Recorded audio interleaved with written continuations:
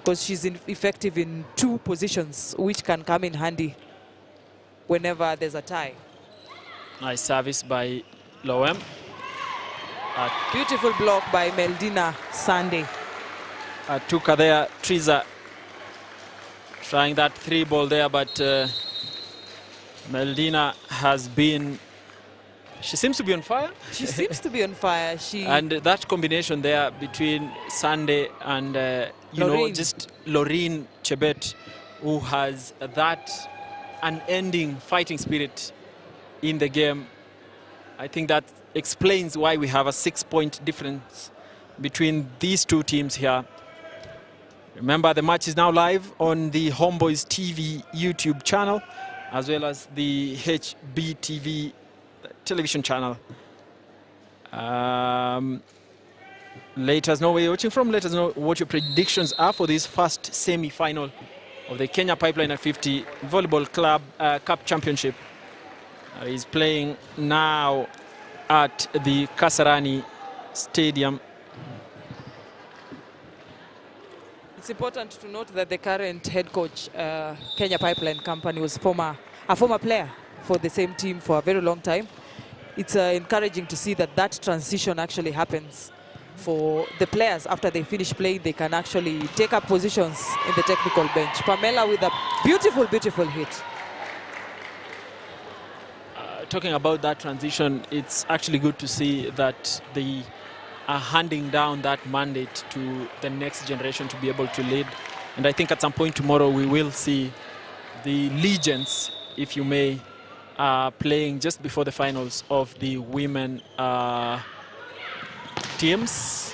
It is still in play. They pick it. There is a net touch by Loreen there. She is very honest there to say that she did touch that net. Well, currently the points stand at Prisons Kenya 12, Pipeline trailing at 8 points. We are keen to see whether Loreen goes for it. Elizabeth picks it. Is it Loreen again? It is Meldina with that Agrippina with powerful that beautiful pick. Pamela Adhiambo again. The power behind the that signature ball. Energy. A lot of energy behind And a that very ball. powerful Wanyama jump. could not stop her. Look at that. Kesa with the service. There's a problem there with the passing. Meldina, the libero, seems to have mastered the direction of that ball from Meldina. It's quite a lot of power, but she's still been able to pick it. That's the 3rd one. Pipeline reducing that margin drastically from 6 points to 2 now. A lot of effort from Kenya Pipeline there. They have forced Kenya Prisons to go out on that timeout. Each team now has a timeout each. Pamela is proving to be really, really useful on that left position. From the point that rotation was made, I think she has made all the points up to this point. We are waiting to see whether that momentum will be broken. That required the coach to call the timeout. The assistant coach currently, Kenya Prisons, Azenga, who required to call that timeout because things were getting very hot. And yes, as you say that, I think there's been a challenge in that backcourt by Kenya Prisons because it's been the same place, the same hit, but they haven't been able to pick it up. Lucenaka there cheering Loreen and Meldina on. And we're down to just 1 point. Prisons leading 1 point from 6 points. They are really, really going to regret that because you do not give away so many points after having such a huge advantage. But in the game of volleyball, literally anything is possible. Not the best of receptions. Wavinya with that simple spin. Will it cost them? Very nice. Beautiful block from Meldina there against a seasoned Atuka. the current All African Games best blocker. She was awarded that in the just concluded All African Games that were in Ghana. Lusenaka attempts to pick that. It is Meldina, and she taking finds that that space at the backcourt of the Kenya Pipeline side. There was literally no one in that space. They have sort of widened that gap again, Kenya Prisons. Lusenaka with the service, able to pick it up. Are they able to action? Pamela sends it flying. She's in disbelief. Hitting that ball from the backcourt. No, she's actually... I tend to think that, and you can confirm this, that Pamela's hits are not as effective on the backcourt as they are on the front court. So you want to utilize her on the front court as much as you can. Not the best Meldina. set. Again, Meldina fighting Kasaya. Was well there a neck picked. touch? It seems Like not. there was a Chemutai there with that left hit. Ball is still in play. Simiyu still Loreen in play. picks it. Meldina Sande Meldina, spins it. simple spin. Gets that point. The coach celebrates that. I think today we are going to see a lot of that from Meldina. And considering the fact that at some point Kenya Prisons had a lot of their players on leave, and we've seen most of them back on court now. Talk about Chemutai Immaculate there, Meldina Sande herself. We have we actually have quite a number even in their bench In there. their bench that took some form of break during their period of play. But it's good to see them back on form, good to see them fighting. Remember, both teams will be Vinya taking picks part. it. It's Meldina Sande. Well saved Oh, by that is quite a Pamela. save by Pamela there. Who will it It's be? been very agile. It is Sande again. Immaculate rather. Chemutai. Nice save. Joy Lusenaka. Still in play. Atuka. Simiyu. It is still in play. Still in play. Wavinya. Wavinya goes for it. Top of the net. Well, there's a call that They the actually- referee should have made They there. feel like that call should have been made, but both referees watched. I think the excitement of the match. The match And got too Loreen exciting, and is that there able is to- the captain, the playing captain Joy Lusenaka making that complaint. The player, Immaculate Nekesa, is a backcourt player, and an attempt to touch that ball while it was flying across the net was wrong. Nonetheless, Prisons gets that point. It's 5 points. Another error in 4 service. points now. But that was such a beautiful rally there. Interesting rally. So much so that the referees they did sort get of carried away. got carried away. Africa's best blocker with the service, it's Wavinya. Ball is still in play. Kasaya. Who is it going to be?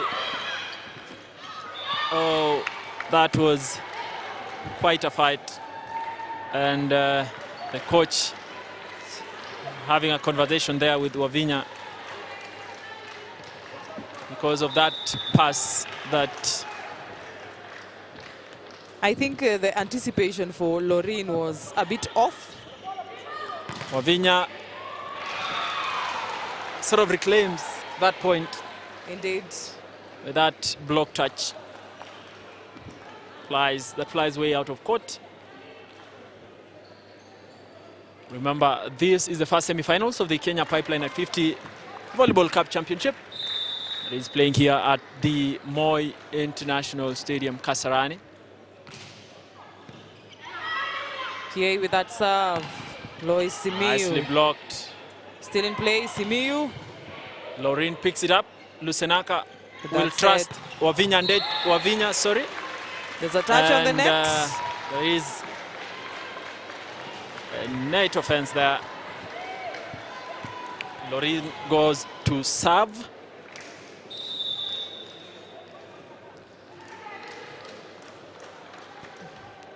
A wonderful serve by Nice Loreen. service. Not sure about, yes, It goes out of court. And Kenya Prisons are running away with this set. Literally running away. We are back to that 6-point lead. And Esther Jepkosgei, the coach, Kenya Pipeline, had to call that timeout because things clearly are not looking so good. Interestingly also is the fact that a good bunch of the players on court, the starting 6 for Kenya Pipeline, have been featured in the just concluded All-Africa Games.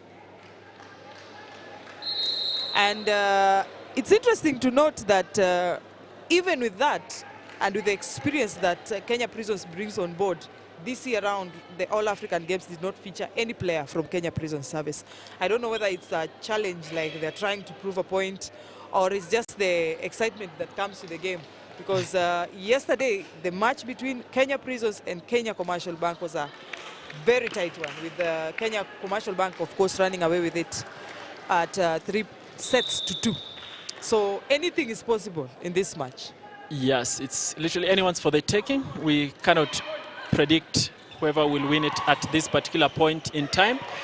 But knowing what we've seen in the previous matches, especially pitting these two and KCB, like you said, we expect that it's going to be a heated match. On the other side, at the Nyayo Stadium, the quarterfinals between Trailblazers Volleyball Club and AP Kenya has ended with a win to the TVC side, 3-1. Wavinya, that diagonal. Libero Agrippina Kundu has been very effective. Another error on the net. Very effective, picking that ball from that position there. She's been able to pick those attacks from Sunday, Meldina, and now Wavinya, but there was a net offense. Loreen again. Pamela flies. No one is able to retrieve that attack. And there it is, like you a said, substitution. that attack from the backcourt. I think that is the first we've seen that is as effective. And Yes. coach playing some game there and changing the line of attack to 3 attackers in front, with the setter stepping out, and in place Naomi To gets in, and Lois Simiyu steps out, and in comes Rose Magoi, who is now the setter, in place for Immaculate Nekesa. Simple point there by Anne Loem. And Loem, that coordination there between Loem and the captain, the playing captain, Joy Lusenaka. Immaculate Chemtai. And it's just 2 points shy of calling it a set for Kenya Prisons. A huge margin there. Such a margin there. Agrippina Kundu picks it, Magoi. And again, that hesitation by Wavinya there to actually attempt defense, leaving Anne Loem alone there. She couldn't stand a chance against Lydia Iswanya. Easily picked by... Again, Pamela. I think if Prisons Kenya are not able to actually make use of some of these outside, those side outs, then we just might see Pipeline bridging that gap again. It is possible. Because it has been Pamela done. right now is in the front court. She is, and as we've seen... Or they give away that and easy that is a easy costly point, mistake. because it effectively ensures that Kenya Prisons step into the set point. And it's Wavinya for the taking. Agoi trusts Pamela again. This time Well around, picked by it is Sandui. picked by Sandui. Not the best set, Simple finish. It will but be it will Pamela once again. still go to Pamela. And this time round, This there's time a around, block. she's stopped by Simple finish. Simple finish. Who is it going to be? It is Sunday Meldina, for the definitely. finish. Yes, it is. And it's done. Meldina Sunday donning jersey number 14 for Kenya Prisons, making that 25 for Kenya Prisons and 17 for Kenya Pipeline. Wonderful, wonderful start for the Prisons Queens, as they fondly call themselves. And it's a chance for most of the players, a lot of young players on court today. The coach deciding to bench the experienced players and giving a chance to the younger players to prove their worth. Same case for Kenya Pipeline. That change with Magoi coming on court, a very experienced setter, making some form of impact on that part of the set. Unfortunately, it wasn't good enough because we know that if a good team is on the lead, they will do everything to make sure they maintain it. We foresee a case where a possibility actually where the coach might start Magoi on, because clearly from the look of things, that coordination between Nekesa and the players is yet to be. Remember that she was formerly, just recently in the last season, she featured for Kenya Commercial Bank. Magoi has gelled with the players. She's stayed with the players for long. So I'm foreseeing a case where she will be played from the start unless Esther Chepkosgei decides otherwise. Well, we wait to see. The first set ends at 25-17 in favor of Kenya Prisons. And we're going to run the replays there, as we also try to listen into those conversations there by the coaches of either side, as we wait to see the changes that they make in their squads. And Mercy Wesitula, the lady who has been on screen right now talking, was a former player of Kenya Pipeline Company, and yes, also a seasoned libero in the national team. We've seen a wealth of players, I think. Yeah. Back to highlights. We'll be back shortly.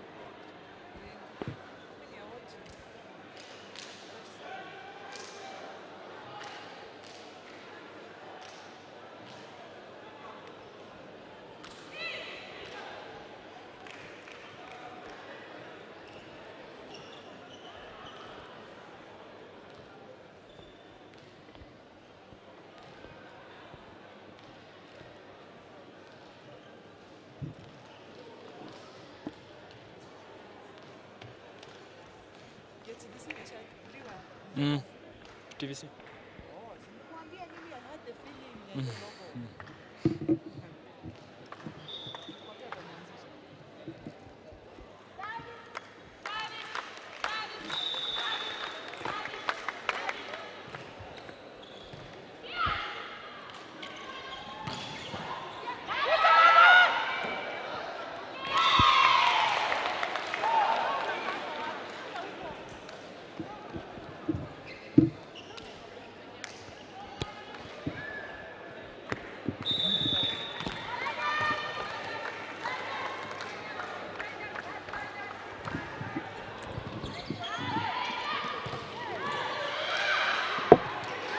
Welcome back, ladies and gentlemen. This is the first semi-finals of this Kenya Pipeline at 50 Cup Championship. And it is beating Kenya Pipeline against the arch rivals, if you may, Florence, Kenya Prisons. As it stands, Kenya Prisons have one set, and it's Joy Lusenaka at the service court. Nicely picked there. It is Meldina Sande, who seems to be on top form today. Unstoppable. Who goes in with that kill. Such a powerful lineup there. We are seeing another, once again, Kenya Prisons taking the lead at 3-0. It did start like this in the first set. Like you predicted, it is Magoi with a start there. Pamela Odhiambo with that kill, and she goes to serve. Kenya Pipeline's bench being very supportive of their colleagues on court. Immaculate goes for that, and it is Lorraine with that very powerful hit that is deflected all the way down the stairs. Well, it actually hit the foot of Magoi. She did not expect it. I think it was too quick for her. Agrippina Kundu Lois Simiyu goes out of court again, but the first referee thinks otherwise.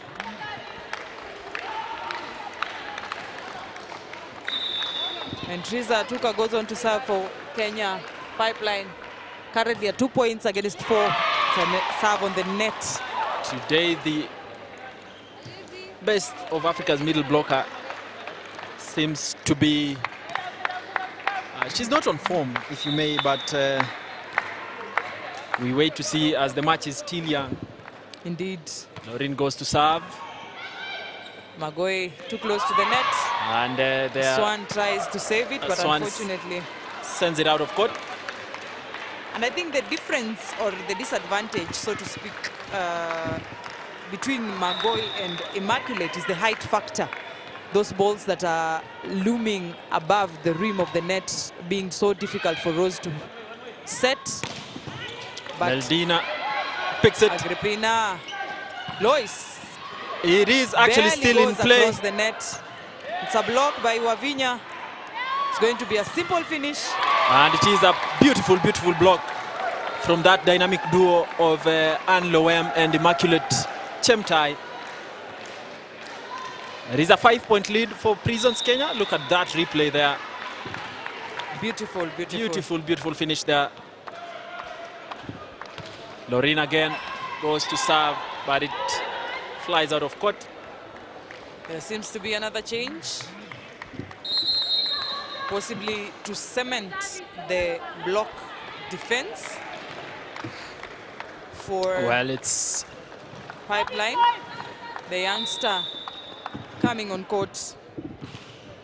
It's Daisy Chepkorir. Daisy, one of the young players we're seeing for the side. Sets it for Daisy. There's a challenge. And the challenge is that Joy Lusanaka is in the backcourt at the moment, and she might have just stretched a little too high.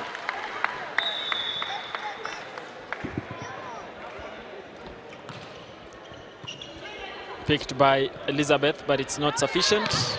Nevertheless, they make use of it.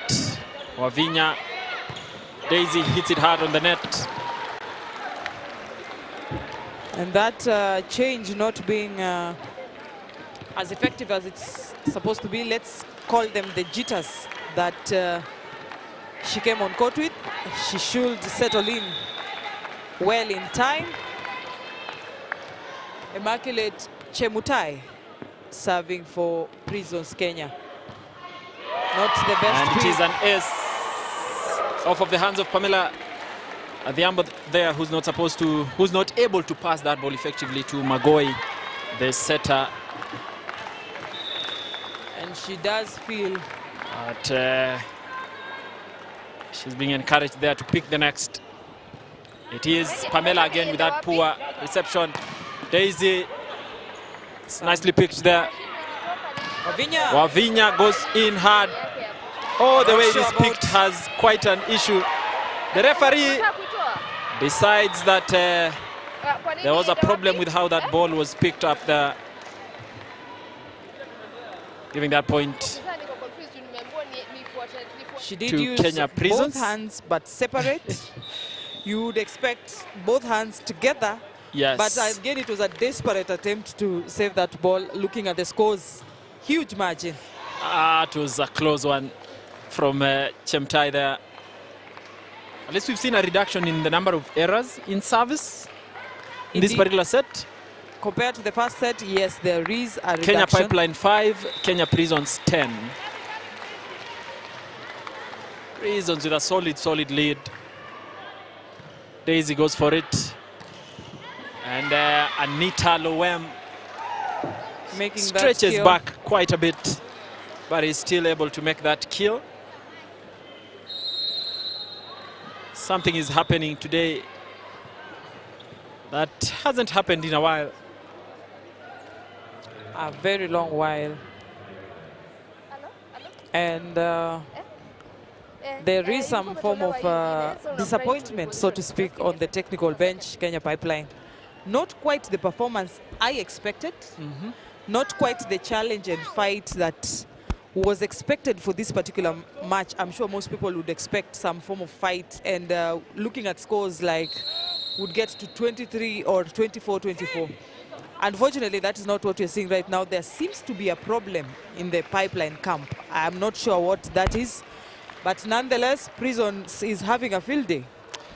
Well, like we said yesterday, you see the first set sort of determines the trajectory of the remainder of the sets, unless, you know, the other team on the other side of the net is able to pick up their momentum. The fact that Pipeline were not able to make a kill in the first set, it is Meldina now who goes for that kill. Meldina. Sensational to see sensational this Meldina. Coordination there. She picks that dodge, passes that ball to Lusenaka, who then delivers it to her for the kill. They are making another change, Kenya Pipeline. And this one steps out for Sinaida, Yvonne Sinaida, another one who was put out by a nasty knee injury, but she's back once again. Agrippina, Pamela, this time around again. It's going to be Pamela. And Lusenaka are able to stop her this time around. Such a beautiful display today. Wonderful, wonderful from display. That defense line by Kenya Prisons. And they are running away with this set again, Prisons. She sends it out of court. There's a net touch. But there's a touch on the ball. I actually thought that would be a net touch. There didn't seem to be. They complain a bit, Kenya Prisons, but the first referee has the final say. And looking at how Prisons is playing today, they seem relaxed, they seem composed, and every department is functional. It's actually functional, yes. Especially the frontline defense. It has really Not the earned them best a lot pick. of. Still in play. Atuka gives it super away. Dodge. Is there a net touch? There's a net touch once again. Loem feeling the heat of that mistake. Still 6 points away. We make another change. Kenya Pipeline. Lydia Toh steps in for Lois Simiyu. Naomi Toh, I beg your pardon. 3 changes so far, Kenya Pipeline. Trying to see which combination would work to deliver the much needed win. Meldina. Oh, it is Meldina again. And that she is flying way above Magoi there. Way above Magoi. She really capitalized making on that beautiful, beautiful finish. And Loem goes to serve. Pipeline at the halfway mark, and as far as the scores are concerned, compared to Atuka, sends it flying. Again, she hasn't yet found her footing, Atuka, in this particular game.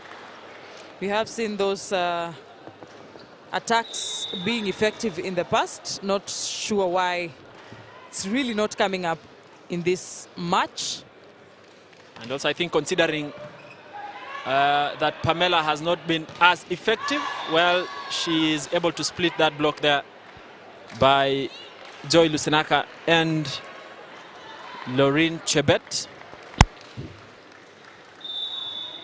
But we have seen Magoi trying to diversify those attack lines there.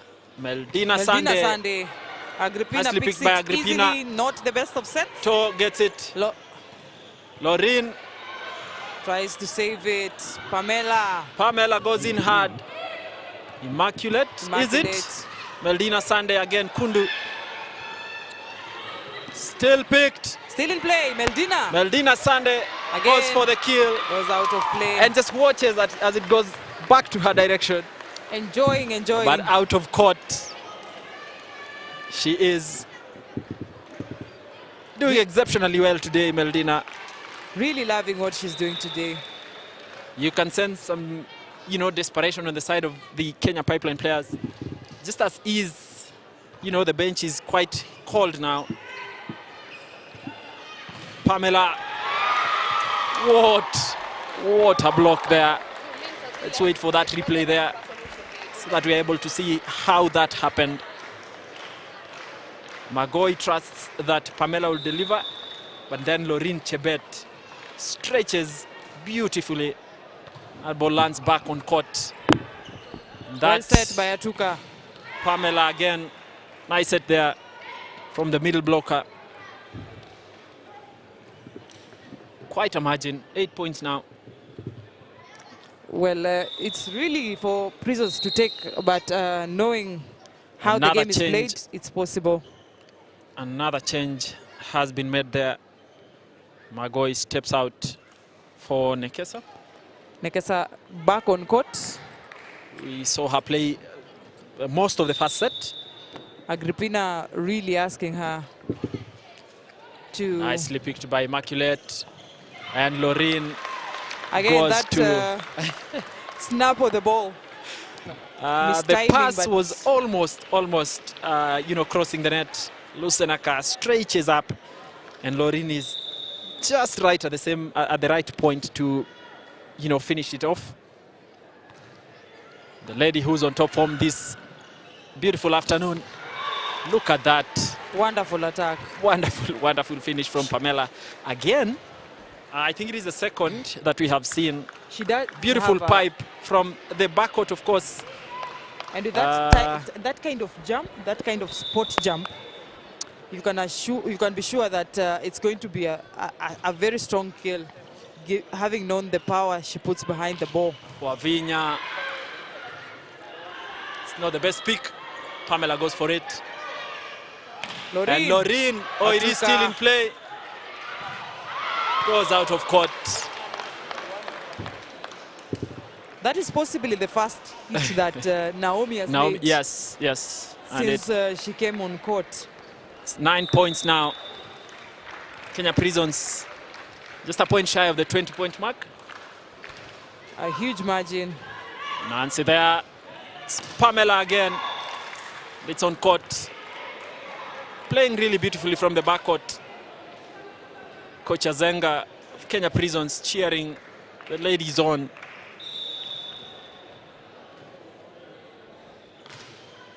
Toe with that service. Nicely picked, and Lowem sort of sends it flying out of court. 7 points.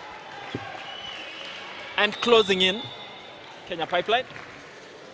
Unless Kenya Prisons are able to do the needful, it is Wavinya who gets that touch out. Wavinya gets really tactical with her attacks. She never really puts a lot of power behind it, but it's so tactical that if that formation of block is not good enough, you are bound to block it out of court. And indeed, we only seek to get a point, nothing more. It doesn't, that is the goal, isn't it? It doesn't matter the power behind that ball. It is on court, actually. They are not able to defend that Lusenaka-Lowem duo. And Pamela ushered into the front court. The dangerous Pamela. They are going to defend this one. It is Wavinya. Again, with that technical hit. Miscommunication. Major miscommunication. I think it's the nerves that are coming into play. It's 21-13. Such a huge margin. 8 points clear. Kenya Prisons and Wavinya ready to serve. Oh, it's not sufficient. Send it across. I think the third ball Wavinya is putting on the net. 7 points. Quite a margin they've been able to maintain. A huge margin. And also considering that Kenya Pipeline have done 4 substitutions thus far. There's no timeout on the Kenya Prison side, no substitution. This tells you that today they are on form. Immaculate. And What? That would have been cute. It would have been actually an instant point. It would With have the been nice to. trajectory of that Yes. ball, there was no retrieving that ball. Wow. Well, unfortunately, the timing didn't just go as planned. Nonetheless, they still enjoy a comfortable lead of 6 Let's points. see if they're able to defend that. This And time there around it it works goes. actually. The Confirming. consistency. It's a huge risk, if you ask me. Quite a risk, that one. 'Cause you would Considering you expect- have a Tuka in the middle there. Exactly. She gets that high five from the coach, Lusenaka. Maybe she took advantage of the fact that nobody would anticipate her Yes. to try that again after that major error. Not the best of It's not the picks. best of picks there. Pamela with a simple spin. Meldina Sande Meldina. dodging it. Still in play. Pamela. Pamela would go in hard, definitely. She is known for... See, that's the thing about giving away those free balls. Because they come back like arrows. It gets costly. Really costly. Nekesa with the service. It is Wavinya who picks it. And Sande goes in hard, but it comes back. I think Atuka is getting her mojo back, slowly but surely. Slowly but surely. It's 5 points now. Still a comfortable lead for Kenya Prisons, but knowing what Kenya Pipeline can do, it's not the best to do. Still. Meldina, Lorin. Atuka tried to save that. They are doing that It in would very have been beautiful harder than what has succession. happened. Atuka did well to save that ball because She's it would been have doing hit the really well, ground. Atuka. Literally leading from the front. She's one of the senior players on court, with Magoi having stepped out in place of Nekesa Immaculate. 2 points shy of taking the second set. Pamela goes for it, flying. She's able to sort of prevent herself from touching that net, and she goes to serve. 5 points still.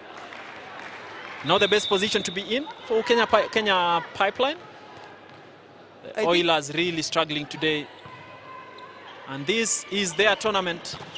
This Mandina is once their again. championship. That Not the seems best. to be too low Still for in Atuka. play. Toe there finishes really nicely. And Meldina that- again could not get to that defense. That is the Little Naomi disagreement Toa we are there. used to, right? Yes. And they're just 2 points, Kenya Prisons. Shy of a win. Shy of the second set. What's it going to be? Kenya Prisons. Immaculate picks it. Beautiful It is set. Sunday. Again, like I said, Atuka seems to be getting her mojo back. Indeed, she's... For Sunday, I think the opposite position is not her best or strongest position to make kills.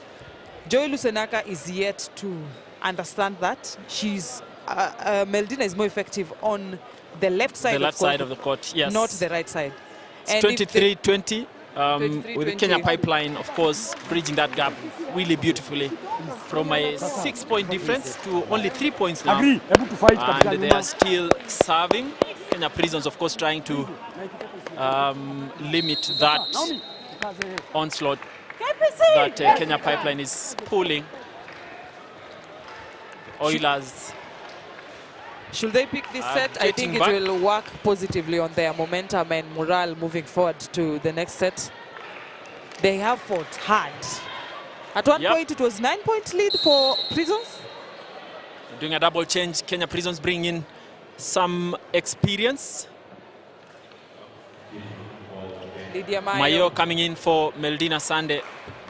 It's a change I wouldn't have anticipated at this point in time. Considering that Lydia Mayo is an opposite. And I think that change is really to make that side out, because we have seen good services from Pamela.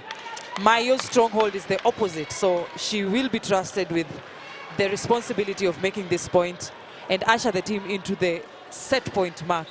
I think the one who will really make a difference in this particular situation is the setter, to actually know where to set that ball. It is Mayo. Is it a touch out? Look at that. Extremely effective in that role that she's coming to play. And the referee instructing. Second referee there. And it did work. Showing them the procedure and just how things are done. It's Mayo now. Kenya Prisons at set point. And it is the second timeout for Kenya Pipeline. The Oilers have really fought to get back here, back into this game. If they had, gotten to that point and even won the second set, it would have dictated how the next set number 3 would have gone. But as it stands, Kenya Prisons again are on their way to winning this second set. And interesting that they have fought towards the end of the set. If this energy and tact was applied at the earlier stages of the set, I think we'll be having a totally different conversation right now. Prisons Kenya at set point 24, Kenya Pipeline 20. Mayo with that service. Pamela again, it's not the best. It is still in play. Oh, Wavinya would have allowed that set to be, that ball to be set. It goes out of court, and my, oh my, that ball, that set is over. But there is a challenge. There is a challenge, and the referee maintains that. The referee maintains that is the end of the set, asking the players to... That is the first challenge that we are seeing. It's the first challenge that we are seeing, but it seems the first referee had already indicated that. Well, this is pure intimidation by Kenya Prisons, crossing the court. Doing that, it's going to be a common ball. Signify the end of the set. Not sure what the referee will decide. Mind games. It's a common ball there. No score given to either of the sides. The second referee had indicated that there was a touch on that ball. The first referee saw it as not sure what you're doing right now. There was. Again, Pamela, not. Simple finish. Wavinya finds it. Who will finish it? Joy Lusenaka with that finish. Kundu. Agripina. Who will it be? Chepto, it's still in play. Who will it be? Loreen. Still in play. Pamela, still in play. Well played, Wavinya. Wavinya goes for the finish. It's on court. Oh, it's on court. It's on court. Beautiful, beautiful rally. Interesting how Kenya Prisons are fighting. We've had players. Such a beautiful fight there. Meldina is going to come back on court, replacing Mayo there. I don't know how effective that is unless it's with the passing. But Atuka goes to serve. It's 21 for Kenya Pipeline and 24 for Kenya Prisons. Any error right now results in an end of this set. Chemtai is still in play. Atuka sets it. Atuka with the set. Chepto. Lusenaka. And well, we could see that Joy point. Lusenaka trusting Loreen. That point could have been the lucky point for Kenya Pipeline. Just might have been the lucky point for Kenya Pipeline. Yeah. That cancellation of that final point could end up being the lucky point for Kenya Pipeline. They are definitely coming back. Definitely coming back into this game, Kenya Pipeline. Well, Kenya Prisons needs to watch out. We have seen I comebacks. thought this is the second set. This I is think there's indeed the such second a set. slight error up there. I think there was confusion because it was... Or is this a... This is indeed the second set. It I would have think ended at 25-20 if that point was valid. But Yeah, clearly they it wasn't. need We are to going to make an update correct there. on that. Currently, 22-24. Atuka with the service. Still Atuka with the service. Each side has made 4 substitutions. Each side is done with their timeouts. Wavinya. Oh, it is in play. Major error. It is still in play. Atuka. It is still in play. Amela Who will it fixing be? Still in play. There is a net touch. There's a net touch. And they will regret this, Kenya Prisons, if they lose this set, because then it will mean that Kenya Pipeline will be back in this game, that they had succeeded in sort of killing their morale. They will But they are require... picking up really nicely. And it is now a beautiful competition. It is Wavinya. It is on court. And it's 24. 24. It's 24 ups. There is no more timeout. They make a change. And there we have it. Praxidis Agala steps in for Agala Wavinya. steps in for Wavinya. The experienced middle blocker, former captain, Meldina Malkia Strikers, psyching dropping up her the head. players. It's not something we've seen from the beginning of this match. What's it going to be? It's 24-24. And now there's some life in that Kenya Pipeline bench. Meldina again with that error in passing. It is Lorraine who sets it. Still in play again. Praxidis sends it out of play. There is no touch. And for the first time, Kenya Pipeline takes the lead. 25. And it is not just any other lead. It is a set point. And a major lead right when it counts. I think that act of intimidation by Kenya Prisons. It is enough intimidation, if you ask me. An error in passing. Atuka. Oh, and she wins it. She wins it, Atuka. Right from the service. Such a beautiful win for Kenya Pipeline. Makes it 1-1. 1-1. And now the games begin. The game has just started. Right from the point where, that score I think was Kenya reversed. Prisons celebrated early. Yeah. Kenya Prisons did celebrate too early. Look at the way in this match. The Legends team, if you may, is celebrating. We are going to take a break for the highlights. We'll be back for set number 3. Enjoy.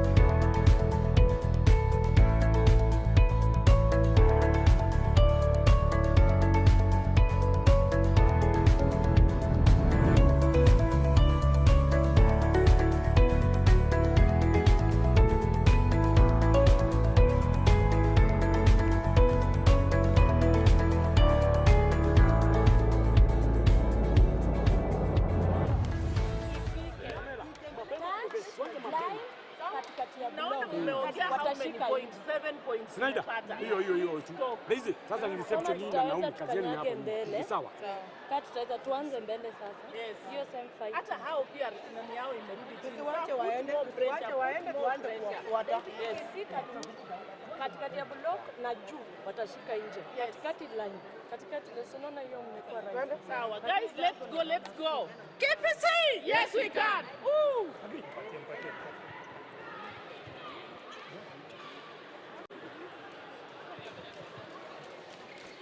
Welcome back to the third set. And we are off to a very interesting match, Florence, here. It's really turning out to be what we had anticipated starting 25-17 in the first set. And then you are at 24-20 in the second set. And then the opponent comes from, 4 points down to winning at 26-24. Actually, you haven't moved. At one point, it was literally 12-19. You understand a 6-point margin, and right at the point of getting to the 20-point mark. Yeah, I think Kenya Prison celebrated too early, but it turned out to be a really, really exciting and entertaining set.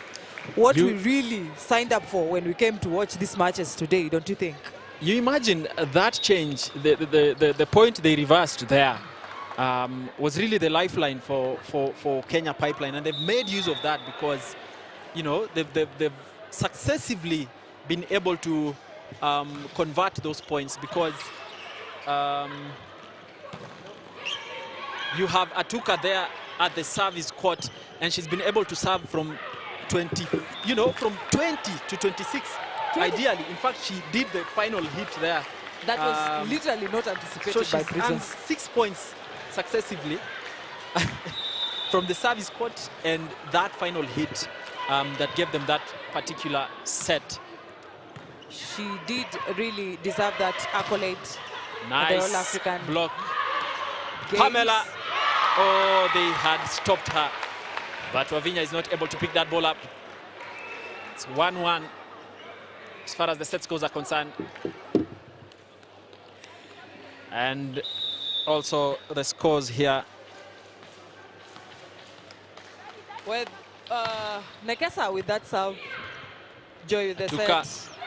Again. And Loreen sends that ball out of the blocks. Pipeline really looking charged up in this third set. Not quite the outfit we saw during the first set. They seem to have mastered and settled into the game. We wait to see how that turns out. Pamela. And she's back. It is a free attack. She's back. Almost looks like a free attack there for Pamela Adhiambo. And Meldina is worried about her safety. But Pamela Adhiambo with that beautiful, beautiful hit. If you look at that replay, she goes to serve. Wavinya with an overpass. A costly overpass at that.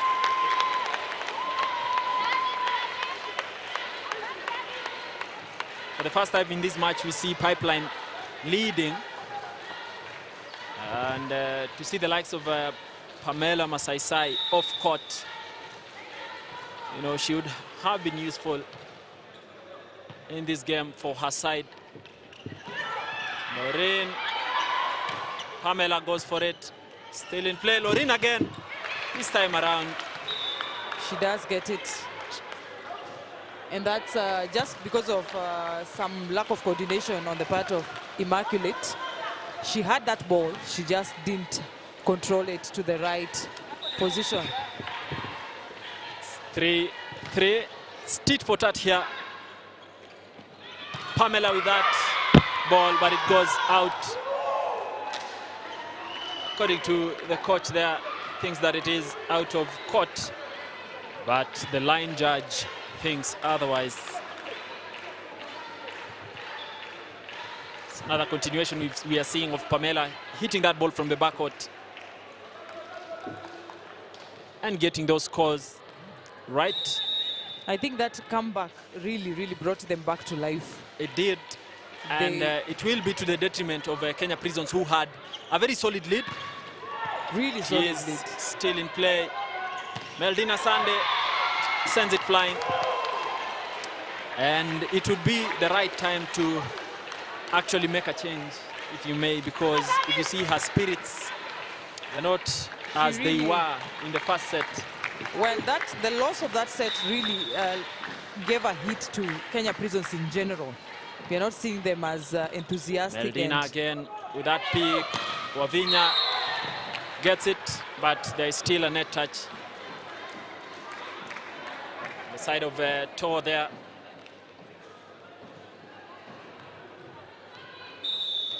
And what's it going to be? Let us know in the comment section. The match is live. The HBTV and also on Homeboys TV YouTube channel. You're also aware that on the other side, General Service Unit are playing Trailblazers Volleyball Club in the first semi-finals, I think, on the men's side. GSU will be playing, I think, Trailblazers in the semi-finals at the Nyayo National Stadium. Source Faith, actually, set scores are Prisons 1 set, Kenya Pipeline 1 set. What is happening I think right there was an now, error at some point, but yes, this is actually the third set. This is the third set. Towards the end of the second set, when that decision had been made, that such a beautiful block from Anloem there. When that decision had been made, the decision that was reversed, that sort of gave the lifeline to Kenya Pipeline, I think already the team in that scoring department had already given that set over to Kenya Prisons. But it is accurate that this is the third set. A major error there by Yvonne Wavinya. Shem Kenya unasema awesome set, mpira hudunda kweli. Kwa kweli mpira hudunda, and thanks for joining us. Let us know where you're watching from.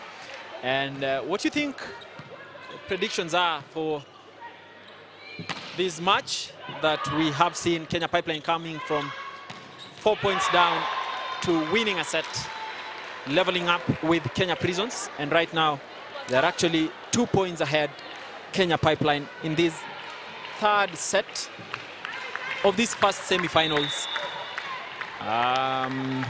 The women's side pitting arch rivals, and like you said, we are going to actually witness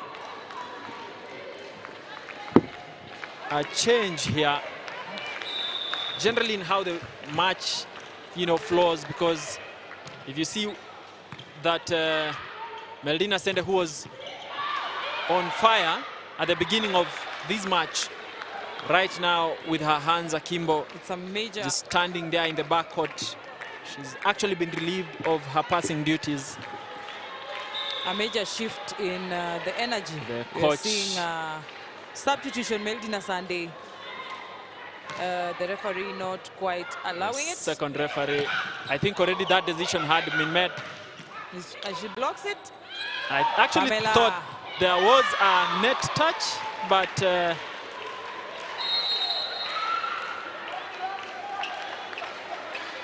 this is going to go down in history as one as of a match that of how not to play a match. Absolutely. You said it. What not to do when you're leading. Because you lead, you're at set point, and you give it away to a team that is already down by 1 set, and they win that set, and it confident changes. Lead.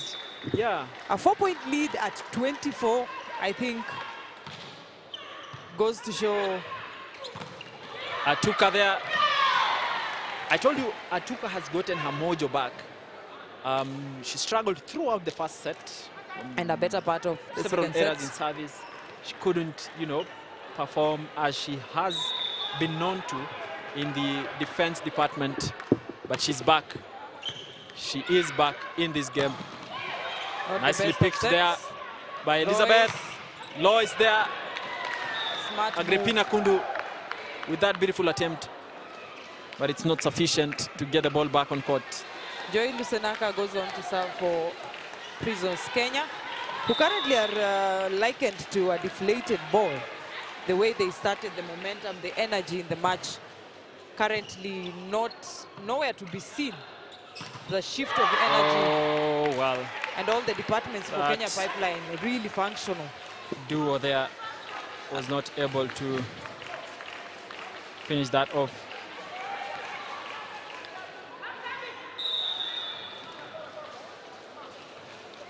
Well, Pipeline solid on the lead, 3-point lead right now. And that service Pamela is not error, able to. giving a point to Prisons. Trying to be witty there. Really, they would do anything, literally, to make sure they garner as many points as they can. That 2-point lead is not quite sufficient. Agrippina Kundu. There was no block attempt by Loreen. I think they thought that that ball was an over-received ball. They were really getting ready to pick it and translate it into an attack. Pipeline back to the 3-point lead. Atuka with that service. Immaculate with that left hit. What's it going to be? There we have it. 2 points now between the two teams, with Prisons trailing now for the first time in this whole match, thus far at least.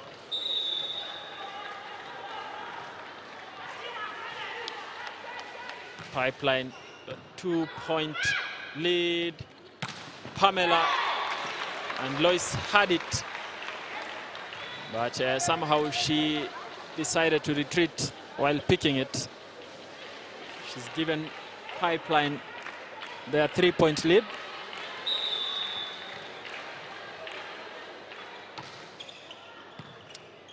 There's a drastic change in this match. Major shift. Oh, she stepped on the other court. She did cross the center line. The whole foot actually crossed over. So there's no debate.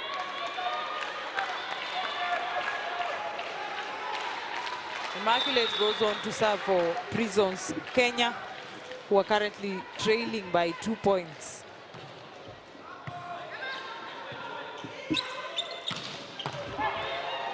Ball is Actually still in play. Wonderful save by Agrippina Kundu Wavinya. now.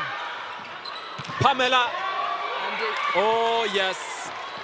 she is stopped. This time round, she's stopped. Stopped there again by Anita Loem with the help of Wavinya and Lusenaka.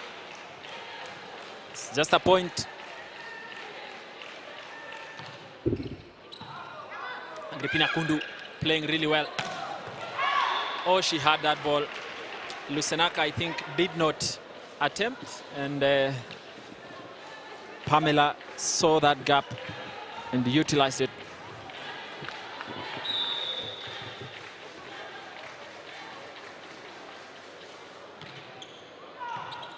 Elizabeth picks it up. Anita. Oh, it is still in play. It is beautiful what's happening in this match, in this set. Everyone is doing what they're supposed to do. It's a block And out. Pamela gets that touch out. It's a block that flies literally out of court. And with this type of play, we are seeing a possibility of either a 5-setter or, unfortunately, with the charge that has been pumped into Kenya Pipeline, Prisons are in for a tough time. Well, it is the first time out by Kenya Prisons, and they are trailing by 4 points. The first incident in this match, The first time. considering Alafu service tumesahau mahali tuko tunasabu. Tumeanza kusabu random. They have been enjoying some Service tukumbuke mahali tuko tunasabu. Ameanza ku monopolize hiyo reception. Itakuwa ni ngumu. Team Prisons. it is the third set in this match between Kenya Prisons and Kenya Pipeline. Of course, each side having a set. And has been a very beautiful comeback for the hosts of this particular tournament. Whether they win this is something that we wait to see. But they have come back really beautifully to stamp their authority here, the Oilers. Leading by 3 points now in this second set. Kenya Pipeline, Wavinya with the service. Nicely picked. Wekesa. Pamela sends it out of court. Well, I would have... Pamela sends it out of court. They think that there was a touch. A touch on but that ball. Wavinya ducked. It seems to have landed on her hair. I think that it landed on her hair. But we wait to see what the referee decides. Have a look at the... I don't know whether it will be a repeat of... The referee decides that it is done. Look at that replay. He did touch her. Seems to have been a touch. But in the end, the referees, they say the referee is final. Has the final say on that.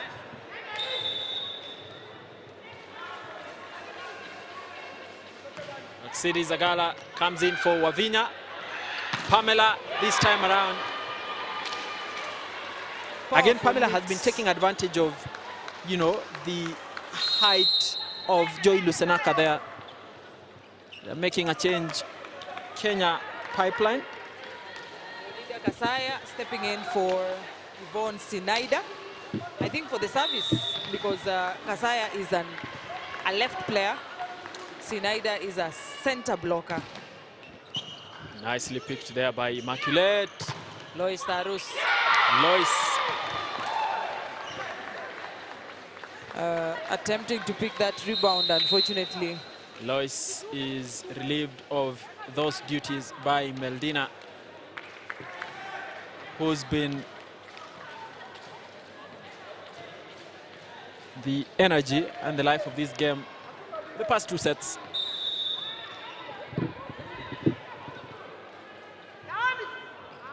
Kasaya with that serve. Wanyama picks it. Joy. Meldina. And Joy was not fast enough. That was a ball that would have easily been I think that mistake started from the reception there.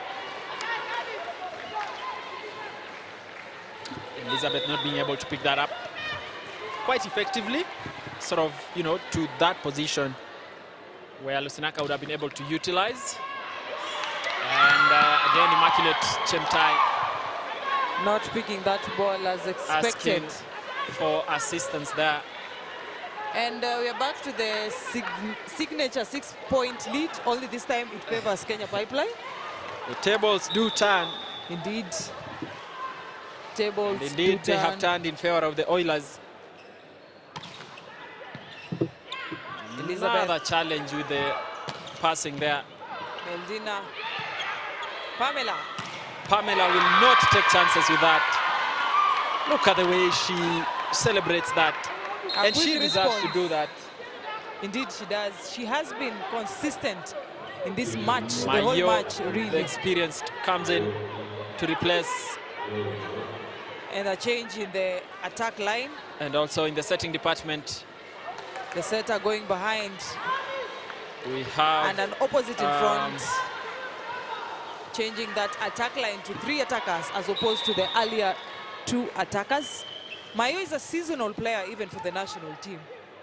You'd expect her to make some form of change. Not sure whether that will be sufficient for Kenya Prisons. Yeah, it's going to be steep for them. Pull a comeback here with 5 substitutions, 1 timeout, and 5 points service. Behind. Immaculate, Pamela. Pamela. Powerful hit by Pamela. Immaculate being smart to set those balls far from the net and to the farthest end of the antenna, confusing the block line of Mayo, and they really are playing chess in an attempt to block that ball. And Pamela delivers by hitting that ball the farthest diagonal. It's listening to the coach there from Kenya Prisons. Kwenda tu ukae tu mngojea aende juu afanye kitu zake. Hawako bali, si hata walitufikia tukiwa tu hapo. Sasa tu block alafu tuwa exhaust. Tuwa exhaust tupatie confidence. Team! Diana Hisa there, a former player. Diana Hisa, a former player of Kenya Prisons, and also a center blocker for a long time for the national team, trying to chime in and tell the girls on how to change the inevitable. Well, interesting that you said it's the inevitable. Seems like so. Meldina Sande, set is not as effective. Meldina again. A lot of power behind that ball. Mayo being the one to set it this time around. McLean there replacing Lusenaka. Could we be looking at a repeat of the second set? Just, it's not enough. Set point for Kenya Pipeline. Nelson Nelta, you're saying what a game. KPC to the bank. Looks like it. Looks like it. Pamela goes to serve. And all former players of this team that is celebrating 50 years are celebrating here, considering that possible injury. We hope that that is not the case involving Meldina Sande there, having a conversation there with to the net. The setter McLean. Set it way too close. And Meldina now not quite succeeding in saving that ball, and the Kenya experience Pipeline on court there. Meldina having a conversation with Braxidi Zagala. Mayo as well. What could have been the challenge? What is it that caused that very big difference in the general flow of the game, Florence? Indeed. It only goes to show that any form of change can deliver some form of results for the team. You know, they And had you 1 fight point, just just one a point. And that confusion, so to speak, in the Has caused all this difference. the refereeing department, I think they capitalized on the fact that Prisons played as if they had already won that match, and they really went out to prove to them that anything is possible. Doesn't really matter what point you're playing from, doesn't matter how things are looking. And it has robbed Kenya Prisons of what they had, the momentum they had, the fight they had from the onset. We could possibly be looking at a 3-1 finish to this point if Kenya Prisons doesn't change the attitude, so to speak. Set number 4 is brewing, but set number 1 ended at 25-17 in favor of Kenya Prisons. Then Kenya Pipeline reclaimed that at 26-24. And now just a replica of what happened in the first set, of course, in favor of Kenya Pipeline there. We are going to stand by for the highlights of that set that just ended, but do not go far because we will be back shortly.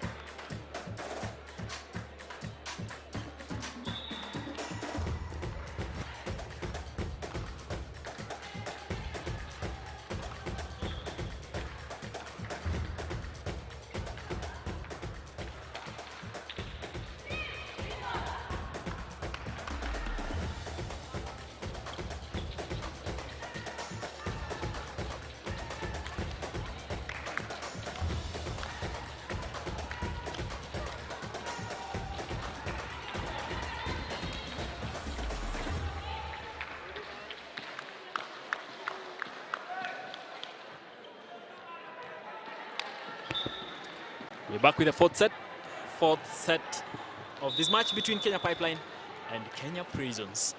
And something interesting has happened. Kenya, just like we predicted, Kenya Pipeline are back and they're leading in this match against Kenya Prisons. A match that Kenya Prisons had already dictated right from the beginning. And like Baraza said, Kenya Prisons dominated for the first set and a better part of the second set. And I think that geared Pipeline Kenya into action. Because Sasa, how do you host a championship and let it go? And then lose.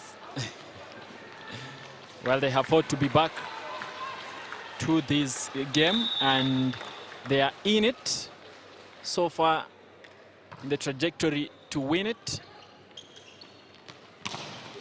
It's on court, Sandui picks it. It is Sunday, still in play. Oh, he sends it flying, but there is a net touch. There is a net touch. There is a net touch. Of course, a lot of frustration there, but second referee there. That was a perfect attempt at getting a touch out, because the way that ball flew out of court, there was no picking it. Oh, she does get that rather easily, Laureen Chebet.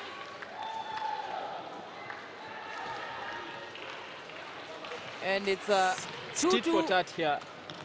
Indeed, both teams knowing the importance of this third set. Prisons know that if they lose it, they lose the match. Pipeline know that if Prisons get back on form, it is going to be really costly for them. It will be interesting to see a five-setter. Really interesting. And it is possible with the way... Pamela, oh, does she get it? Yes, she does. The duo of Chemtai Immaculate and Laureen Chebet in that defense line hasn't proven to be effective compared to the one with Laureen, with the Ann Lowem, because Pamela has been able to split it quite some time. Elizabeth doesn't pick it quite nicely. Pamela, or rather Melvina, spinning it. It's an easy one. Again, the libero being inefficient.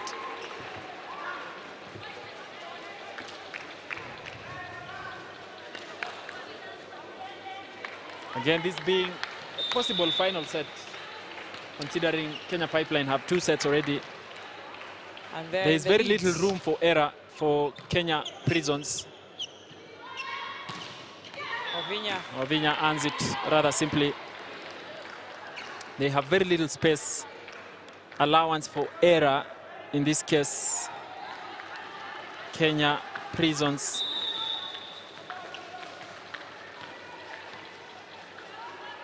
Laureen with that serve. Agrippina picks it. Immaculate. Oh, it's that not. Dunk is not sufficient by Yvonne Sinaida. Getting it, or rather, Prisons are back on at par with Kenya Pipeline.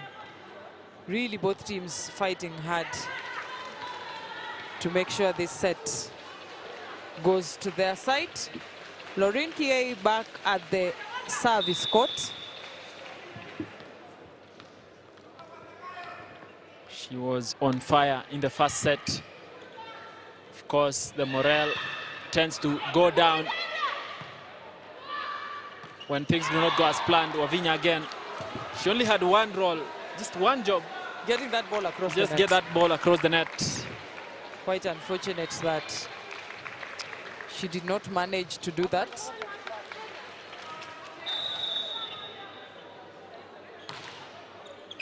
Nice, it's Meldina who picks it. Meldina again. Elizabeth. Wavinya. That simple finish, Agrippina. Agrippina Kundu goes for it. Oh, it is.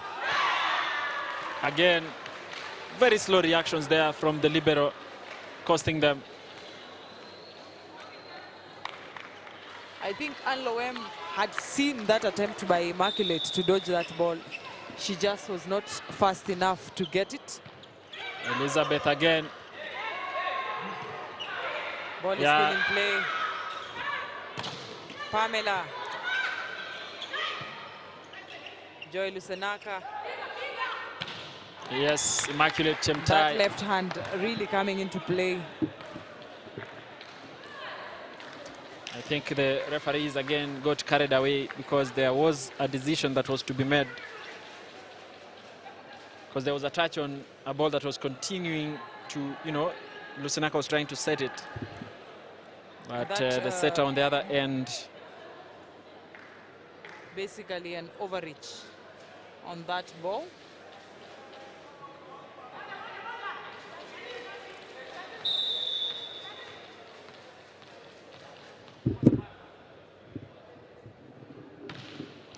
Immaculate Chemtai with that service. Kundu picks it. It's Pamela, high-flying Pamela. Elizabeth goes for it. Not the Chemtai. perfect finish. Pamela again. Elizabeth picks it. Oh, it is still in play. Actually is. These are very simple balls to be giving away. And Pamela is not taking chances with them. Wavinya. Oh, it is still in play. Wavinya again. This time round, she sends it out of court. There seems not to be a touch on that ball. The succession of that ball being really, really fast. You must commend Wavinya on those attacks. Going back and forth on that, you need some form of agility there. I think the fact that she does play beach volleyball comes in handy quite a bit. Meldina. Still Wavinya. Wavinya stopped there by the setter. Happy to have done it. Pulling away again. Bringing back. Gets back in place of Wavinya. And you're right, Dennis Baraza, that Kenya Prisons dominated so well in the second set. But the fact that they were able to bring back Kenya Pipeline into the game was their undoing. Joy Lusenaka with an easy placement. It's 6-8. Kenya Pipeline still in the lead. Praxidis Agala goes on to serve. The presence of Praxidis on court especially will boost the backcourt defense. She's known for being very solid in the backcourt defense. Pamela nicely picked there, but that collision between Loem and Sande, a serious case of miscommunication or lack of coordination. Look at that. Yes, I think they would have done better in coordinating that. But those pipes being played by Pamela there, been very successful. Sande, is she back on form? Well, probably. But that was such a beautiful hit by Meldina Sande there. And really she needs to, because a loss in this set would mean a loss in the match. And that leaves them to fight for the third or fourth position. Not the best reception there, but Pamela is there. Pamela is on form. Oh, she finishes it. Really, really powerful. That hits. jump is something else. And she is able to put that away really nicely. I think at this point, Kenya Prisons is actually playing to finish this match, because the fire with which they started is long gone. Kenya Pipeline literally put it out, so to say. Again, an error in reception. Yeah, these overpasses, several errors in passing there. Now Kenya Pipeline are back to that 5-point lead.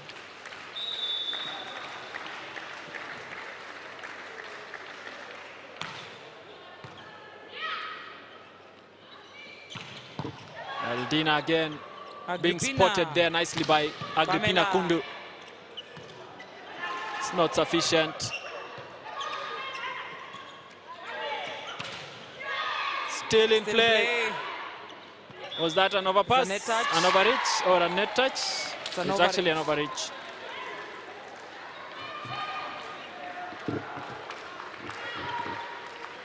Prisons really need to settle in this match. It's proving to be difficult for them to find that niche they had during the first set. Meldina trying to salvage the situation there. Really get back to her earlier form.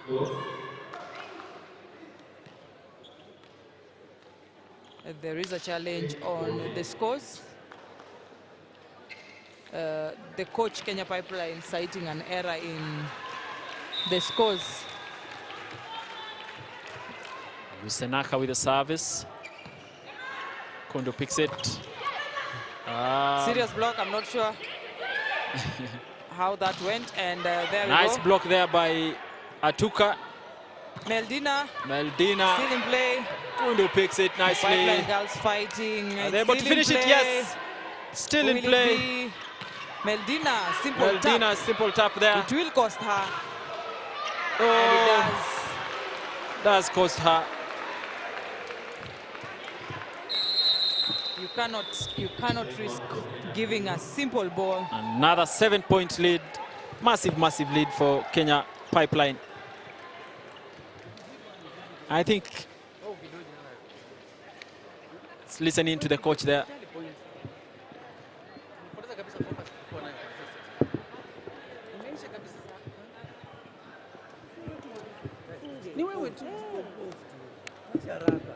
Tujicompose kule point moja tu, tusiharakishe kufikia kule yetu. Alafu hebu itendi ball, tumenyamaza si wote. Prisons.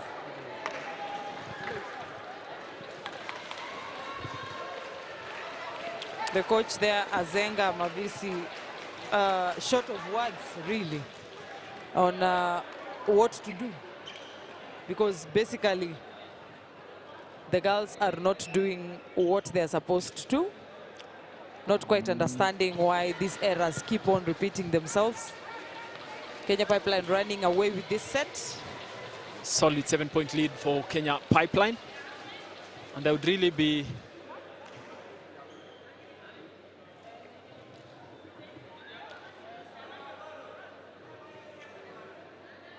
Kenya Pipeline asking for guidance as far as their rotation is concerned.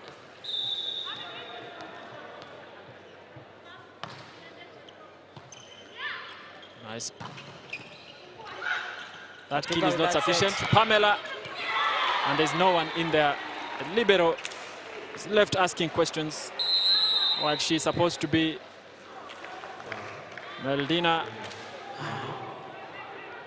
stepping out for Lois.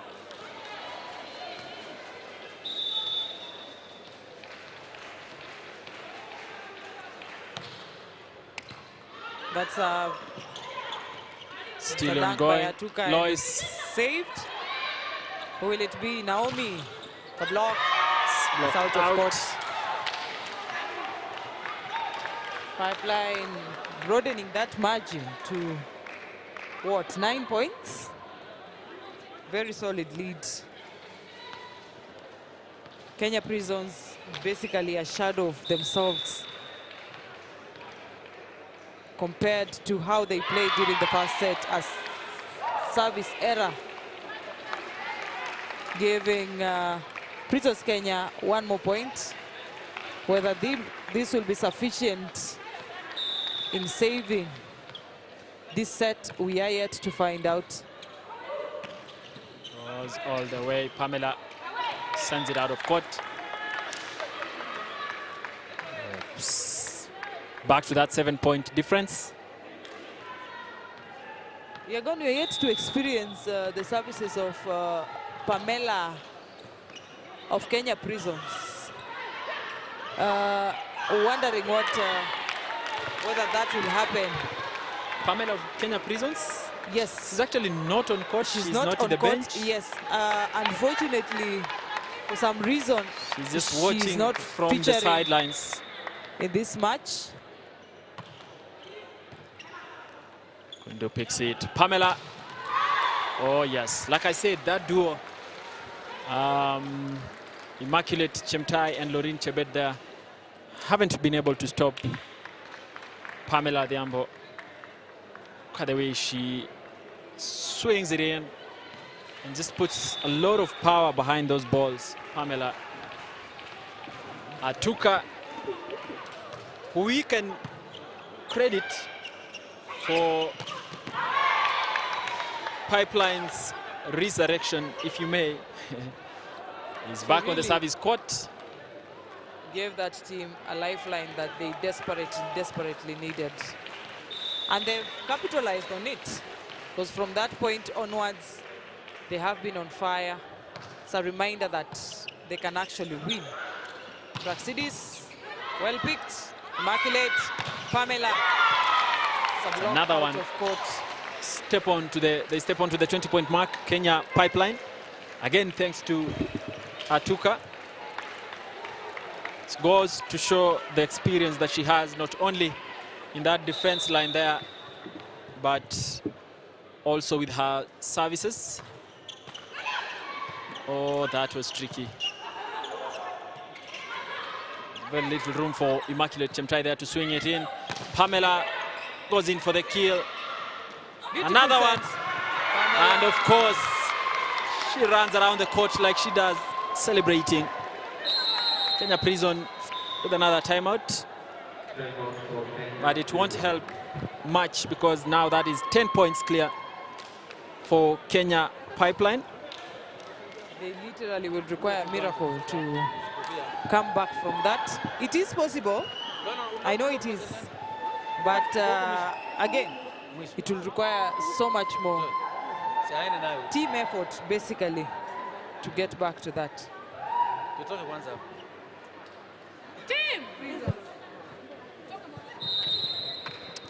Just look at what they've been able to do, Kenya Pipeline.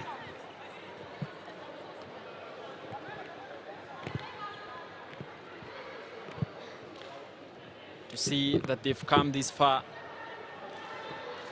is actually encouraging.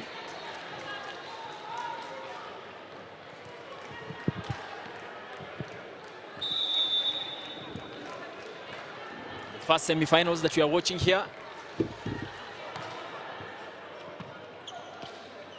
Who is it going to be? Cities will set it. Is there anyone? A very smart move. There's a lot of frustration, and the two line judges are making different decisions there. Two different decisions being made by the line judges, and the first referee making the final decision. It did seem to be on court. The lines judge had indicated that it's on court. The first referee maintaining that that point goes to Prisons. Loreen goes to... And Pamela playing it as though she's on the backcourt.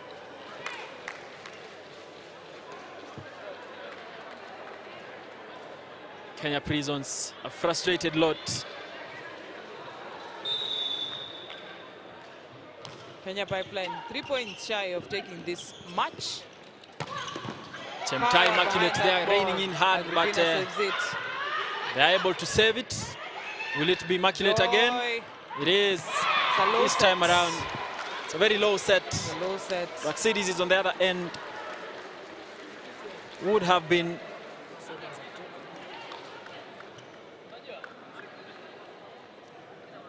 And it's 23 for Kenya Pipeline and 12 for Kenya Prisons. Naomi Toa goes on to serve for Kenya Pipeline. Praxid is trying to get that point that she will wait for the referee's decision. And she decides that that ball did land on court, sending Kenya Pipeline to the set point mark. It's only 1 point to go to secure this match. And Immaculate Chemutai delivers that point for Kenya Prisons.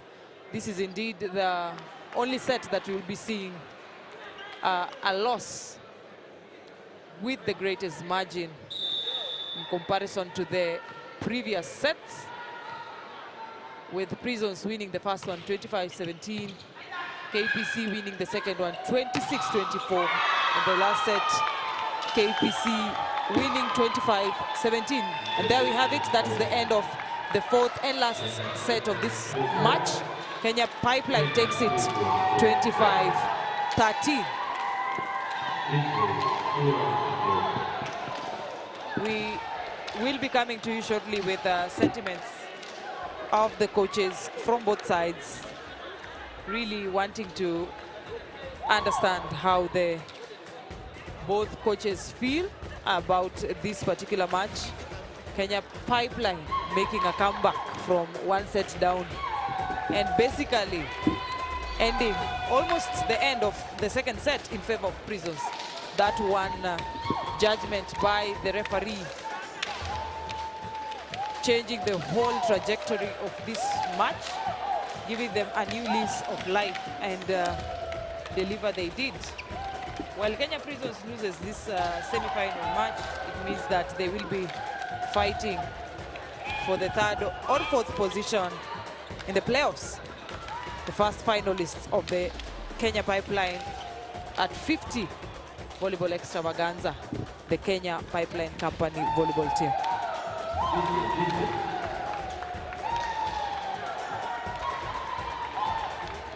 The celebratory mood for the Oilers. The perfect icing on the cake for this particular day. They have secured the first position for the finals. We will be looking at the second semi-final of the day between Nairobi Prisons, sisters to Kenya Prisons, against the Kenya Commercial Bank, who managed to beat Kenya Prisons yesterday 3-2. A lot of pomp and celebration for that win by the old girls, former players of Kenya Pipeline, and indeed the national team. They are proud of the girls and hoping that they will be winning this match.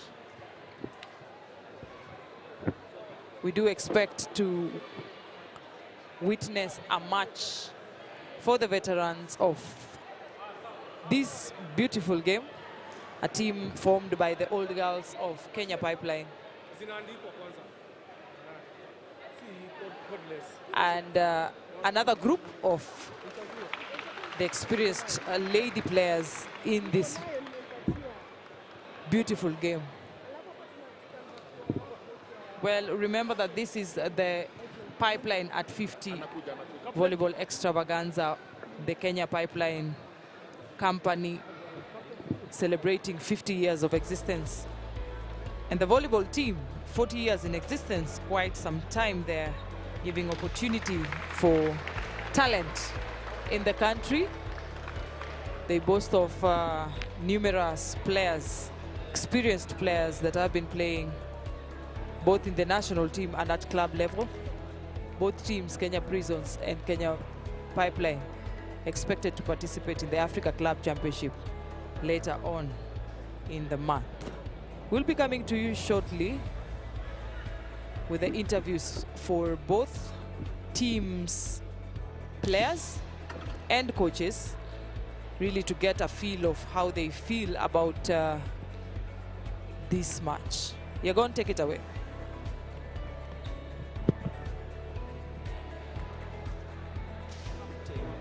The captain of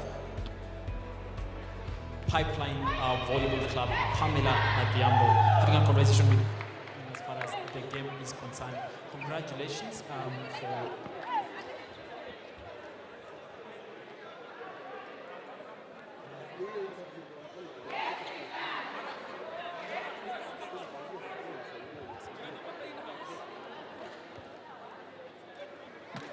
Ladies and gentlemen, we're having a conversation with the captain of Kenya Pipeline Corporation, Pamela Adhiambo. Karibu sana. Congratulations for the performance that you have shown here. What does this mean for you? I can say this is the win that we really needed. because this was the win that was taking us to the finals. I wouldn't think if it would be fair for the hosting team to not qualify for the finals, and we tried our best and did our best to ensure that we went to the finals. There's a time that we slid back a bit, but we decided to come back stronger because we already known what are the mistakes that we needed to recover very fast so that we cannot lose the sets. As you saw, Kenya Prisons led us with the first set, and normally to every team, the first set, if you win the first set, you have the good morale and you can be able to win also the other remaining sets. So we had to ensure and compose ourselves that we win the second set so that we can make our work easier during the third and the fourth set. And what is it that really changed in as far as the match is concerned? Because we saw the first set went away really quickly. What is it that changed for you guys? And you came back like that and went on to win. I can say it's our morale and the people that we are having with us. We have our management team that is here with us, and they're here to watch and they want to see the type of team that they're sponsoring. We cannot let our management down at all costs, and they have really spared their time to come and watch their team. So we're here to entertain them at the same time to give them the victory that they deserve. And this tournament, again, we want to ensure that we carry it as the hosts and as the team for the host. And we thank our management for coming once again. Thank you very much. Thank you very much, Pamela Odhiambo there for Kenya Pipeline Corporation. And now we are going to listen in from the coach herself to just listen into what it means for them to win this match and what they are preparing for us in as far as the finals are concerned. Karibu sana. Congratulations, coach. What is it that was the game changer for you guys as far as this match is concerned? You began with a loss of the first set and run went down, but at some point something changed. What is it that you told the players? When the other team when they are playing quick ball, quick game, if their game is so quick, you tell your players to relax and play the ball high, and that's what we did. What does this mean for you, and what is it that you're going to do to ensure that you're able to win the entire tournament? I thank God for everything. My players are ready for the win.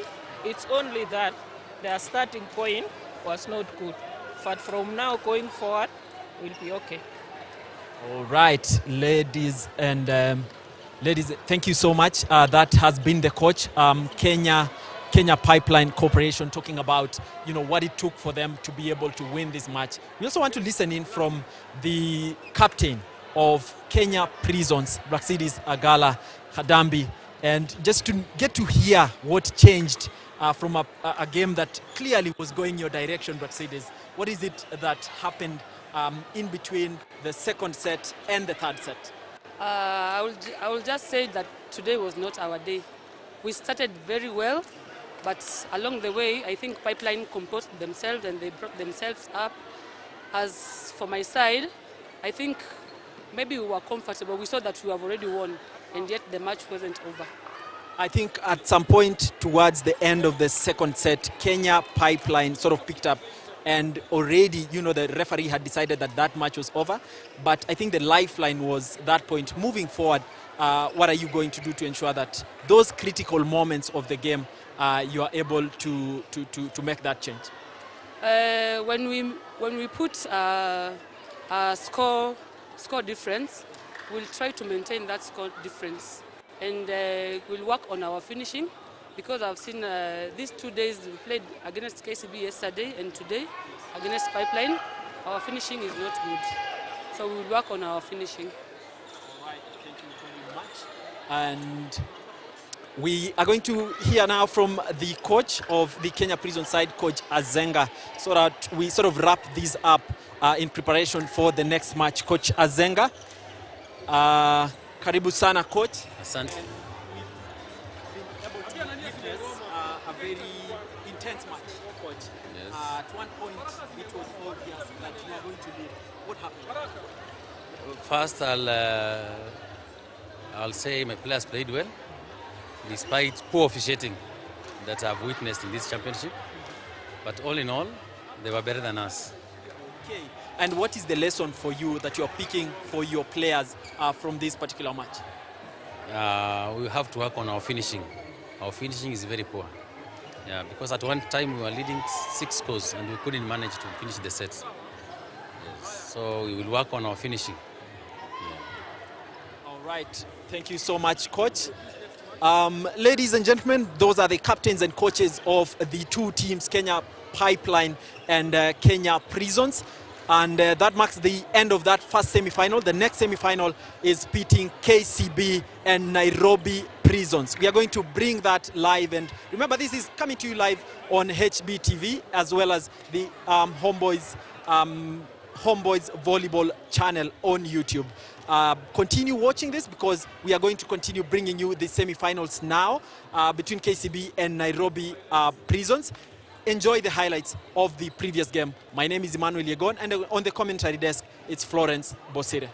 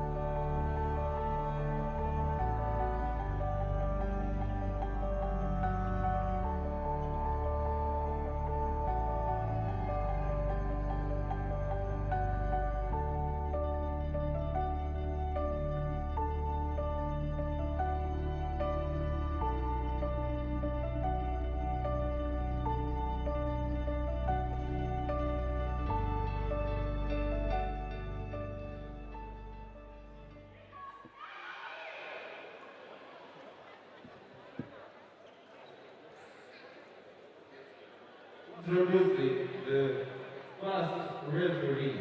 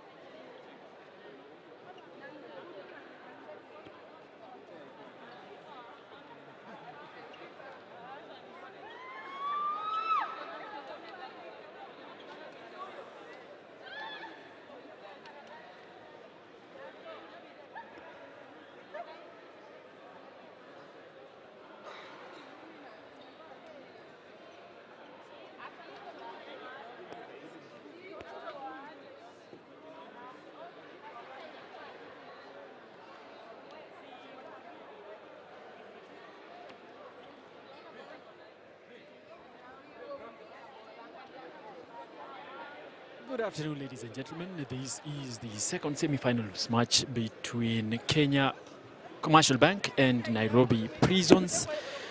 That is coming up just after the match between Kenya Pipeline and Kenya Prisons, in which Kenya Prisons won 3 sets to 1.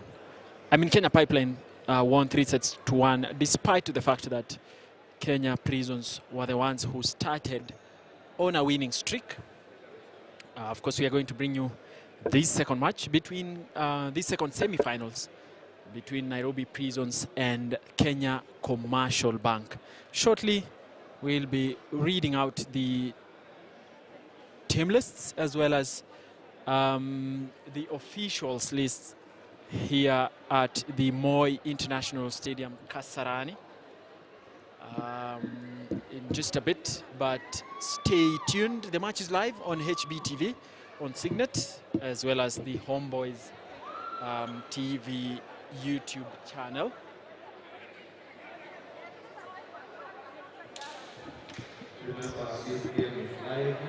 This match, of course, is live on Homeboys TV and also on YouTube channel. On the commentary desk, it's yours truly, Emmanuel Yegon, and the seasoned volleyballer, Florence Bosire.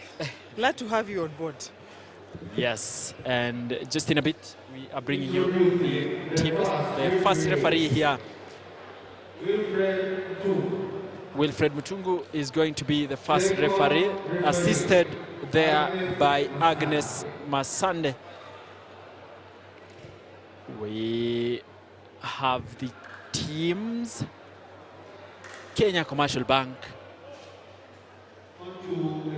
and Kenya and Nairobi Prisons. KCB starting lineup. We have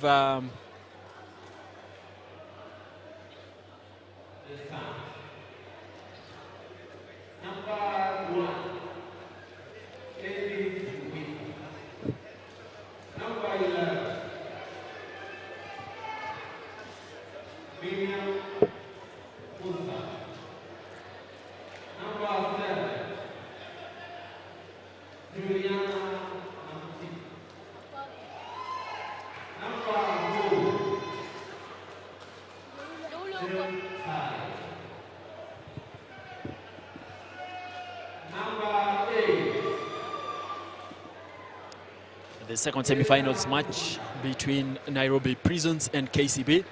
At the moment, Kenya Pipelines, the host of this entire championship or tournament, if you may, that is being hosted in 3 different venues, have booked their slot in the finals after beating Kenya Prisons 3 sets to 1. We ready to bring you the second semi-finals to decide who will join Kenya Pipeline in the finals of this championship. lineup. First 6 for Nairobi Prisons is being brought to you on the screen. Number 18, Mr. Mombe. Number 11, Volleyball Extravaganza. Number 13, Mr. Simio. Number 12, Sato.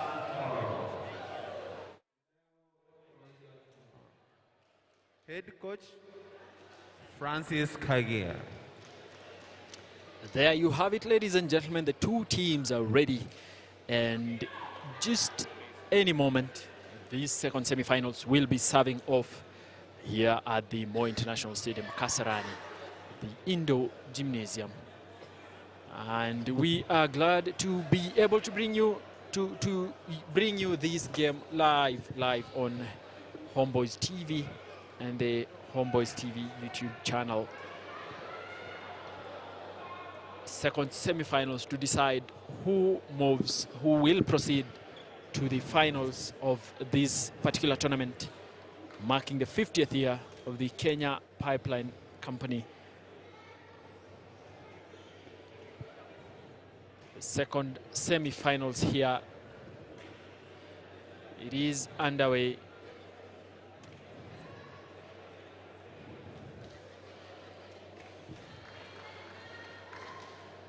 And it will be serving off just about now. The first whistle there goes off.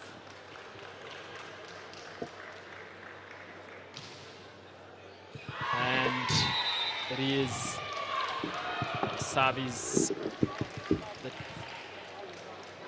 earns a point for Nairobi Prisons, because then Kenya Commercial Bank serve it off court. Emily Hissa with that service. And what a finish for the KCB side. She's donning. This is number 11 there. Maria Musa goes to serve.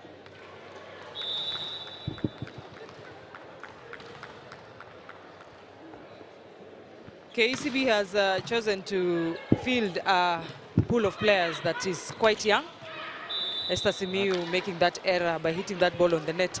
A majority of the players for KCB are really, really young, and that is signature for Munala. He always tries as much as possible to ensure that the younger players get as much exposure as they can. You can only see two players who basically have been consistent in the starting 6.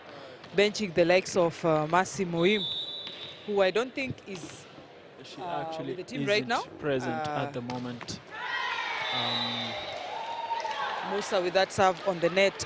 Edith Mukuluvani, who doubles up as the captain for the side, is on court leading from the experience point of view. Yes, it's 2-2 now. Oh, she even closed her eyes there mid-air, owing to the fact that that ball was too far, close to the antenna. Now Mutira Juliana. And you can liken her way of play to that of Pamela. And there is an error in service Adhiambo on the part of the Nairobi Prison side. Esther Mombe is not able to serve that ball across the net. It's Edith Wissa now with the service. Not the perfect pick there. Esther Simiu. And Esther Simiu is able to earn that point for her side, Nairobi Prisons. Interesting to see that there are several Prisons teams featuring in this tournament, and of course also their presence in the National League. We have several teams in there, just expanding that pool of opportunity for more players to feature in the National League. Indeed, and Mutinda with that serve. Namutira Almost hit on the head. hitting the head of Pauline Nyongesa of Actually had a Prisons touch there. Nairobi, securing that point. It's almost similar to what we saw with Wavinya Exactly. in the just concluded match. Indeed, indeed. A majority of the players for the Nairobi Prisons team are the veteran players of Kenya Prisons ladies team, who are the starters, so to speak, of that team. Ball is picked up, the libero has it. Musa spins it, everyone looks at it, and it hits the floor, moving KCB to those level terms there.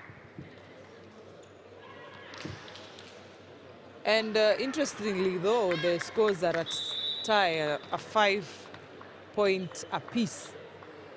We are yet to see one team break away. Again, there's a net touch. Namutira attempting to block that ball and ending up touching the net. Esther Simiu goes on to serve for Nairobi Prisons.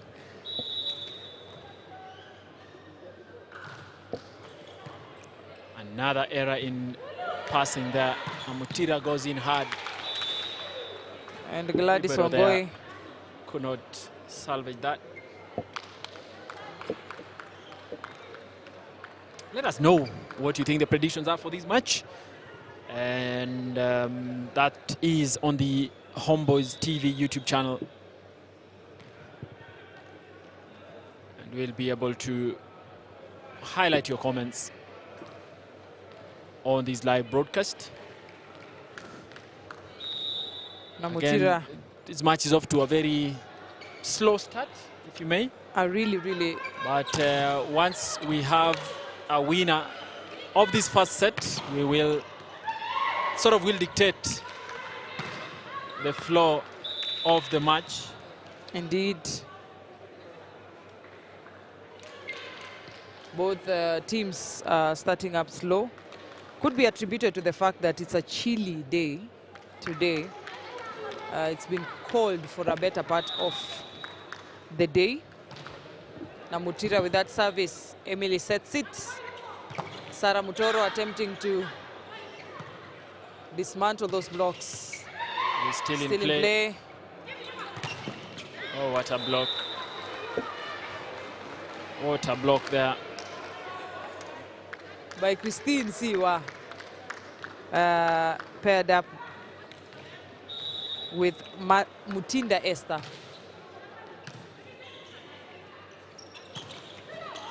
Ball is still in play. Simple spin, it doesn't go across.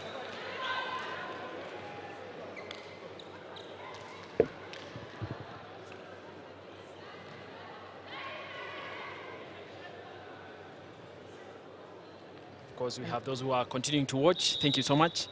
Lester Okimba, I think you're talking about the previous match, saying that it was captivating. Indeed, it was. Dennis Barasa, I think, congratulating Kenya Pipeline, as well as Nelson Nelta, who notes there that Pamela Adhiambo was at her best. Indeed, this is the second semi-finals to decide who qualifies to also join Kenya Pipeline in the finals. Solid block from Wisa and team. I think it actually is the setter, KCB, who was able to stop that. Christine Siwa serving that ball. Emily sets it. El Sheba runs out of court. What's it going to be for Kenya Commercial Bank and or Nairobi Prisons? It's been level terms for the first 6 points, I think. But now Kenya Commercial Bank have moved 4 points up. Seem to be banking it in, cashing that set in very early. But we wait to see how that will turn out. Nairobi Prisons with the first timer. KCB for people for better.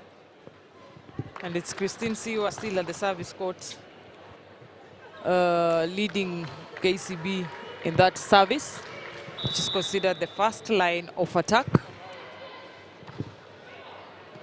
Libero picks it up. Esther Mwombe. It's another Is there a flying ball. touch? There was a touch. Oh, there was a touch. I think she made use of the long hands in that blocking line. And Esther that Mwombe point. is also one of the players who suffered a nasty knee injury that took her out of the national team. It's good to see that she's back. She is, and such a beautiful finish from the KCB side. Maria Musa playing it absolutely beautifully across court. Emily Hissa, the setter, Nairobi Prisons, need to have a conversation with her attackers. Edith Wissa there, monopolizing with her height. Hitting that ball way above that blocking defense. Esther Mutinda with that service, the libero Florida not picking it as expected. Libero picks it up, it's Mariam Musa again, spinning it. And finding those open spaces there. I think whatever happens to the Nairobi Prison side, really, it's encouraging to see that they have qualified to this particular stage. Absolutely. The semi-finals. It's huge, considering the fact that they have literally players who have had to step up in positions they have not formally played, with the libero, Florida Juma, having formerly been a left attacker. Also, Sarah Mutoro was a libero. So basically, they had to fight to get to this point. So it's an achievement on their part, whatever the result of this particular semi-final Pauline is. Chemtai steps in for... it's Nairobi Prisons that have made that change. It is Lilian Lele who has stepped in. Mutinda Wissa. And it's replacing 16. Sarah Mutoro. 16-8. It's an 8-point difference. Like I told you, A very KCB are comfortable cashing in lead. this first set pretty easy. Started the first 6 points, they were at par until KCB started breaking away, and they have been sure to maintain that lead for quite some time.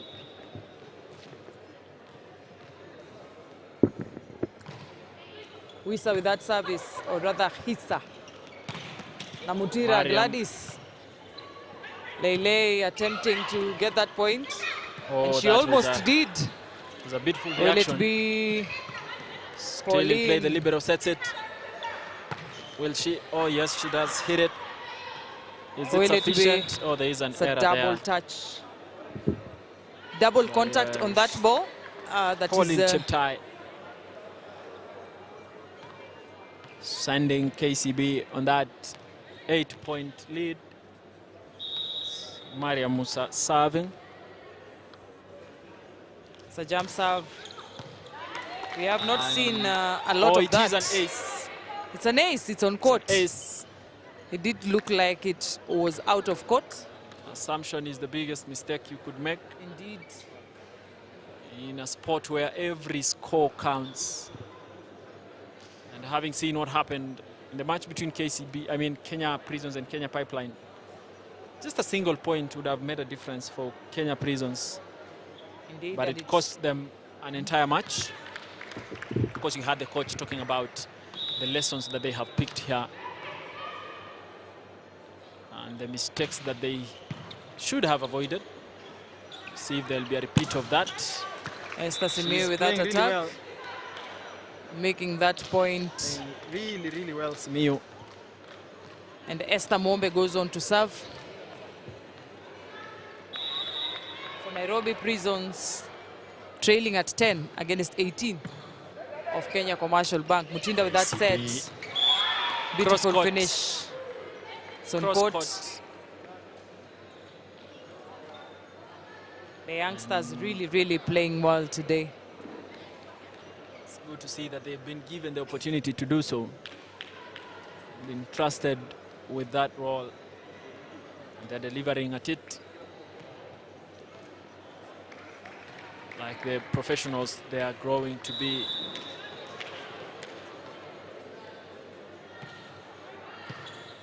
Nice pick.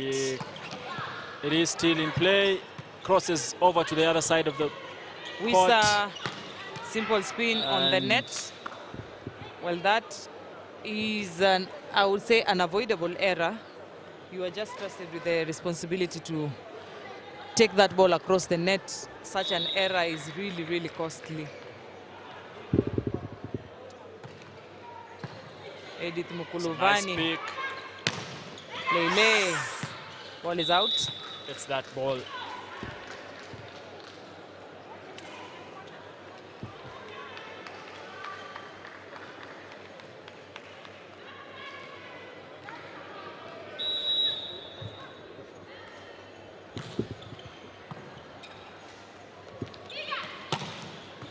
It's well picked by Mwombe.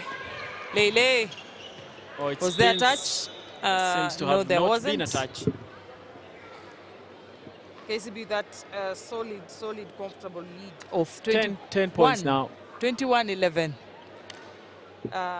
Prisons Nairobi not quite putting up a fight, if you ask me. Yeah, they're making this look very easy for the bankers. With one timeout, one substitution.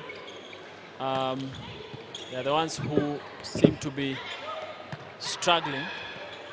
That simple finish. Lele again. Libero goes to serve it. It was a good attempt there, but it was insufficient. Indeed, it was. Libero there. Namutira. Ooh, Josephine. quite a hard hit on Esther Simiu. It almost sent her to the ground. Yeah, Namutira known for a lot of power. Powerful hit. Almost like Pamela Adhiambo's on the other side. I think the two can be likened, and the beauty of it is that they both feature in the national team. Oh, she gets it eventually. Not a lot of power behind the ball, but tactical finish. Yes. Nonetheless. 13 for Nairobi Prisons. And Kenya Commercial Bank receiving at 22. What a kill. Quick one of that. By Christine Siwa. Christine Siwa. It was Esther Mutinda there. She goes making all those decisions on where and who is going to make that attack. Oh, look at that. Musa. Esther Simiu. If it was someone else, that would have been a very big hit. Oh yes, I expected that in the first one. Hitting it hard. Emily. It's going to be a repeat. Musa for the third time. Oh, this time around, it was a quick one, a hard one, but it was out of court. Nairobi Prisons getting to the 14th point mark. We've seen Nairobi Prisons do better. They put up a challenge against huge teams. Just wondering what is happening today.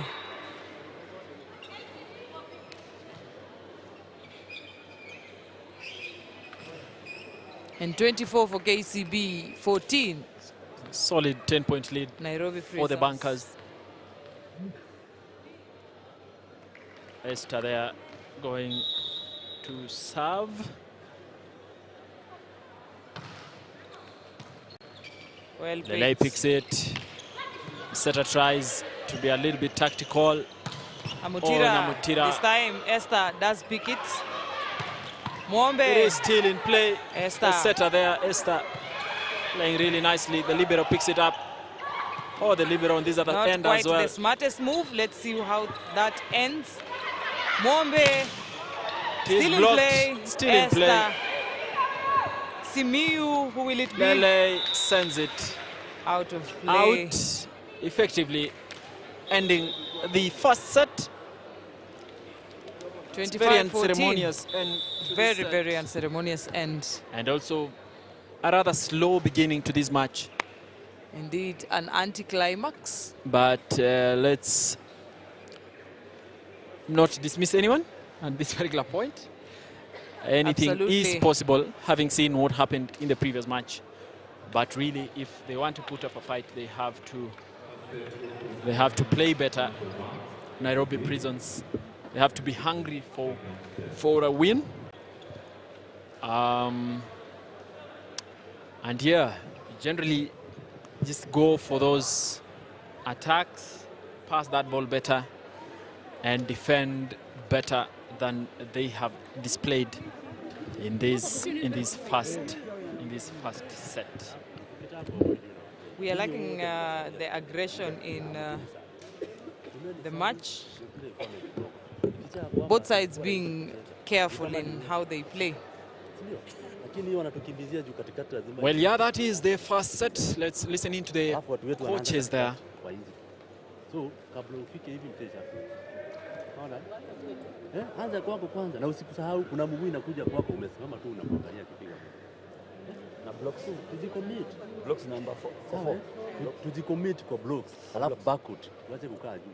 Tutembee chini. So far kuna mtu anapiga line. Sawa Wote ni diagonal.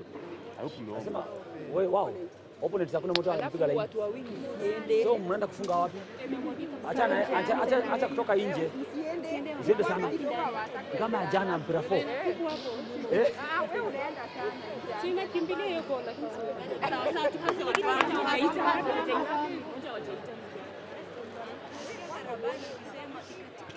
ikatike. 4 mpira 4. Sawa. Nairobi. And we are back with this second semi-final match, the second set of the second semi-final match, seeing Nairobi Prisons fight it out with Kenya Commercial Bank, who have just bagged the first set 25-14. Not much of a challenge coming from Nairobi Prisons. We are yet to see them rise to the occasion. As it is right now, they are literally just giving it away. Remember that the third and final semi-final match will be coming to you after this match. The men's side, the second semi-final, the first one having happened in the Nyayo National Stadium between the General Service Unit and Trailblazers volleyball team that is still, I think, underway. The third and final semi-final will be between Kenya Ports Authority and KDF, coming up after this match. That will be such a big match, and look forward to bringing that to you as well. This is the second set of the second semi-finals, pitting KCB against Nairobi Prisons. The first set has gone to Kenya Commercial Bank. The set scores 25-14. Esther Simi with that finish. Mutinda, Wisa. Who will it be? Musa. Musa is the one who makes that beautiful point. Is she playing a different position today? Musa? Yes. We are used to seeing her on the opposite. I thought she usually plays in the middle. But she's one of those players who's multi-talented, or a universal player, so to speak. It's good to be versatile, because then you're able to, play in those different positions and be more useful to the team. It's an error in service at the Nairobi Prison side.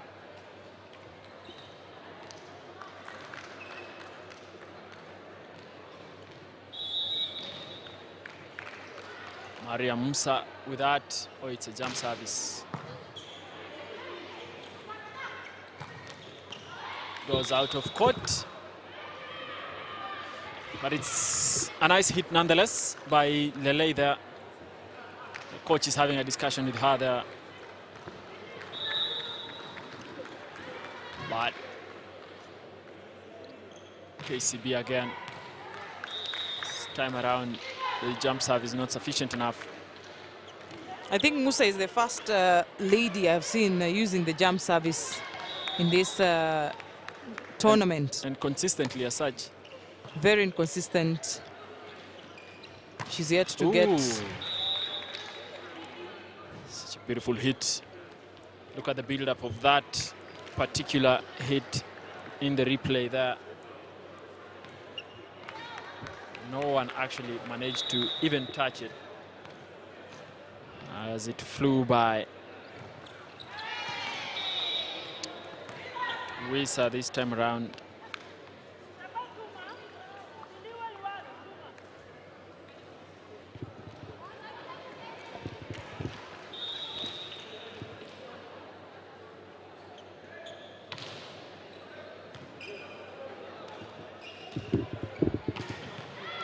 Beautiful, beautiful attack. Beautiful finish there.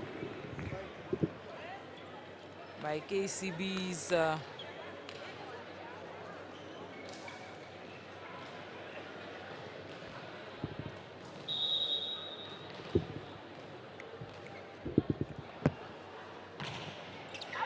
It's another error in service from the KCB side. We've seen a give and take up to this point in those errors. And like in the first set, if this is going to be repeated, then... Namutira. Oh, it is salvaged. The libero tries to save it. Unfortunately, and, that Namutira rebound was not picked by remains there Mwombe. just in case. Well, it was one hard hit. Those hands of Emily Hisa for Kenya Nairobi Prisons really saved the day. Service well received as well. Esther Simiyu Simiyu goes out. tries Play. that long diagonal, but it's not enough.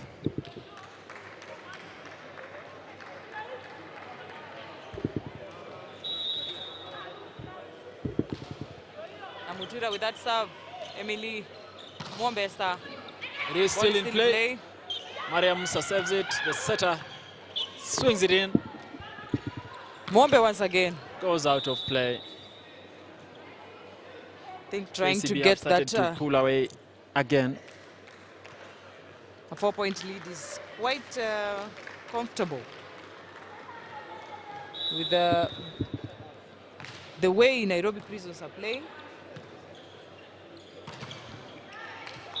This time around, she's able to get that point, and she goes to serve.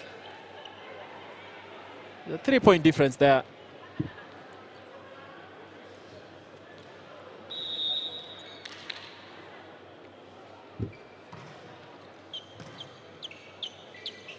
Esther Mutinda. Maria Musa goes cross court, hitting it through the short part of that defense.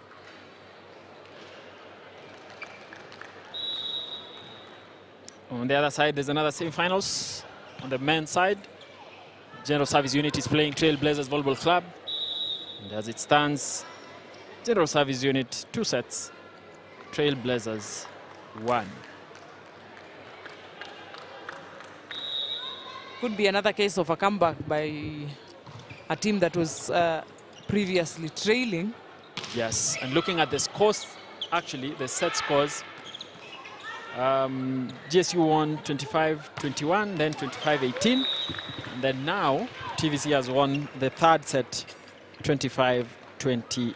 We'll wait to see what is in store for both teams. And in you the can fourth set. You can be sure that whichever team makes it to the finals tomorrow will be full of action. Maria Musa there, And a not wonderful being able to attempt finish. at saving that ball. Well, unfortunately, it doesn't turn out as anticipated. The libero there doing everything she can to save that ball. Then Nairobi Prisons again with that error in service. They had bridged that gap to just 3 points shy of KCB's formerly 10 points. And we're back to the 4-point lead. Sheba. Nice save. And Wisa goes on to finish it, but it's not with the power that would have been anticipated. Was that Lele again? That was Lele once again. Not a lot of power behind the ball, but a tactical it's the finish. skill and tact of doing it there that gives her an edge over the rest. Wisa ball lazily rolls over the tape there and falls on court. Taking them again back to their 4-point lead. Are we going to see a set that will end again with a huge, huge difference?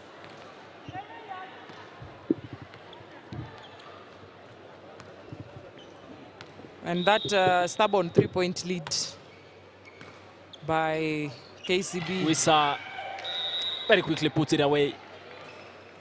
Setter there, Esther. Very wonderful set by Esther Mutinda. Are you going to Confident represent again the country? Indeed. In the club championships? She was part of the alongside, team that was just got back from the All Africa Games. Oh, they yeah. finished third. But they did had a finish really third. solid chance at defeating the Egyptian side.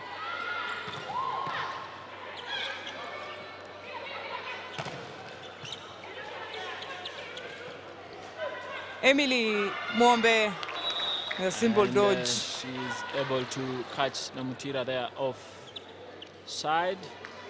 Like you said, KCB will be going to take part in the Africa Club Championships. They did win the title in 2020 or 2022, I think.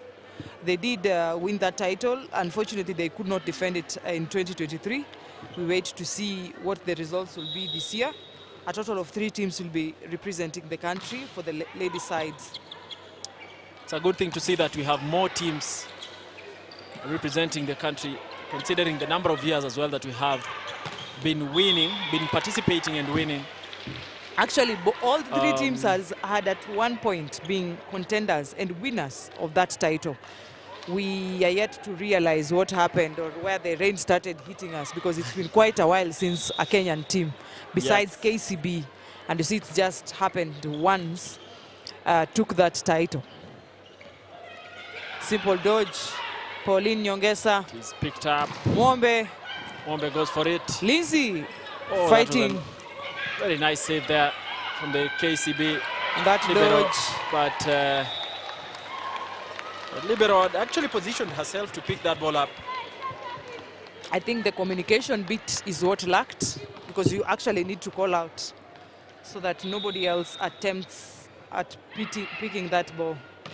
Celebration there by the libero, Nairobi Prisons. And it's Mwombe. Mwombe it's a point. Again with another point. I think they have certainly put up a fight in this second set. And they are known for that. 13-14 now. That margin is slowly disappearing. They actually picked a set from Kenya Pipeline at the group level. So that explains why they're here. They really know how to fight. Namutira goes in on that long diagonal, hitting it hard across the court. Earning another point from the Prison side. And an easy pick there. Oh, indeed. An easy finish as well from the Nairobi Prisons side. Esther Mwombe. Pauline Nyongesa to credit for that finish. I think the setter, Esther, did not even attempt defense.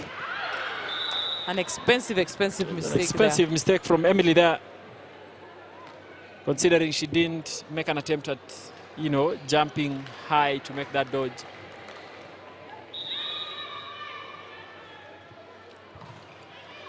Christine Siwa with that serve. And a save by the setter, though it wasn't sufficient. Musa with that. Musa again. Attack. Very crucial at that position, actually. She has delivered quite well in that position. And KCB are back to that 3-point lead. Will they maintain it? Will Nairobi Prisons fight their way back? Was out of court, but it's a good attempt by Lele.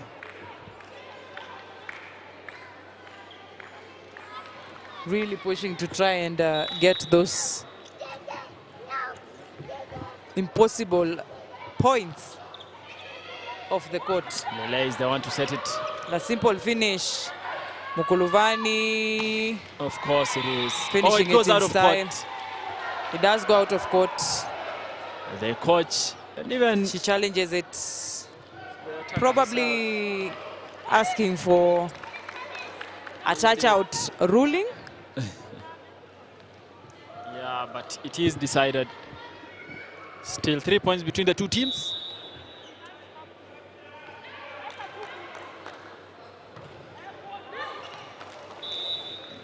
The ball goes out of court. Nyongesa Pauline there. Quite some power behind that serve, but it is too much for the 18-meter court.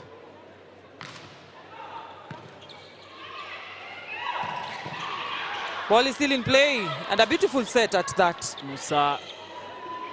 Lele being witty. And a dodge. Still in play. Mutinda's back on the ground. Who will it be? Lele. Lele again. It is still in that ball play. is too fast. Oh, yes. still saves it. It's a Lele, beautiful, it's a dodge. The setter there picks it. Lindsay was waiting. And this time around, I don't think, I didn't think there would be a chance. Considering the flight and also the power behind that attack. But she hits that ball fair and square. I think on the she net. Did get out of breath with that rally. The ball. That was shaping up to be such a beautiful rally. Musa with it. But Nairobi Prisons are saying, bring it on, bankers, bring it on. It's a dodge. And, does she? And that point, Maria Musa, coach is furious because she was not supposed to be in that position. Indeed, she wasn't. She's lucky that she was able to earn a point. And she goes to serve. We do not see that signature jump service. Sasimi with that peak. Nonetheless, it goes across the net. Doesn't. It was quite a low hit. And you cannot risk that with the hands of Edith Musa. There, being cautious. But with that kind of block, you can never risk being too cautious. I think the more aggression you employ, the better. Well, let's listen into the coach. Nairobi Prisons there, having a conversation with the team.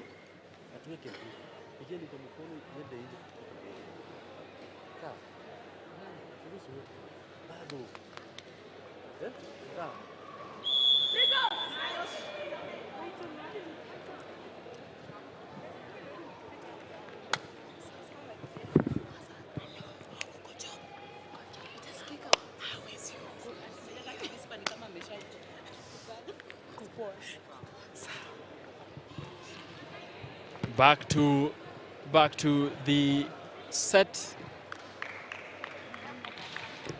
With Musa. It's 21 for KCB and 16 for Nairobi Prisons. Musa has stopped with her jump services, and from the look of things, she should have maintained the jump service. At least it did go across the net. Yes, there's been some consistency in that. Nairobi Prisons are going to make a change. They're bringing in Irene Bula. Irene Bula in place of Lilian Lele. It's Irene Bula to serve instead of Lilian. It is nicely picked. It is on court. Mukavulani there. Mkuvilani. Edith with that quick finish. And they are also ready for a change. Bring in Sharon Chepchumba. Surprised to actually see that she's in the country. She is in the country. She had been ailing, or rather getting some form of healing, or is it recovery from a nasty knee injury that unfortunately cut off her professional stint. It's good to see that she's back on her feet. Yeah, wonderful that the rehabilitation really helped. And I think this will be used to basically gauge her. Oh, we've also gotten used to seeing her doing those jump services. Well, poor coordination there. She is being rather careful. Musa, setter as well, being very crucial in picking up those balls from the backcourt. It's a 4-point difference, but it's a general improvement from the Nairobi Prison side. Improvement hadn't even left my mouth. You spoke too early, clearly. They did speak too did soon. that, but really generally, looking at the scores up there,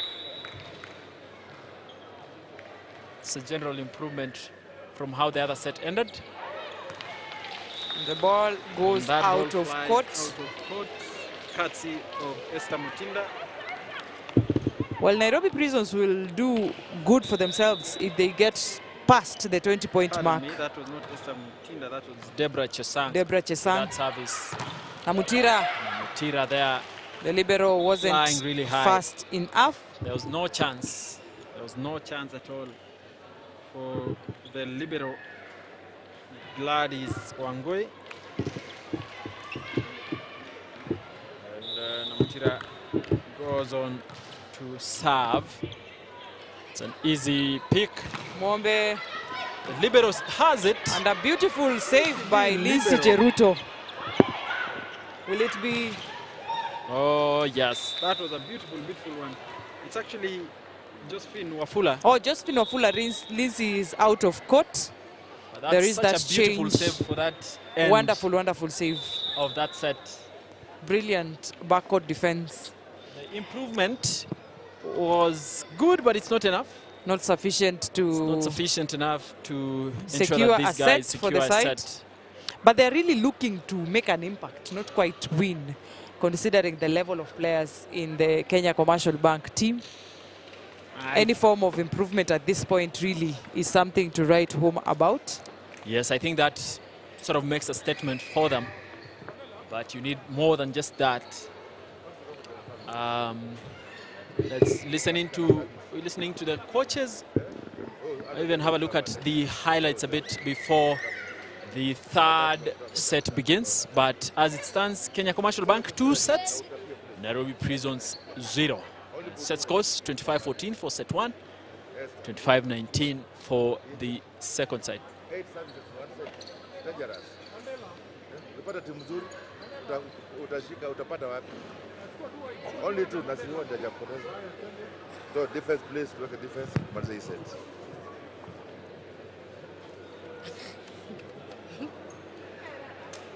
KCB, for people, for better.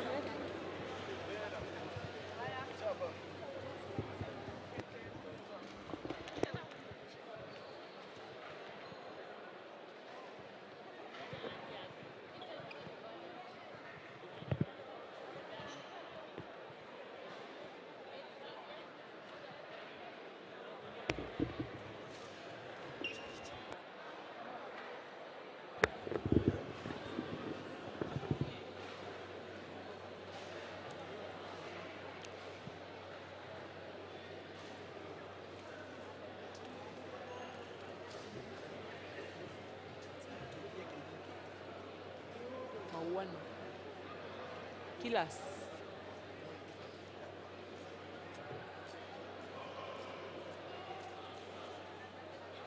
Unaona wanja mahali. Amekuwa around. But tutampata kwa VIP.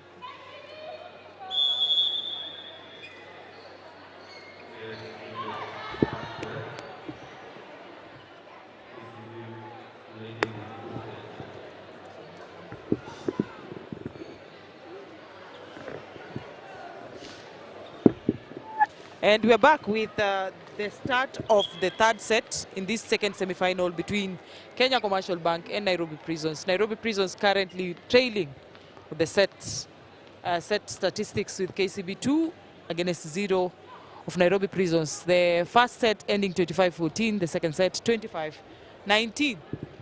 Esther Mutinda serving for Kenya Commercial Bank.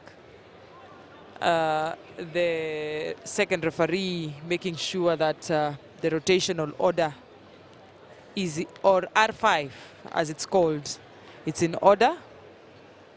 And we are set for the start of this third set and possibly third and last set if status quo remains.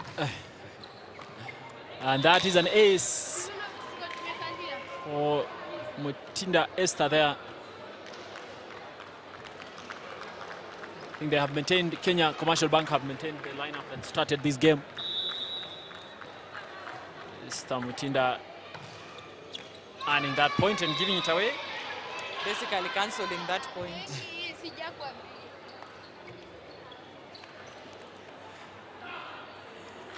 And it's the other setters turn to Ghana points. Mutira is the one who sends that ball off court, off of the hands of Lele there. That giving her side the second point. Let's see how it's looking like on the digital front. Emily with that set, and Shiva with that simple finish, another save. Again. Ooh. And a hit. What a hit by Namutira there. And Sheba hits it out of court. Brilliant defense by Florida Juma, the libero, Nairobi Prisons. Fortunately, it wasn't sufficient to secure that point. KCB again in the lead. Esther Simiyu picks it. Still in play. Someone's head there. Libero. All the best of sets by Mutinda. And Prisons get their second point of the set. Is it on court? It flies way out of court. Christian Chore, I'm saying you're following as well. Well done, Kadogo and Manu. Thank you for reminding me that name. Chore, I have a bone to pick with you. Dennis Barasa, you're saying KCB teams will defeat the Nairobi Prisons with a commanding victory. Well, at the moment, it is KCB on the lead with the 2 sets. Nairobi Prisons, none at all. Or none yet, I should say, because anything is possible. Esther Mombe delivering that point for Nairobi Prisons, maintaining the gap at 1 point. If they keep this up, they might stand a chance. Very nice to fight actually by take the this KCB set. setter there. Esther Simiyu. Yes, and they are able to get that block touch. Nairobi Prisons, and they're on level terms now.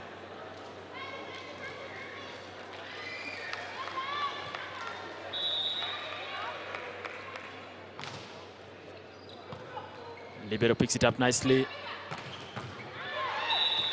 And Debra there finishes it off beautifully.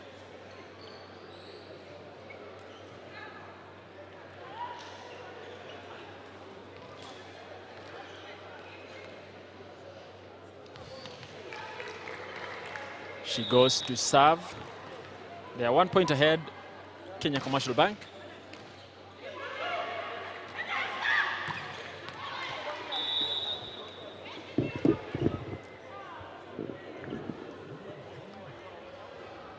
And another point for Kenya Commercial Bank, widening that gap by 2 points from the Nairobi Prisons team.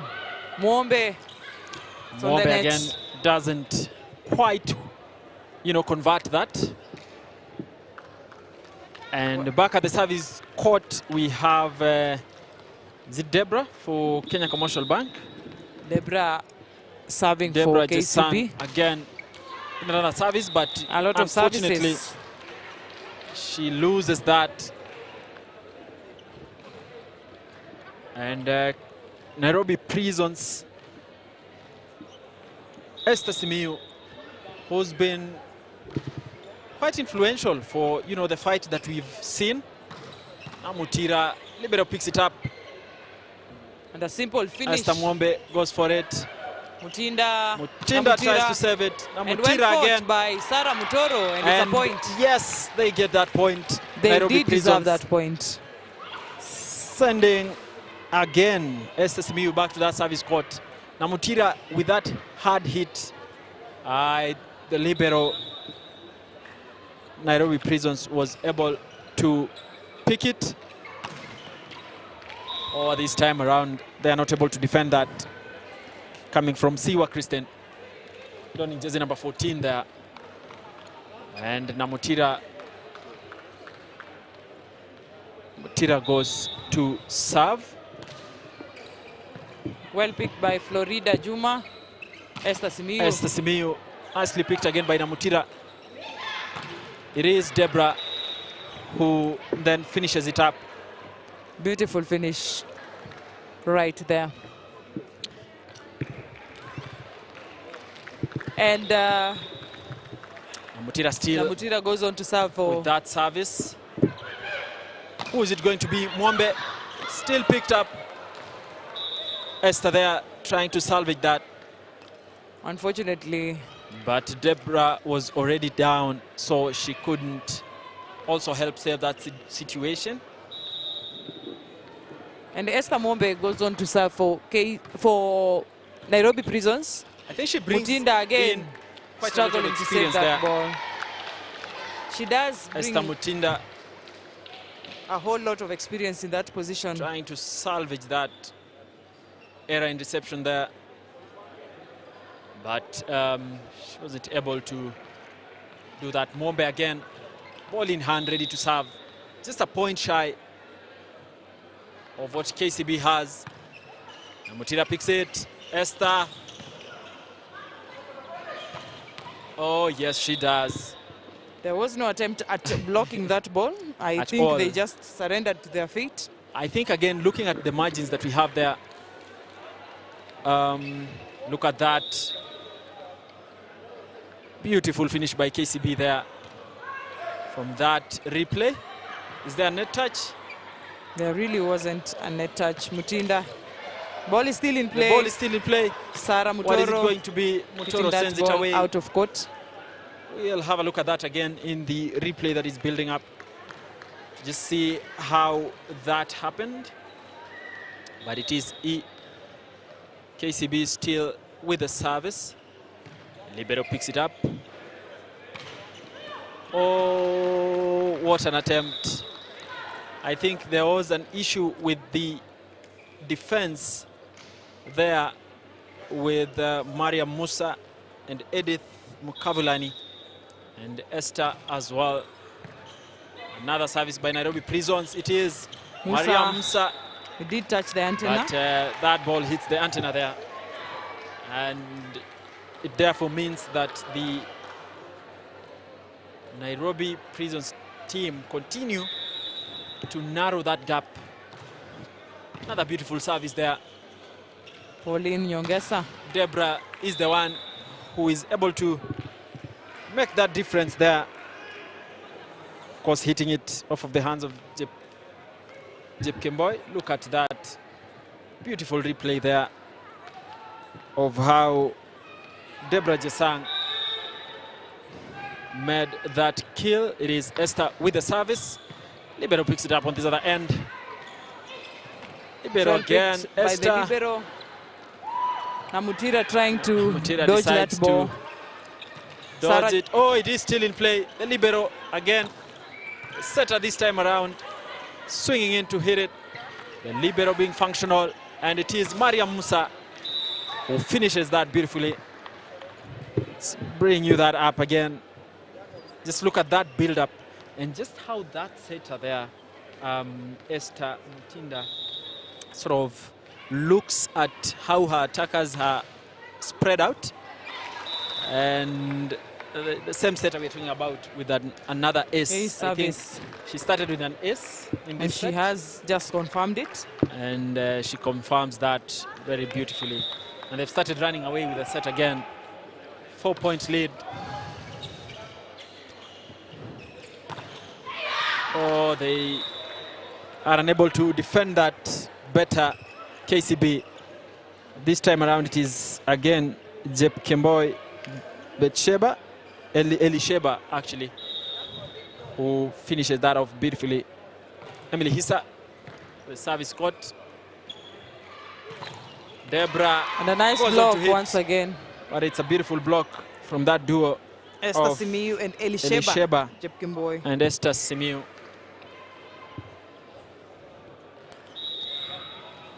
It's a consistent improvement.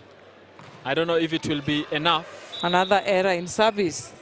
Very, very. That I'm talking about an improvement, that an error occurs there in service, but they have been generally really a lot during they this are on that match. Trajectory of improvement. Maria Musa steps out, and it is Mayua Shalin who steps in to serve. Beautiful jump serve there, jump float. And of course, nice block from the captain there, Edith Mukavulani of the Kenya Commercial Bank. Another 4-point difference. Beautiful jump float. Elisheba sending it away. It's not sufficient as it goes out of play. Shalin again with the service. It's now 5 points. She ensures that it's still in play. Edith and Namutira reins in hard.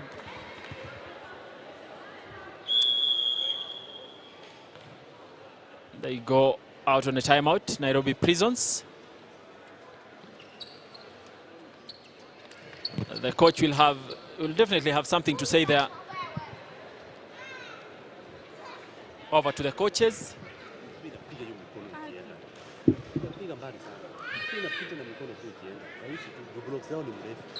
So the moment unapiga karibu kwa tablo. Piga tu mbali iende mkono. Alafu ongeza nguvu ili kesi kipiga mkono iende nje. Sawa tuongeze nguvu. Sawa. Kazi watu tusiwachilie hivyo. Back on with the action. Kenya Commercial Bank serving at 18 and Nairobi Prisons receiving at 12. Shalin with that jump float again. Effectively, it is an ace. And they're going to make a change. The commercial side, Deborah steps out for Chemtai Pauline. I think what you said about the coach playing, young talent is evident. It's a good thing to give them an opportunity to be able to show what they can do as well. Nairobi Prisons going to serve. It's Mutoro Sara. It's just a beautiful build-up that didn't come to be for KCB. Sara Mutoro again with the service. They are now still a 5 points difference. And they'll require a lot if they are going. Another Mutoro's errors in service there. There have been quite a bit. I think every member of that team has lost a service at one point. And cumulatively, if you calculate the number of services, they are quite a lot. Christine Siwa steps out. Christine steps out, and she's replaced there by another youngster, I believe. Edith was building There's up to an ace, but in handling that ball. Mariana Elizabeth, donning jersey number 10, is the one who stepped on court. There's another change by the KCB side, replacing Esther Mutinda with jersey number 17. Sheila Wabwile. Looks like a new face in as an opportunity to play.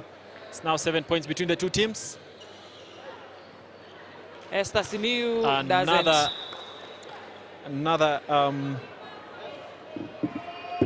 error in conversion there. Sharon Chepchumba to replace Edith Mukavulani. That service court, seen her featuring at the tail end of. Now this is the second set that she's coming in. 8 points. I think Coach Mnala is really just giving her a feel of the ball, just to make sure that she's active in preparation for the Africa Club Championship. She will be really instrumental. Sharon, nicely picked up by the libero there. Oh, she hits it hard, yes, but it goes out of court. KCB are just 2 points shy of taking this set and consequently this match. Yes. Booking a spot in the finals. Was there a touch of that ball that was being set? The referee is thinking about it. Amutira. Another one. Ball is still in play. A simple finish. Emily. Florida. Esther. Mombe. Oh, Sharon. Still in play. Simple Considering spin. what you said, then she has played really well. Oh, the ball comes back at her. Namutira there. Solid block alongside Elizabeth. No, rather, yes, Elizabeth Mariana. Sharon Chepchumba again. KCB at set point.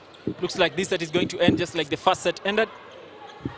Mombe simple finish gives it away. Which might end up being costly. New setter. Still in play. Goes for it. Namutira. It is Namutira. Finishing oh, it yes, in it style. is. Just like I said. It's a wrap. It's 25-14 and it's a wrap. It's a wrap. Just like how the first set ended. And the third set. And look at how that ball was hit by Namutira there. Beautiful, beautiful slow-mo there, showcasing just how high she went above those blocks to finish that set.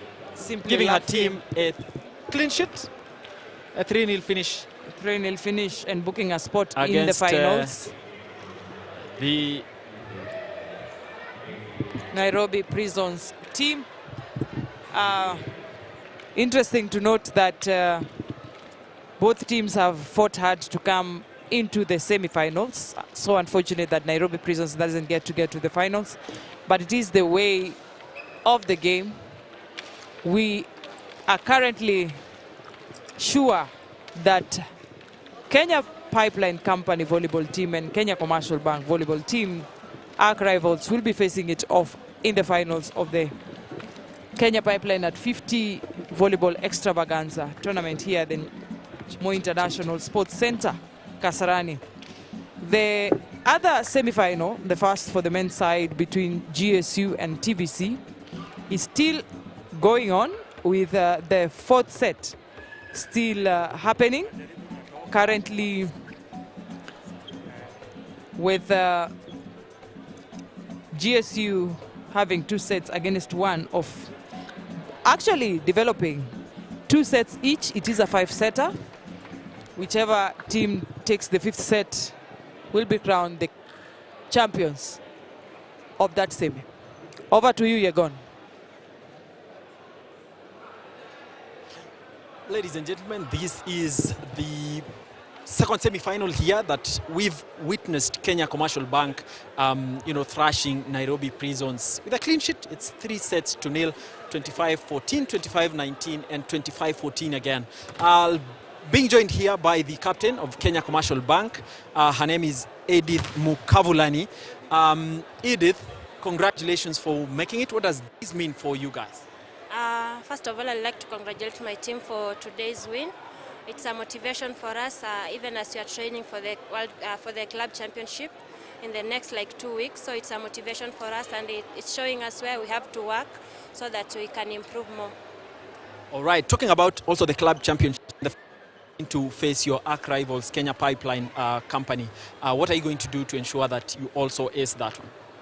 As we go tomorrow to play the finals against Kenya Pipeline, on our part we're just going to do all our tactics well, whatever our coaches have taught us.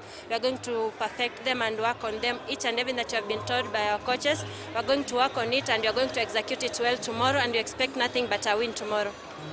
Well, congratulations, Edith, and thank you so much for giving us that interview. That is Edith Mukavulani, the captain of the Kenya Commercial Bank volleyball team.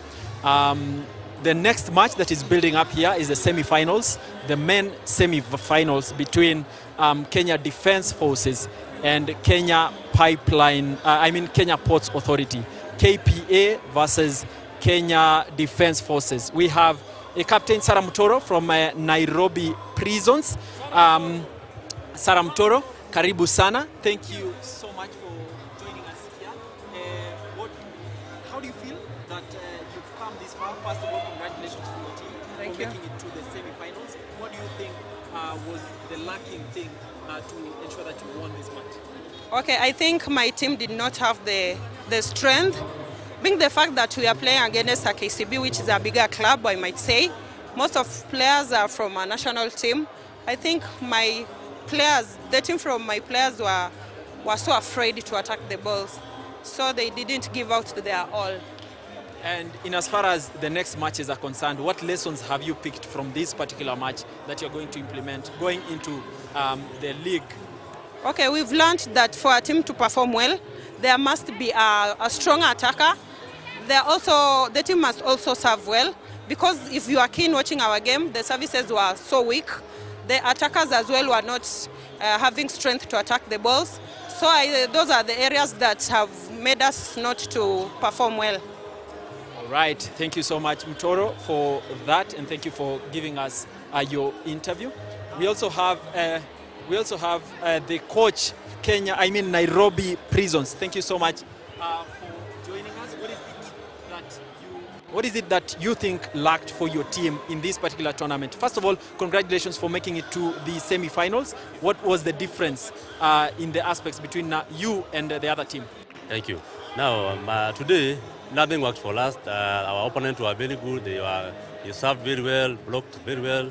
I think today we did not play our best, but actually we work on everything that we have done wrong, and the next time we have give them a challenge.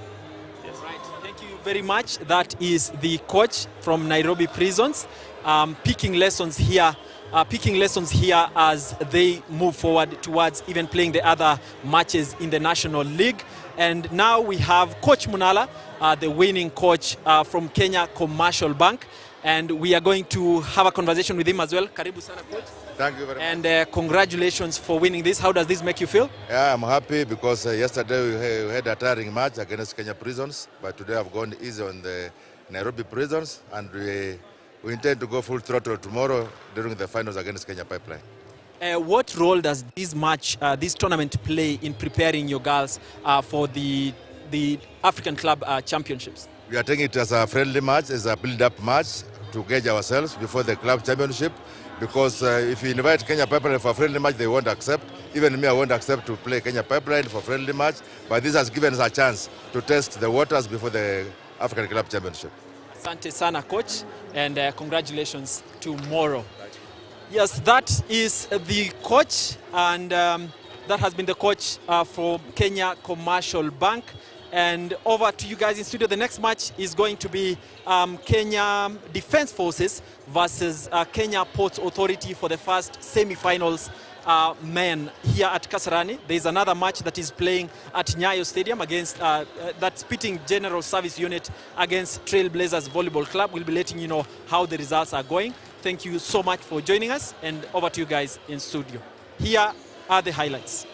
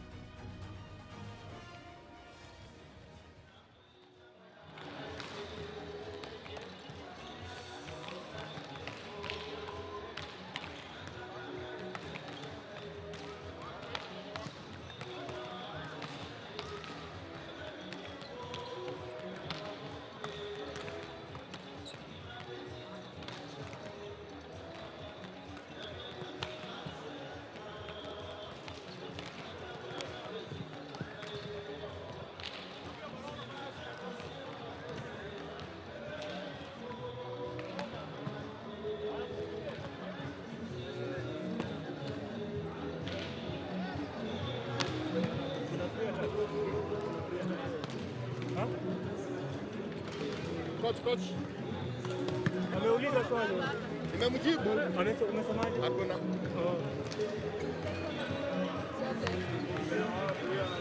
Coach. Andika R5 tunipet.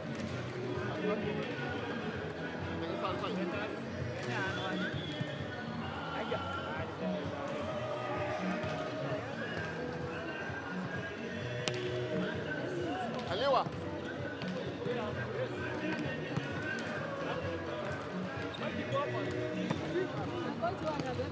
Yake. Sasa amekuja kwa ofisi. Wanakuja wananipea sasa nikasema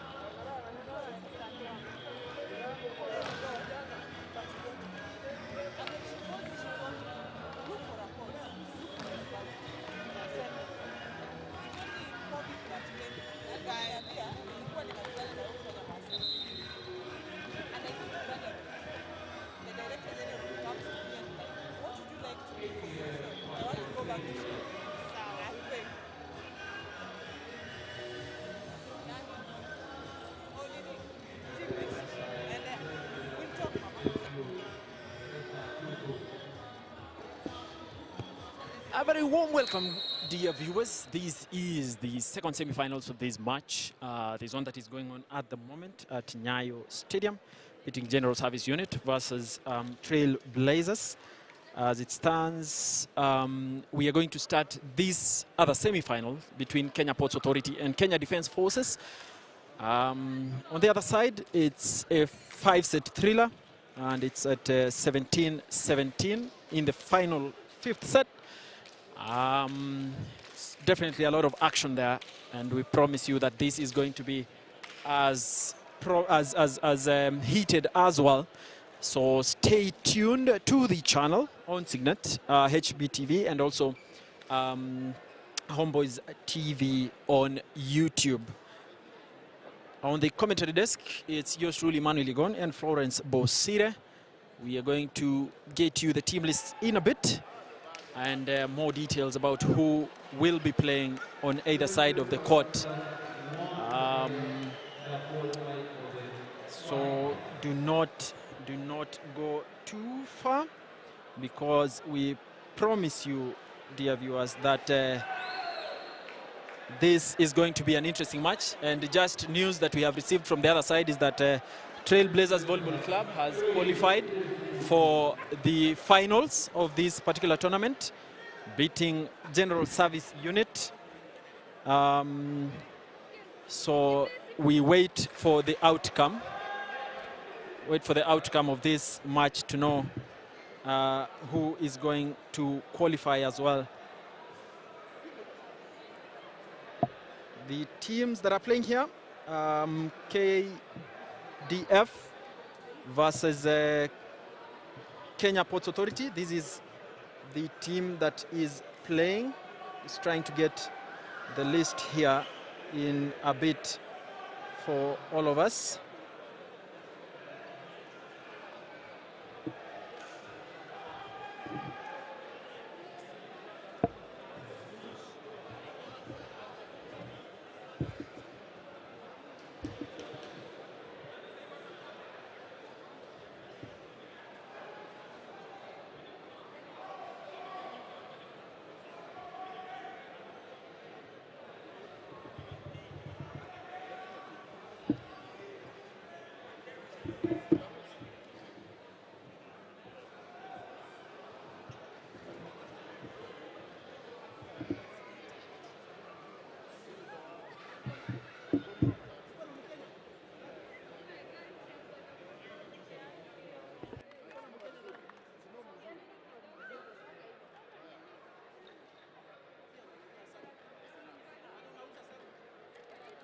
The first 5, 6 So Vic, nini wa roll team sheet? Huku hakuna.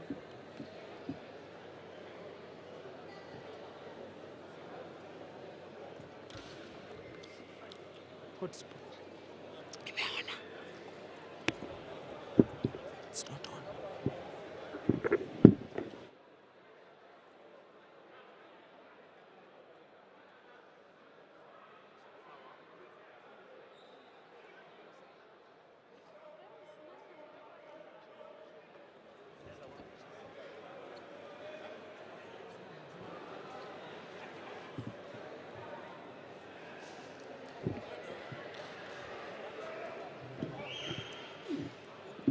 Here we go. The match between Kenya Defence Forces and Kenya Ports Authority is underway. The officials, of course, discussing there, having a conversation as they prepare to officiate this match. We're seeing Togoch there as one of the referees. And Nicodemus, and of course, his team of 4 line judges. Looks like Nicodemus Onsongo will be taking the spot for the first referee. And Mary possibly taking...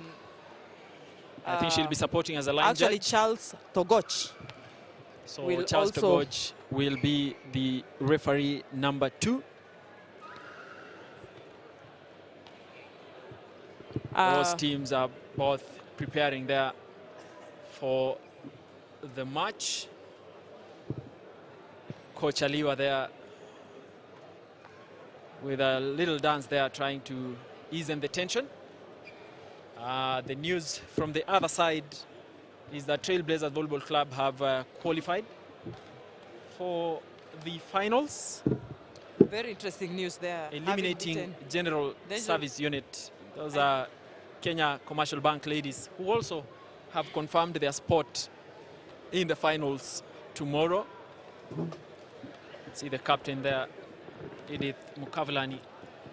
And now we get ready. The Kenya Defence Forces, or Ulinzi side, if you like, consulting a bit there. Referee Togoch there having a conversation with Aliwa. Again, I think giving the final list of the starting 6 ahead of the match. The Kenya Ports Authority side, the coach as well, trying to finalize on his team. And there we have it. The first referee, Nicodemus Onsongo, assisted by Charles Togoch. Both have a wealth of... For KPA, number 2, Elijah Bosire. Number 4, Kevin Mita. Number 7, Zek Ojieng. Number 9, Brian Kamonde. Number 12, Chris Oala.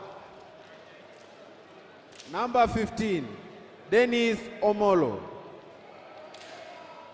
Number 10, Sam Juma.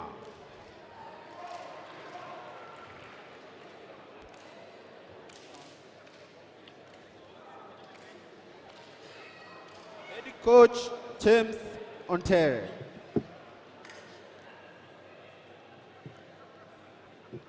Starting lineup for KDF. Number 1, Maxwell Ekunot. Number 2, Josephat Karanja. Number 4, Mark Cheliot. Number 12, Collins Muya. Number 13, Edward Kibet. Number 14, Nick Kimtai. Libero Samoy Eriu. And the head coach is Elisha Aliwa.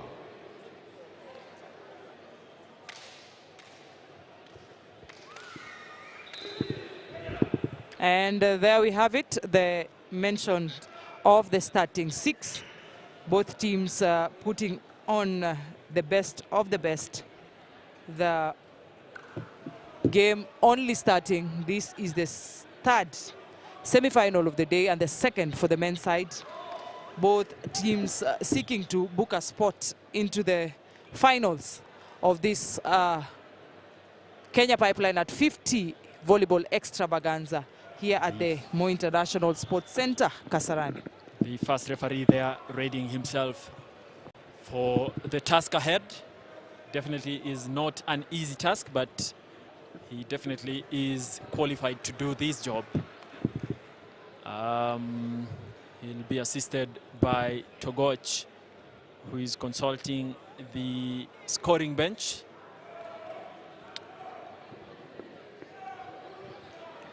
Hope you're ready for the action.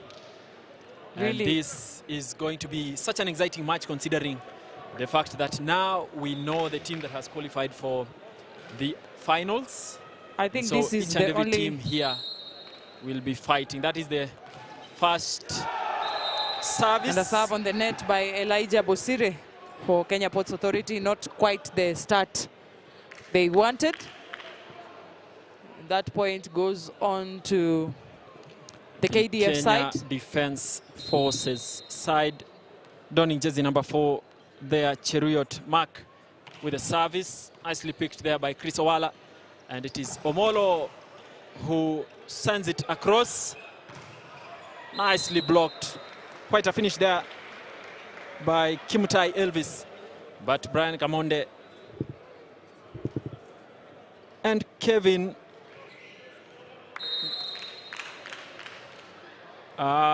Kipchumba are there to stop him. Omolo with that service. Such a service, but it flies out of court. KDF at 2 points, KPA at 1. Another service for the young side. It Kenya is Defense Muya Forces. Collins It's going with to a be a signature jump serve there. Don't think there is any other way in which he's served it. Chris Owala unable to sort of contain the power with which that ball was flying. Sends it out of court. KDF again.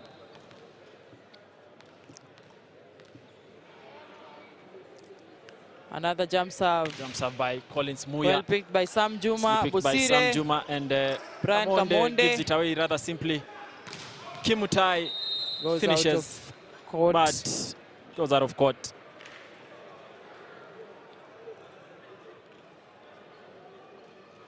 Brian Kamonde goes on to serve for KPA. It's going to be a jump float. Yeah, he has a signature flying service, Kamonde. He's featured severally for the national team. Collins Still in Muya. play. Brian Kamonde picks it. Omolo fishing. Oh, still in that play. was almost a costly. Osire. Ball is still in Collins play. Muya. Who will it be?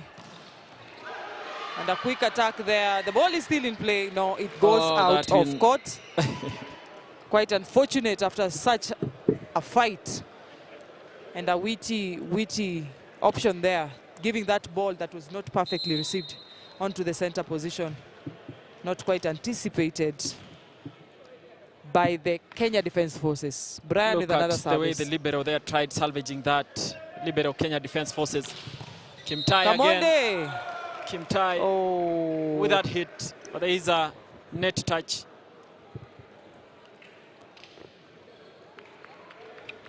It's looking to be a really exciting match, this one. And it should be, considering that it's the last match that will determine who gets that remaining spot in the finals. The referee making a call. Kimtai with the ball in hand.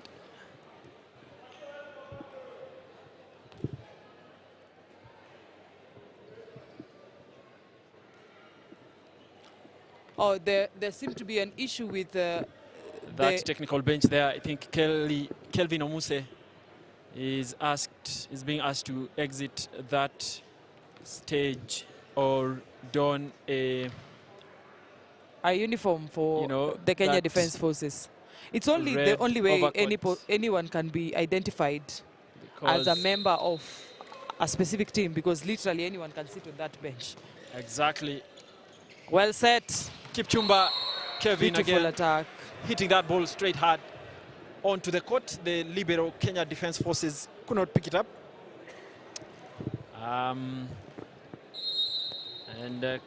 Kelvin Kipchumba goes to serve. It's also a jump service for him.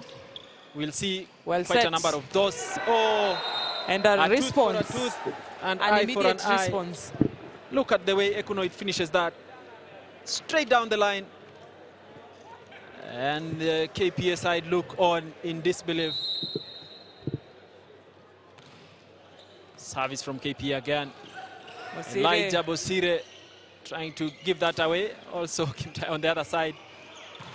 Another powerful attack. Powerful attack again. Seems to have but flown. It flies way out of court.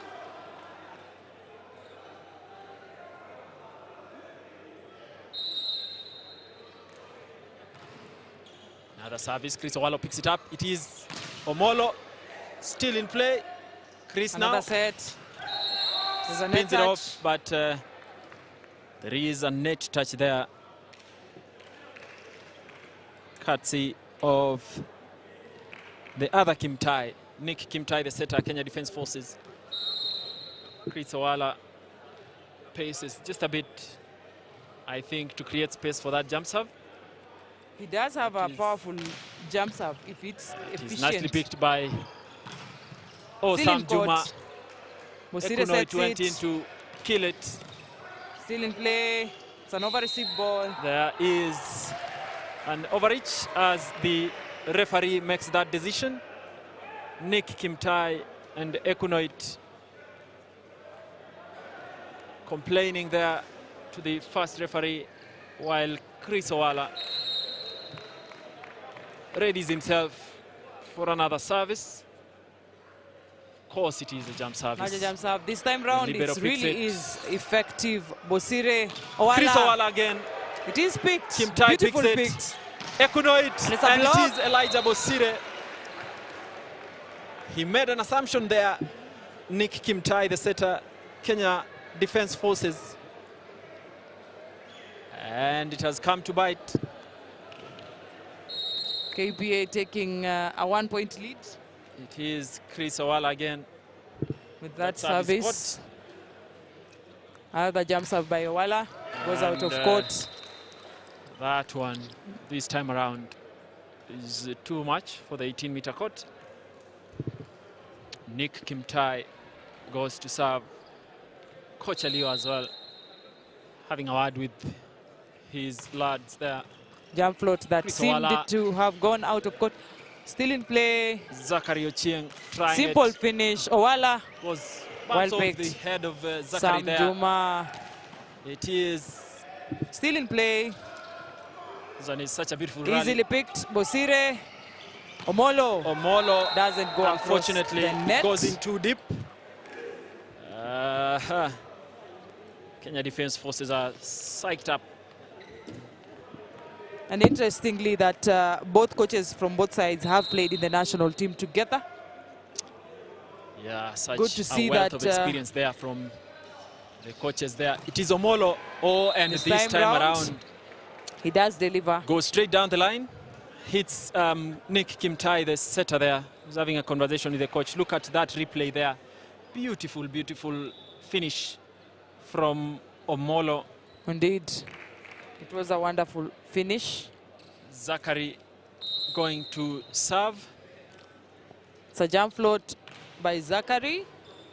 Econoid well not quite well picking set. it. Wonderful set. Oh, it is. Well, that attacker An was issue slow right there. at reacting to that ball. Nonetheless, he does deliver that point. You would Oh, have yes, he expected does. some pomp in that attack, but unfortunately that did not happen. Chris well Owala picked. not picking it. Omolo. Oh, it's a block out. like we said, it's a tooth for a tooth here. Tooth for a Tit tooth. for tat. Nobody is letting go. Nobody is yet to run away with this first set. Busire with jump float. Collins Muya sends it out flying. Nice attempt. Very beautiful swing there. But that ball goes flying out of court. It is Elijah Bosire with that service. Another set. Muya again. Again. Still in play. No, it's not. Nick Kimtai trying to pick it. Good reaction by we Omolo seem to there. have a very early change on the part of Kenya Defence Forces. They are bringing in the youngster again, Stephen Otieno, to replace Nick Kimtai in that setting department. Elijah Bosire, Stephen Otieno. A simple pass. Elijah Bosire, and it is Owala who hits it out of who court. is trusted with that job of doing that kill. Look at that build-up. Very nice pipe. Just that turn was a little bit too much. And he really didn't have any challenge in terms of blocks. Service. The center blocker seemed to have lost step. Mark Cheriot with that service nicely.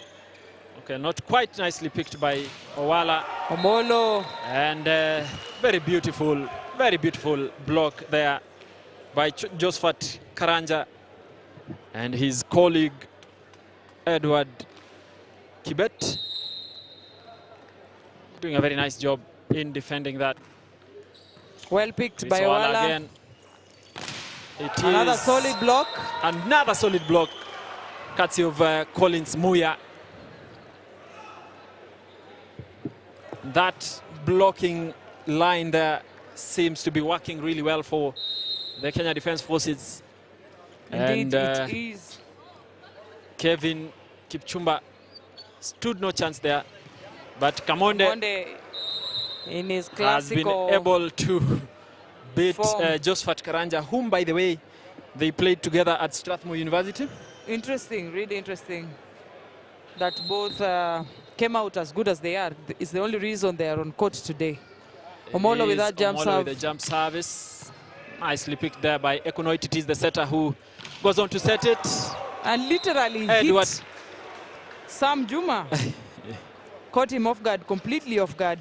Is Edward Kibet there, reining in hard with that attack. Sam Juma trying so hard to pick it. There is Collins Muya reading for that signature jump serve.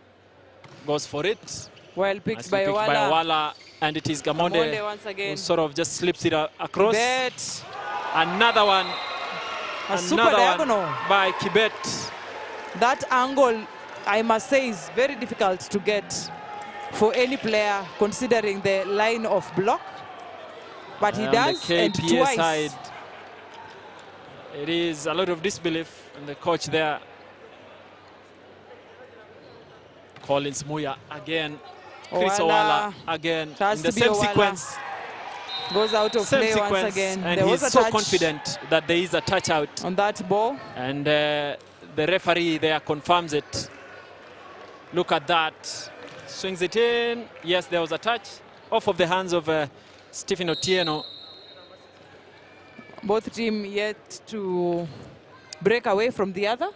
13 We've for only KPA. been seeing a 1-point Monde with difference that for a signature better part service. of this The match. And not the KDF finish that was libero. expected.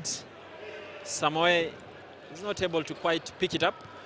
And Edward Kibet subsequently does not manage to convert. And once again, Brian Kamonde goes on to serve. It's a 14-14 tie. Another nice one. Samoe Well picks it this picked. time around. It is Kibet. Again, Kibet. Kibet is proving to be difficult to contain. Another resounding hit. In this first set. Look at that repeat, that replay there. I think it looks even better in slow-mo. Indeed, it does. And he goes to serve. Wala again. Bosire trying to be witty. He doesn't. Well defended. Able to contain him. Oh, they contain Econoid again. The referee asking for the captain there. Omolo having that conversation with the first referee there. And asking the captain to control his teammates and do the job they are supposed to do on court. Kelvin Mita serving for KPA, another jump serve. Not the best of receptions, it's a simple finish. Omolo picks it. Sets it. Who will it be? Oh, Omolo. it is a pipe. Such a beautiful pipe. Very wonderful. Very witty set finish there by Elijah Bosire. Indeed, it An is, interesting I finish. think, capitalizing on his best attackers to get as many points as he can. Kelvin once again goes on to serve. It's a jump serve. Today they seem to be really effective. And there we have it. Zeki Ochieng. Such a beautiful dunk by Zeki Ochieng. Again, Kelvin with that service. 2 points ahead, and the coach, Kenya Defence Forces, Elisha Aliwa, calling that timeout. Yes, 2 points ahead, Kenya Ports Authority, for the very first time, by the way. Let's listen in to the coaches and what they are telling the players. Kenya Ports Authority coach James Ontere was featured for the national team and also on the professional side, having a conversation there with Kipchumba.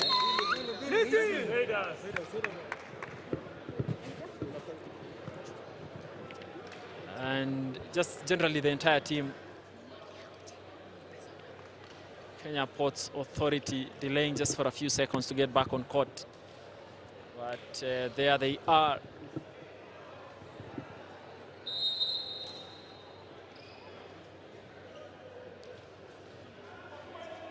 It is Kipchumba again, who goes to serve. It is a jump service, nicely picked by Kibet there. Josephat Karanja goes for the kill. But, and yes, he does. Let's have a look at that again. Sam Juma tried salvaging it, displacing Omolo in the process. Omolo picks that. Bosire, Owala raining in hard. Again, it's picked Collins easily. Muya It's a decides to give it away. Finish. Who will it be? Omolo. Oh, yes, he does. A bit sluggish on that takeoff. Perfect timing, nonetheless. It would have easily been too high for him had it Look delayed at that replay. anymore. Beautiful, beautiful pipe. Very nice swing And by just a curve Dennis at the center of Omolo. the Is Chris Owala with the service again. Well served by Owala. Very nice. Kibet picks it. And a quick 3-ball. And that is very quick attack. Surgical finish there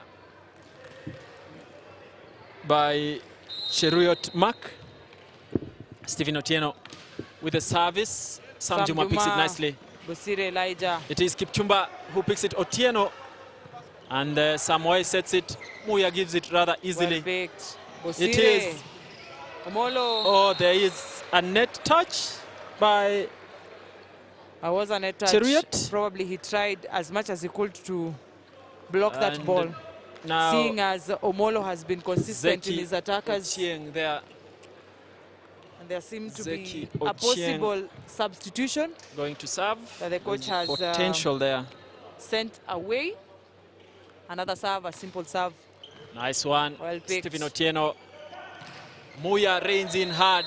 It's on court. And it sort of is just a very free attack there for Collins Muya, who has that very nice jump. Look at that.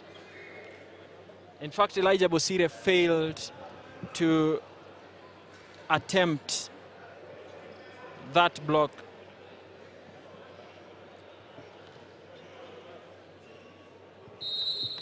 And Ekunoit with the service. Nicely done. Omolo. Bosire.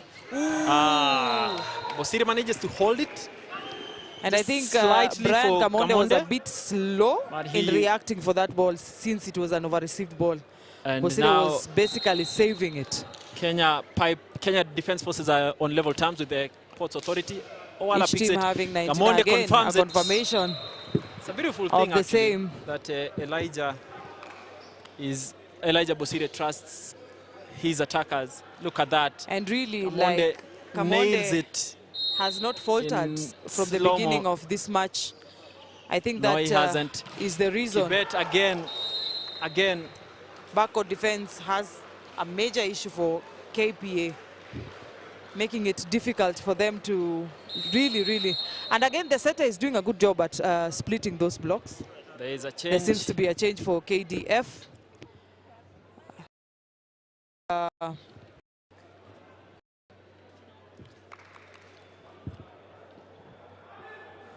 Jersey number 4.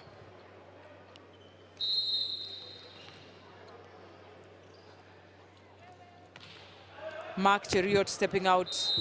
And in he comes serves jersey it number 11, of- Anthony Chimai, who serves it out of court. You can see James Ontere there trying to, he can be a little animated. James Ontere, they are making another change. Another change Kenya for Ports Authority. KPA with number 4, Bitok, Kevin Mita Wesley. stepping out. And Wesley Kibitok stepping in to replace him there. Dennis Omolo with that service. Ekunoit doesn't pick it quite well. And it is Muya who has to give it away as a free ball. How will it be used? It is, of course, Dennis Omolo who goes in for that kill, but goes way too far away from that white line. These gentlemen are on level terms. Collins Muya again. The side court. by Collins. Omolo picks it. Kamonde. Oh, what a nailing. Classic finish by Kamonde. That spot jump, really handy. Chris Owala there encouraging Omolo that it's not yet over,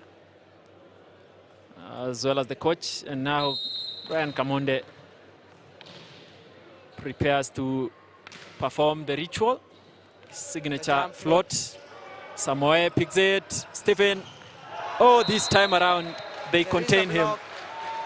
They contain Edward Kibet. Probably there. They figured that his stronghold is the diagonal. So you close the Another diagonal. timeout. Look at that in slow-mo. Have It is Zeki Ochieng who does the job. Zeki Ochieng who does it. And now we get to listen in again to the Kenya Ports Authority coach having a conversation with his side.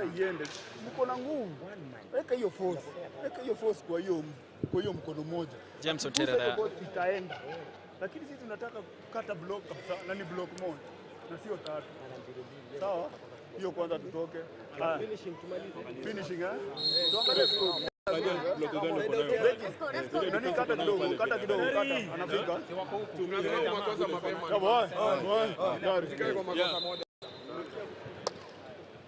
KPA in the lead at 23 against KDF 21.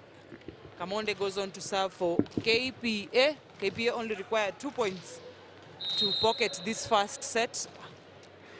Really setting pace for how they're going to move forward onto the next set. Kamonde with that service. Again. Well Otieno, set. Edward. Again, the diagonal position. This time around, Zeki did not get to where he was supposed to be able to perform that defense. Josephat Karanja steps out to be replaced by Wechuli.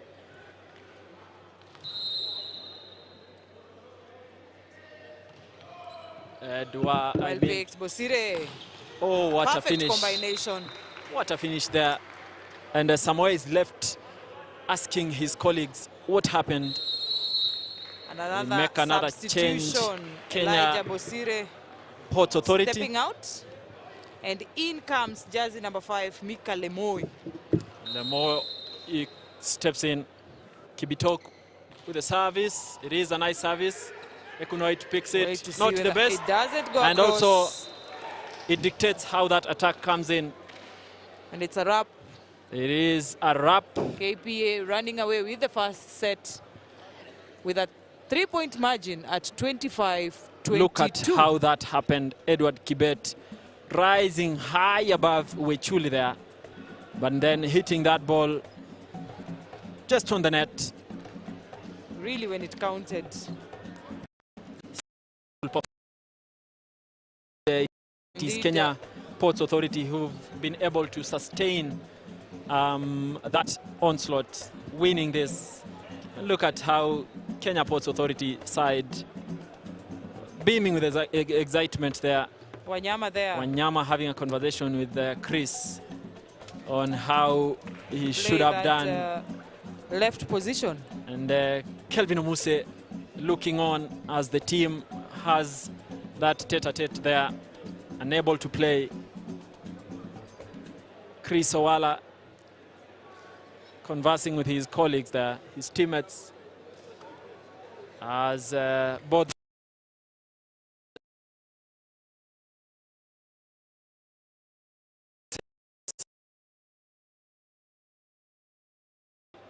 first team to qualify for the finals of this Kenya Pipeline at 50 Cup Championship is Trailblazers. The first men's team. Yes, rather the first men's team. Thank you for that correction. On the women's side, we have... The first one as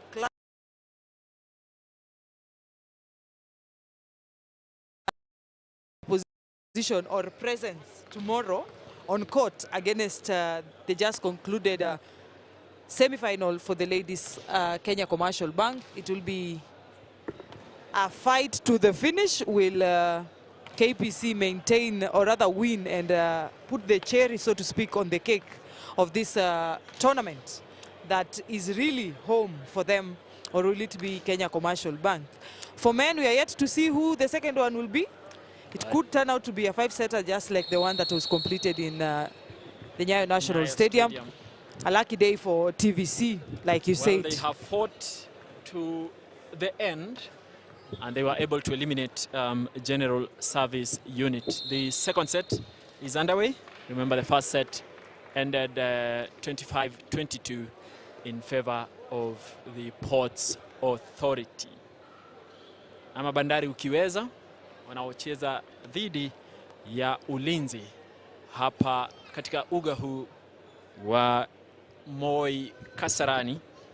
Na tunakuletea mchuano huu moja kwa moja kupitia Homeboys TV channel yako pale kwenye Signet, ama kama unapenda mambo ya kidijitali basi Homeboys TV kwenye mtandao wa YouTube.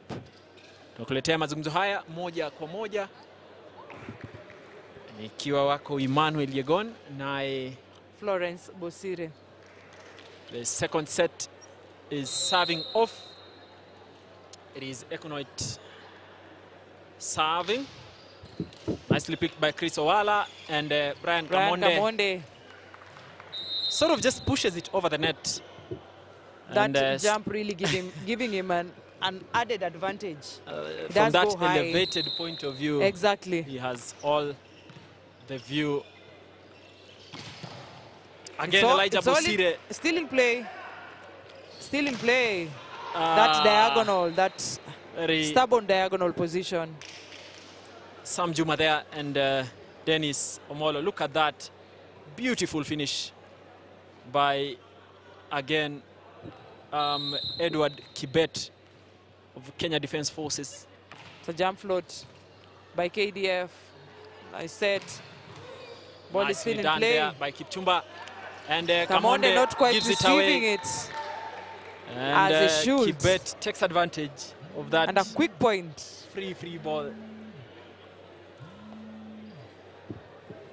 They go to serve. Kenya Defence Forces. Owala with that pick, not the best. Kipchumba that training in hard once again. Stephen Otieno. It's a simple finish. And now simple finish by Ekunoit. Will it Sam be? Juma picks it. Kamonde hits it hard. On seems court. to be a net touch. Oh, there is. Oh, it actually goes out, but there It is does go out of court. a touch on that net. The desperation to block that ball. There we have the replay. Such a powerful jump.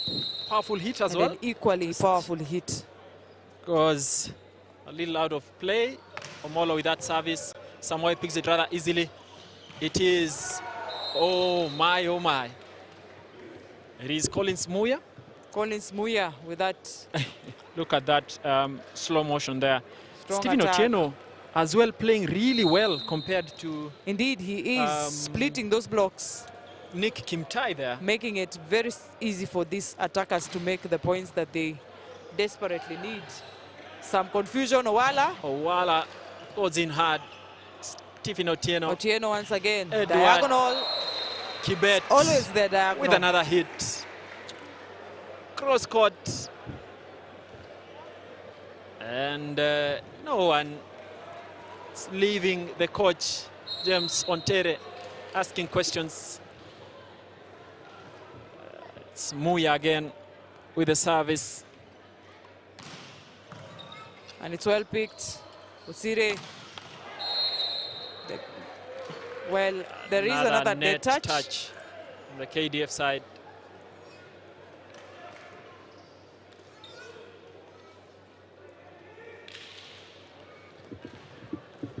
Brian Kamonde goes on to serve.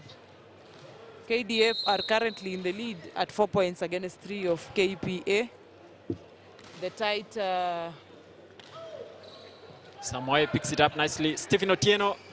It is a solid block. Edward Kibet who is stopped there by Zeki Ochieng and co. Kamonde again.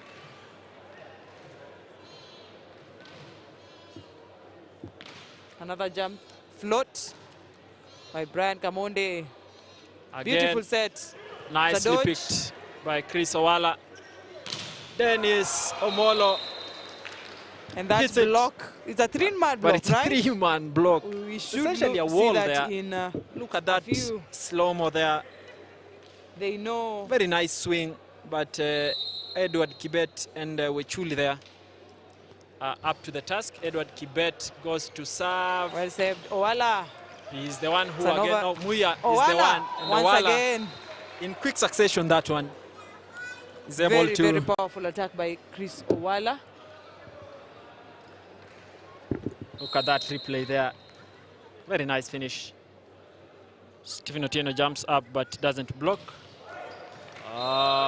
Such a disappointing turn of events make after it. such a beautiful point by Chris Owala. Yes. The service out of court at this point, giving KDF a lead in the for the first time in this set. And another serve on the net. Service error by Wechuli there. Could it be a case of nerves slowly creeping in? Probably. Probably. It's level. And Ontere is having a conversation with Chris Owala there about service. Who we think will be having a jump serve. Whenever those jump serves are effective, they really, really gather a lot of points for KPA. And it's easily picked, easily set. Picks it rather on casually, the net. Edward Kibet. And Collins Muya wasn't able to convert.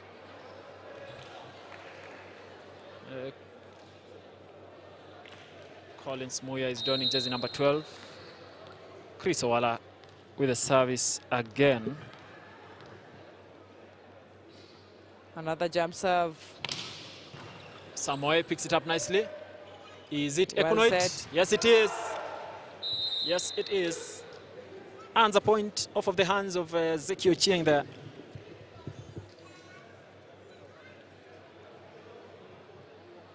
Stephen Otieno goes to serve. Nicely picked by Owala. It is Omolo. Saved by Otieno there. Econoid again. Kipchumba. Back to Dennis Omolo, who manages to finished that off very beautifully. He wears a very nice, bright smile on his face. Look at that slow-mo. Hits that ball in the middle of the hands of Collins Muya. Kipchumba and Awala finishes it. Almost is a free attack. He lands on the floor, but he's finished the job. Chris Awala. Hans Akimbo on coach Aliwa. Zeki again. Ekunoit picks it, goes to finish it, and yes, he does. Such a beautiful finish from Ekunoit there, who, look at that in slow motion. Dennis had it, but Omolo, and it goes out of court, off of the hands of Collins Muya there. Elijah Bosire goes to serve. It's a simple serve. Oh, it was such... goes out of... actually, on the net. That was, the intention was clear, yes. And he actually would have found the receivers on this other end off guard. Seeing that his he has been coach there having a hard conversation with services. him. KDF with a service. Owala picks it, and it is such a monster block by Collins Muya. Very powerful block. Let's have a replay of that in slow-mo to just look at that. The swing is right, just that it's a one-man whoever is block, on the other actually. end of the net. Basically stopping him. Another pick by Owala, and Kamonde Kamonde cementing his presence in the middle there, beating his colleague on the opposite side of the net. Wichuli. Dennis Omolo with the service. Going to be throws a jump it up. serve once again. Oh, it hits that tip. Unfortunately, for KPA, coach. it's still a tightly knit set. The coach there closing his eyes in disbelief. Such a narrow miss. Collins Muya. Jump service as well. I almost thought it was going away. Kipchumba is left alone. Beautiful set by Elijah Bosire there. Considering all the defenders on the other side were looking towards the Chris Owala side. Anticipating that it will be given to him. Brian Kamonde once again with that serve. Edward Kibet hits it beautiful out attack. of court this time around.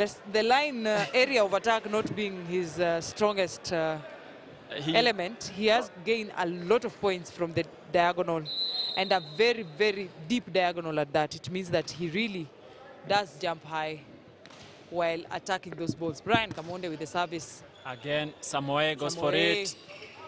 Oh, he did cross is net. able to touch the net in the process of finishing off that ball. Wechuli. It's a timeout. It's a timeout by Kenya Defence Forces. 3-point lead for Kenya Ports Authority. Again, not a position they like to find themselves in, KDF, but here they are. Let's listen in to what Coach Aliwa is going to say. Sonko there serving his team members. Coach Aliwa having a conversation with the lads. What do you speak?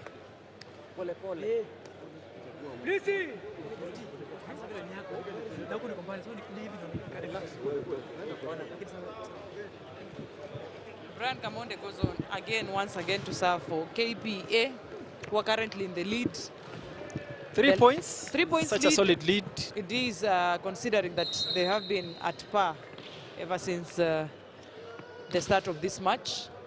Kamonde goes to serve. Samoe picks it. Stephen Otieno. It is the same spot. The diagonal. The diagonal. The strong point is the Brian diagonal. Kamonde wasn't there on time. And Edward Kibet earns that point and goes over to the service court for that essential ritual. Son court. Dennis Omolo. Son court. It Court did of look guard like there. it was flying out of court, but 13-14. A very close avoidable margin. mistake on Very, the part very. of Dennis Omolo, who qualifies for that national team call-up because of his passing duties and accuracy. Indeed, an attribute that is really considered to determine a good left attacker. Yes. You need to be able to have good backcourt defense as well as good reception. It's a Then jump serve Kipchumba with by a jump Kipchumba. serve, nicely picked by Edward Kibet, who follows it up with that beautiful pipe. And That is the slow-mo. You can see the faking that yes, actually, the center blocker did. Really coming up with the blockers. It's almost a challenge there by Kenya Ports. It's out of court. Kipchumba sends it out of court. It's 15-15. They have managed to narrow that gap, or rather close it. Yes. A 3-point lead is really, really such a margin. solid. Wechuli with a service. Owala goes for it. It is It's Owala. going to be Owala, definitely. Oh, yes. Off of the hands of Stephen Otieno there. A lot of power behind that Young ball. man who has been trusted with this huge mandate by Coach Aliwa. Absolutely. Considering there are two other setters. Indeed. I think it's really how the form of a particular player that determines how the team performs. Well Aliwa set. with that service, and this Solid time block. around that Omolo. pipe is stopped. Sam Juma encourages his colleague there. Again, the referee Dennis. making that call. Look at that in slow-mo. Just how Dennis Omolo was able to contain that pipe being played by Edward Kibet, who's really perfected his art, the art of, passing that ball and just following through with that pipe. I think it sets space for the momentum moving forward. You want to receive well. That way, when you're given that ball, you will attack well. Another one from Chris Owala. Another diagonal. And another diagonal hit from the gentleman, Econoit, and the coach, Kenya Ports Authority coach, James Otere, having a conversation with Zeki Ochieng there. Stephen Otieno serves. Not the best of receptions. Not the best of sets either. And Stephen Otieno, Econoit again, but this time around, saving the day. a literally. one-man block. He does save the day. There was no stopping that attack. Wow. Several parts on the back for Zeki Ochieng. Look at that in slow-mo. Just one man. He just took a risk and went for it. Took a risk. You can see the frustration. On the face of Econoit, he serves Zeki. Nicely picked by Econoit himself again. Oh, he's able to finish it off. Chariot. There was no one on the backcourt to pick it. And he goes on And, to serve. Econoit goes to serve. Well picked by Owala. Kamonde again, hits it seems squarely to be on the net. A really low set. Dennis Omolo cringes on the other side of court, almost as if to say, I was just right here, man. I can imagine, but again, you want to break that anticipation by the opponent. Econoit with a net serve. The head coach really, really frustrated by that mistake. I don't think he actually saw it because he was having he a did not conversation see with it. I think he would have had his head. with Chuli there. Bosire goes on to serve. Bosire with that service. Edward Kibet, and because of that poor Faulty passing reception, there, yes. it affected every other thing that followed there. 20-point mark. 20. Elijah Bosire with the service that he's wanted to make. Oh, it is still in play. Now it is the libero. Set. Muya, Well nicely done. picked there. Oh, it is Omolo, Omolo. who finishes it. There is quite Inside. some knock there. Just There was no communication. Just There a seems slight to injury be there Contact by between Kipchumba Kevin. Sam Juma also And they are seeming to sort be... of delaying. There is such an... I think there was a knock between the two There players. was both attempted Sam to Juma go for that and, block, that dodge, yeah? and Kipchumba. Hoping we hope that it it's is nothing not serious. But that is the effort that you put in for the team. You fight to the end. Yes, they have made another change. Kenya Defence Forces, resting Stephen Otieno from the setting department and bringing in Nick Kimtai. Not sure whether that call is really a smart one. At this point in time, I don't think it is the best. Nonetheless, it has been done. Kipchumba seems to be okay. He was thinking of, he thought he could still continue. And there seems to be another But change. they are making the change because of that knock. And Kibitok comes Really back giving him time on to court. Elijah settle Bosire. down. And a serve on the net. He was by a Elijah little bit Bosire. quick I think with that service. that the coach is asking why. Whatever happened really made him lose his momentum in the service. Making And, another change, Kenya Defence Forces bringing back Josephat Karanja to replace Wichuli. And they go back to serve. KDF, nicely picked by Ezekiel Cheng. Who is it going to be? Dennis Omolo. Still playable? Oh, it was still playable. I think he gave up too quick. But he gave up too quickly. It's 22 KPA. 19. KDF 19. Cheruyot Mark there would have made a run for it. He would, and definitely would have gotten to that ball. I think he just gave up too early. Omolo there with the service is going to be a jump serve. It's a float, actually. You asked me. Ekunoit. Oh, that is a straight hit. Straight down the line. Straight down the line. All referees think that, look at that in slow-mo. We'll also be able to determine whether he hit it on court. It actually is on court. I think they're so used to him hitting in the diagonal. Muya with that service, nicely picked, Well picked by Sam Juma.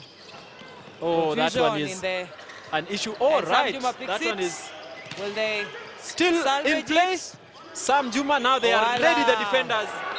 And Owala beats them all. And he points to his service. Let's look at that in slow-mo. Such Chris a Owala wonderful display. beating Josephat Karanja there. Above his blocks, actually. And Ekunoit on the backcourt could not do anything. It's 23 KPA, 20 KDF. Brian Monde with that service. This Another time diagonal, around, this time round, Edward. it was blocked. Another Oh, block. again. Then a net Oh, there is a touch. net touch from Zeki.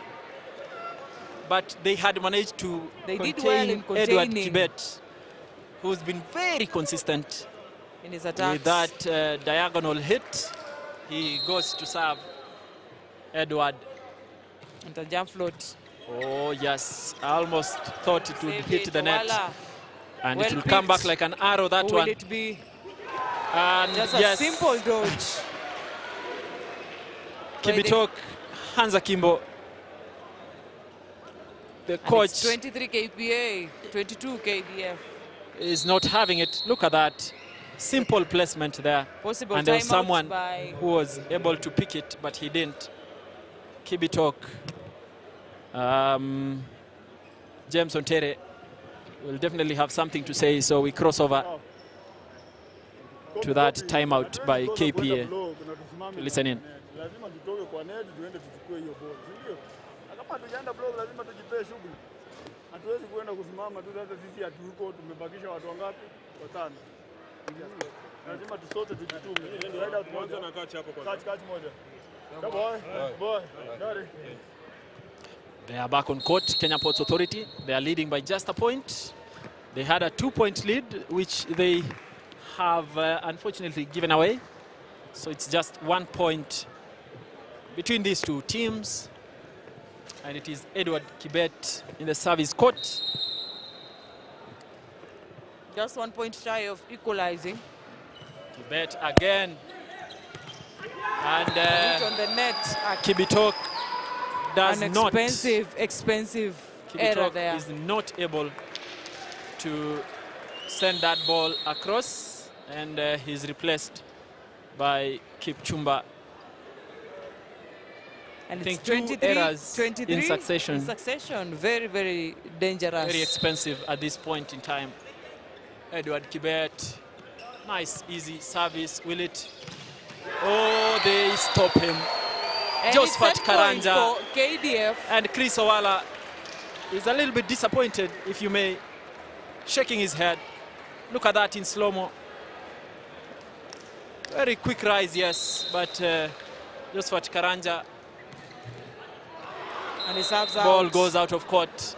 Another very expensive error. point given. Especially at this Owala point in the set. Having a conversation. They are making another change, KPA. Elijah Bosire steps out. Jeffrey Jeff steps in. Probably the coach trying to solidify the block. Defense tactic. Nicely Will it be? Oh, it is in play. Still in play. Ah, nice attempt by Dennis Omolo there. I think he slipped just a bit. He did. In the process of retrieving that. Look at that in slow-mo. Well, the responsibility Ekunoit lies training in hard. Nicely served, nicely picked by Dennis Omolo. It is Owala. It is still in play. Oh, there is a net touch. There is a net touch. Unfortunate. And really unfortunate. There is quite some disagreement there. You can see the coach wondering what happened there. But the first referee has made the call. And the point quite a bit of going to disagreement, and Samoei, the libero. Coach Aliwa is not having it. Well, there's a consultation between the two referees. Asking the tough questions. Wanting to know first what and second exactly referees happened. there. Coach Aliwa pacing up and down, because that is a very crucial point. It really is a crucial point of the game. Look at what happened. It is foreseeing common ruling, who seems to have landed on this side of the court. Did he? Yes, it is a common ball, but again, Coach Aliwa is not having it. Disappointed look on his face. And again, the pressure that is it's 25 in this match. You cannot afford to concede any point, let alone lose one. James Ontere asking his captain to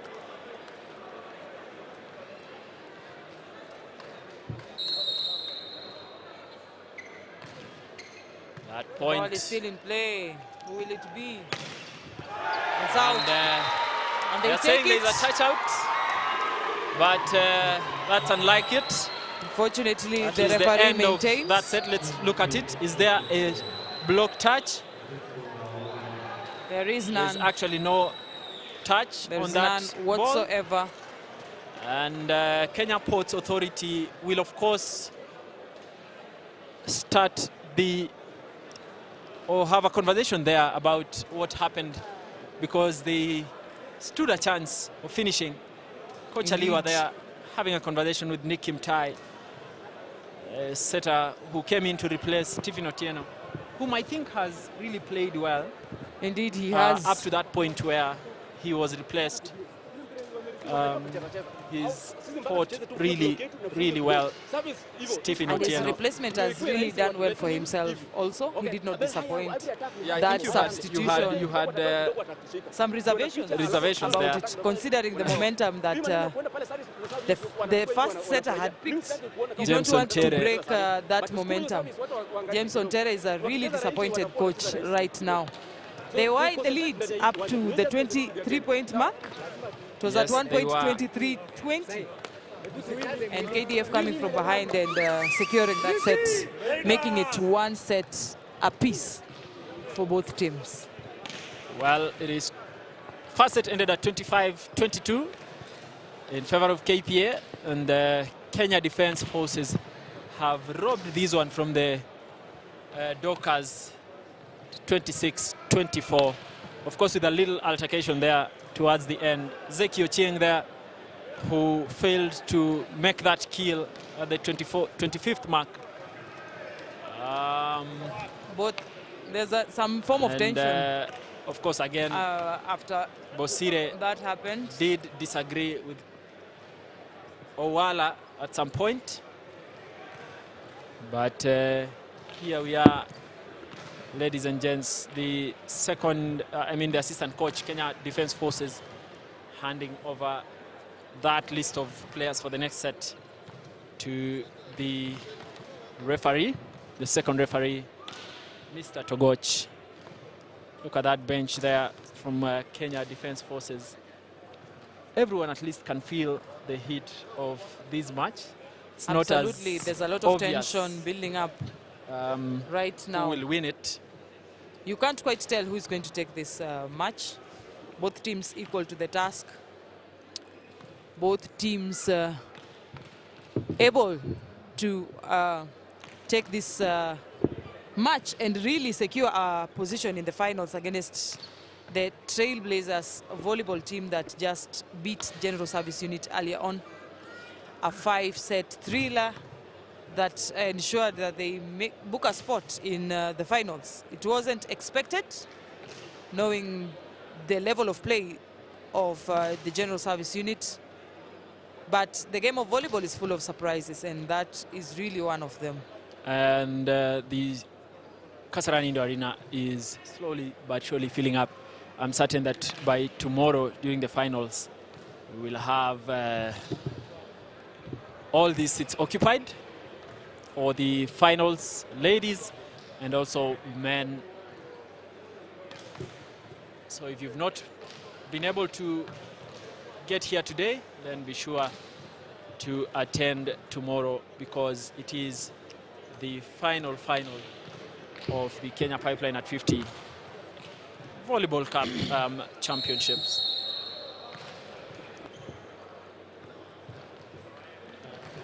And slowly getting back into the start of the third set. Some consultation there. We have the players from Kenya Prisons, Nairobi Prisons and Kenya Commercial Bank having a chat. Elisha Aliwa having a chat with the players, telling them, or rather instructing them on what to do as they advance in to the third set. Remember that this is the third set of the last semi-final for this Kenya Pipeline at 50 Cup Championship. KPA facing it off with KDF. KPA taking the first set 25-22, KDF taking the just concluded set 26-24. Coach Aliwa at least can afford to wear a smile on his face. Indeed.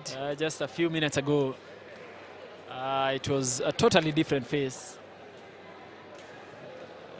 Elijah Bosire having a conversation with Owala there, who feels like they had a chance of course winning that set. Every mistake in that set really came to bite them, because they happened at a very technical point, or crucial point, I should say, of that set. Elijah Bosire serving.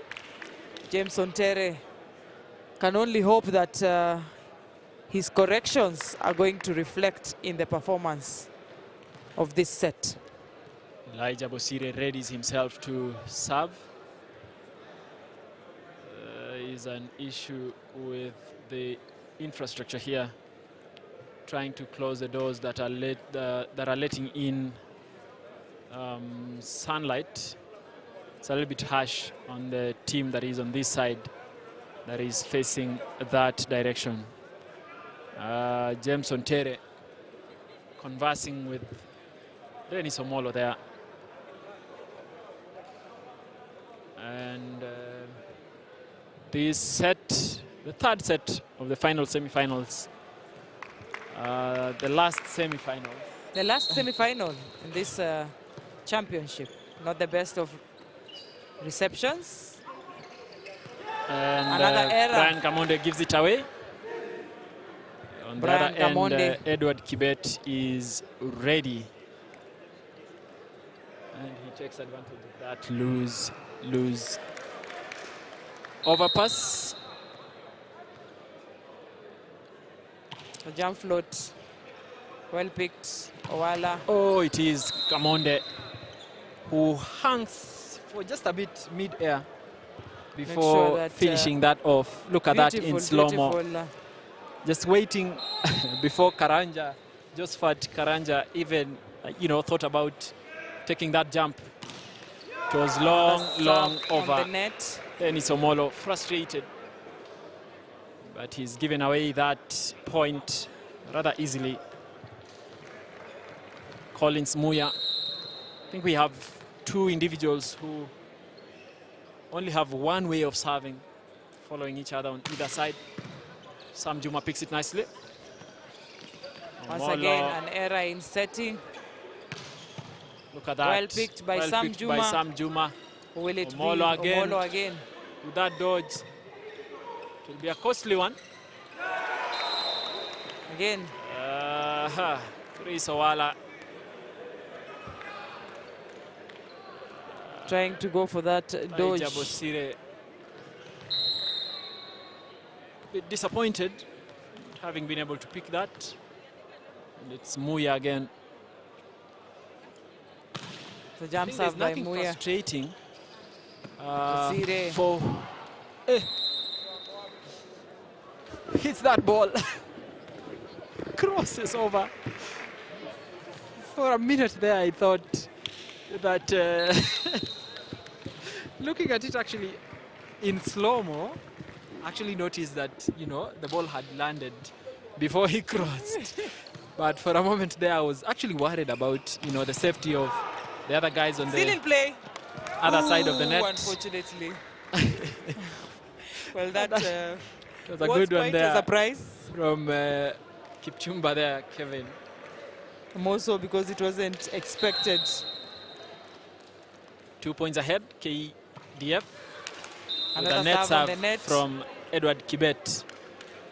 I hope it does not come back to bite at the tail end of this set. So going to be another jump serve. Chumba just decides to spin it a bit. Ekunoit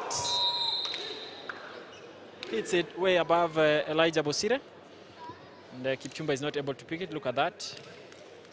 In fact, just right after, where Elijah Bosire's block ends. Owala. It's a block out. Passes it and swings it in. So much similarity in how Owala plays compared to how Omolo plays. Yep. So much momentum, so much effort. I think he has more power. He does have more power. On his attacks, even on his services. Oh, that was such a beautiful block from the trio. I think Zeki again is involved. The rebounds from that hits the libero Samoe and goes off court. Chris Owala again, taking his team to level terms. The jump serve. Another nice one. Strong jump serve. Samoe picks it up, straight up.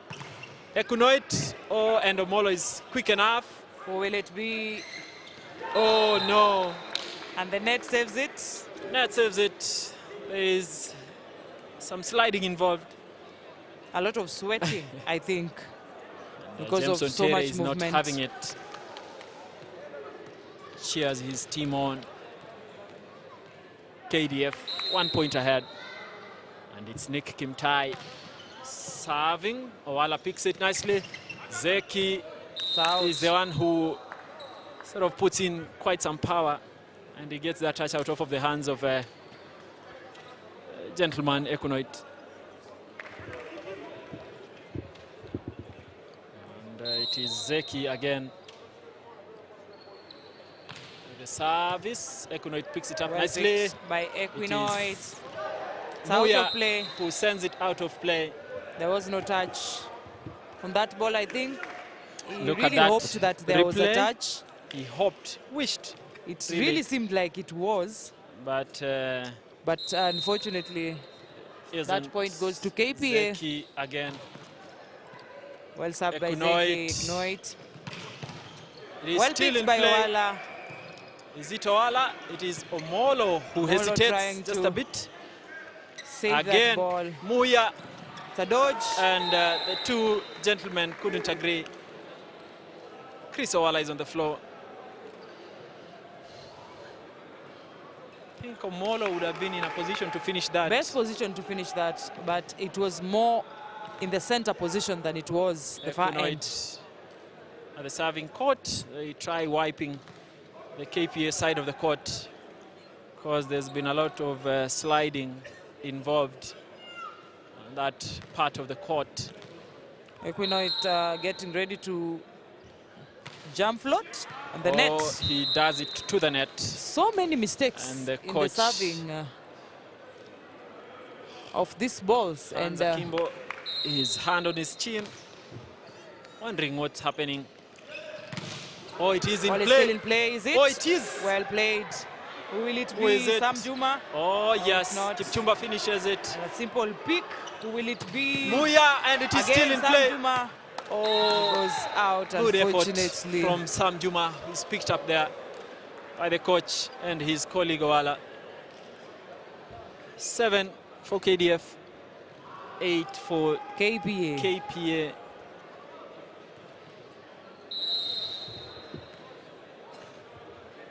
Service to KDF.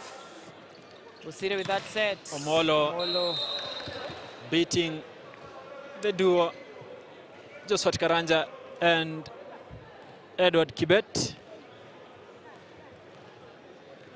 Chariot Mark walks away. He's having a conversation with his friends. Omolo. Well jump serve. I think is an issue with the scoring. And that is such a beautiful, beautiful block. Holding Edward Kibet. Look at that in slow-mo. It's like hitting the ball into a human wall. That is what Brian Kamonde is for his team. There is a correction in the scoring. It's 10-8. Omolo gives it away as smoothly. It is Muya who hits it hard.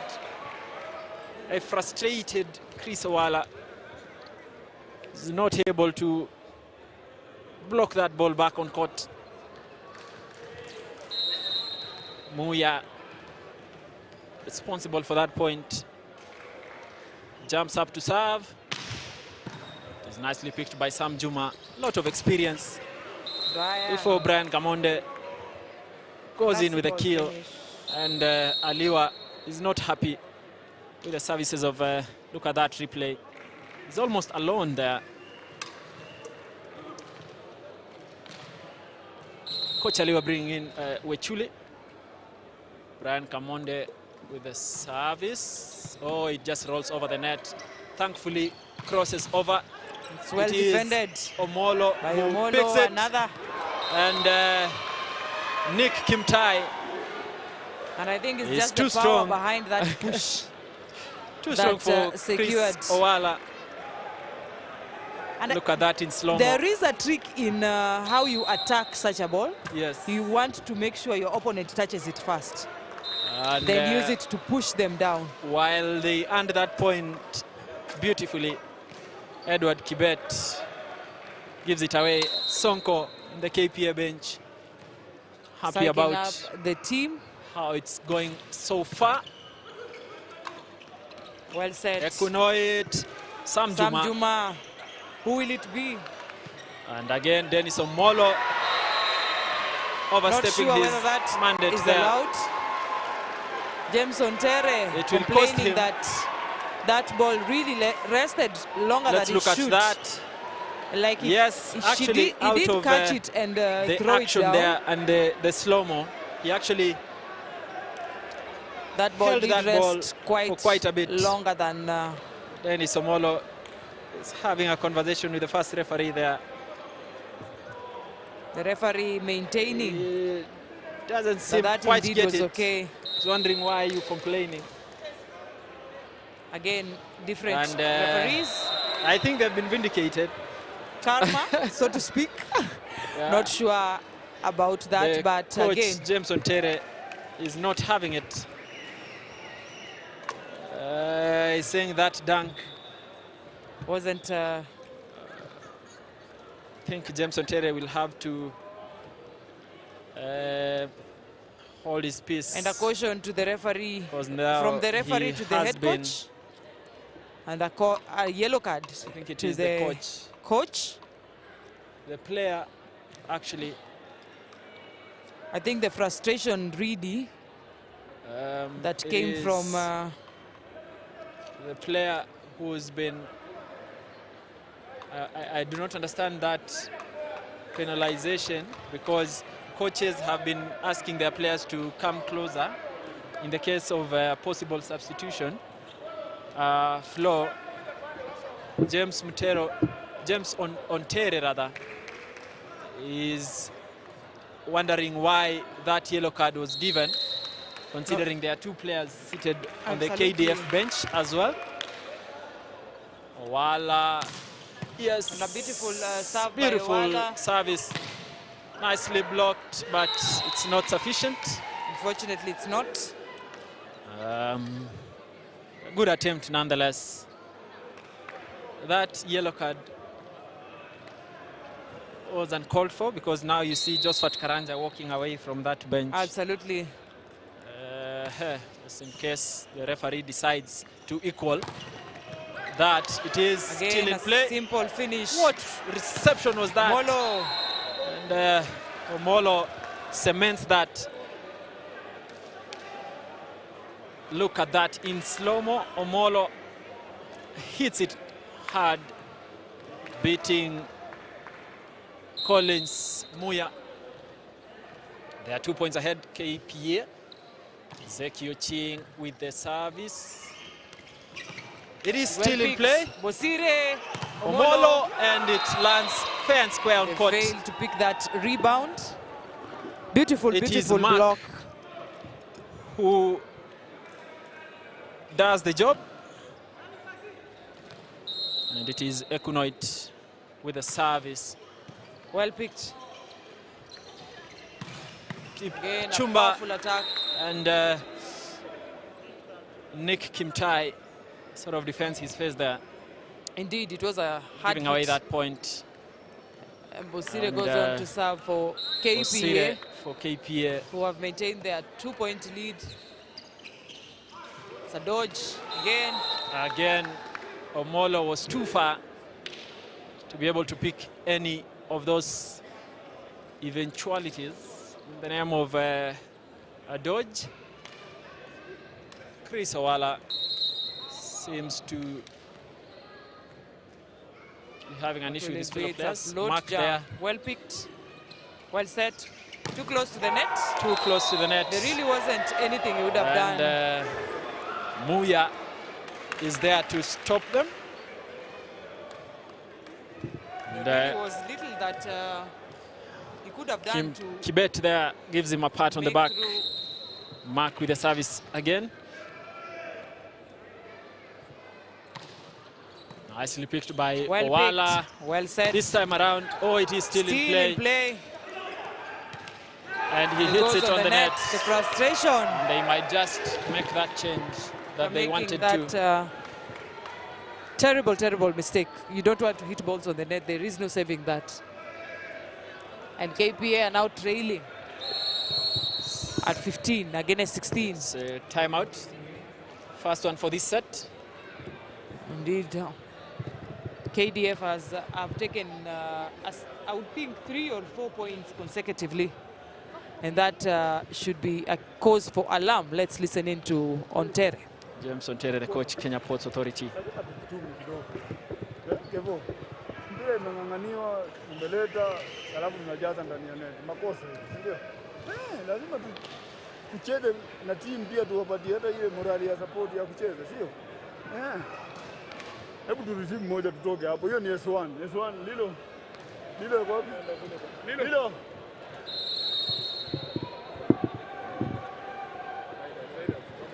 Sumeda time utusaidia hapa. Hebu tukate mpira na mali tunazati yako sana. Unajua kitu mimi nataka at least unaona kusaidia nani weka juu because mimi ni jam setter niweza hata kusukuma hiyo mpira hivi. Haya sawa. Unajua inaninyima hiyo option ya kutoka. And we are back with a continuation of the third set, with KDF leading at 16 against 15 of Kenya Ports Authority. Coach Aliwa pacing up and down. Mark with that service. Chris. And Nick Kimtai there trying to salvage what Kibet and Wechuli were not able to. Molo goes to serve. It's level here to the Kasarani Indoor Arena. Not the strongest not quite. Service. Look there at that. We have it. Another super diagonal. Monday again. By it's that diagonal one. Looks like Wanyama is getting ready. Collins Muya.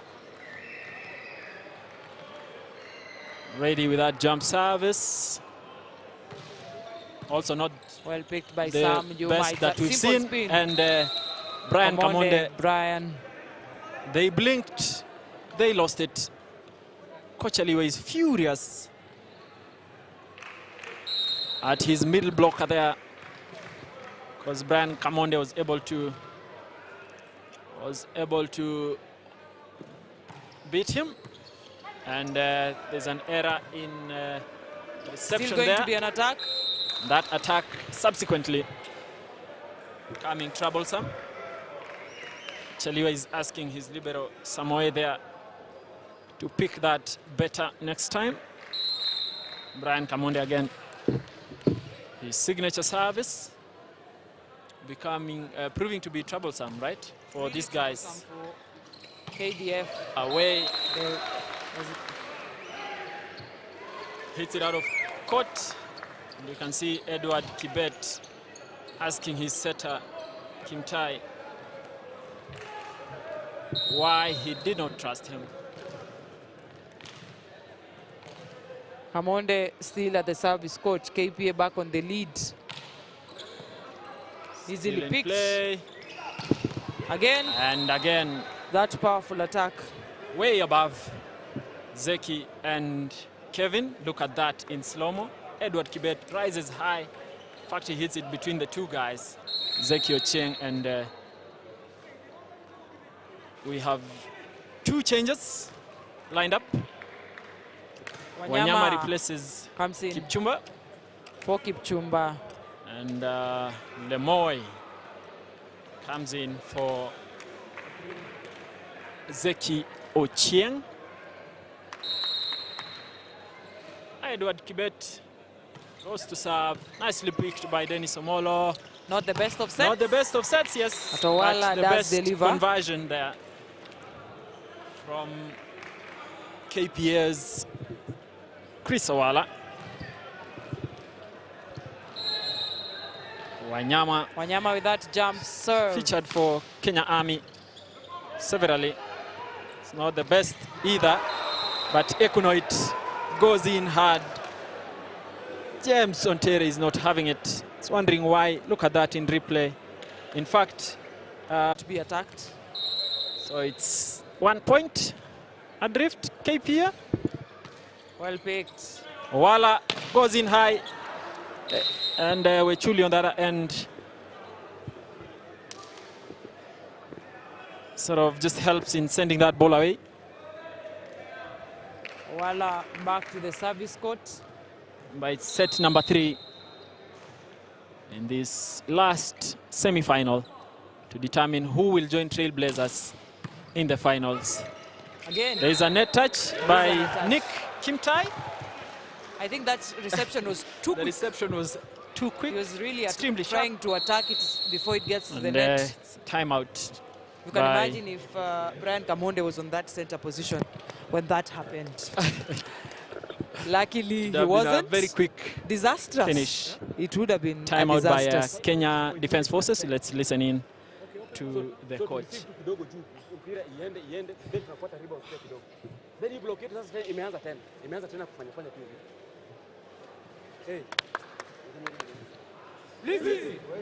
Coach Aliwa has a different face now. He was smiling in the beginning. He was smiling at the beginning of this set. Whether he'll maintain that smile. But the margins are Ontere not as so well bad. is wearing that stern look as he converses there with the assistant coach.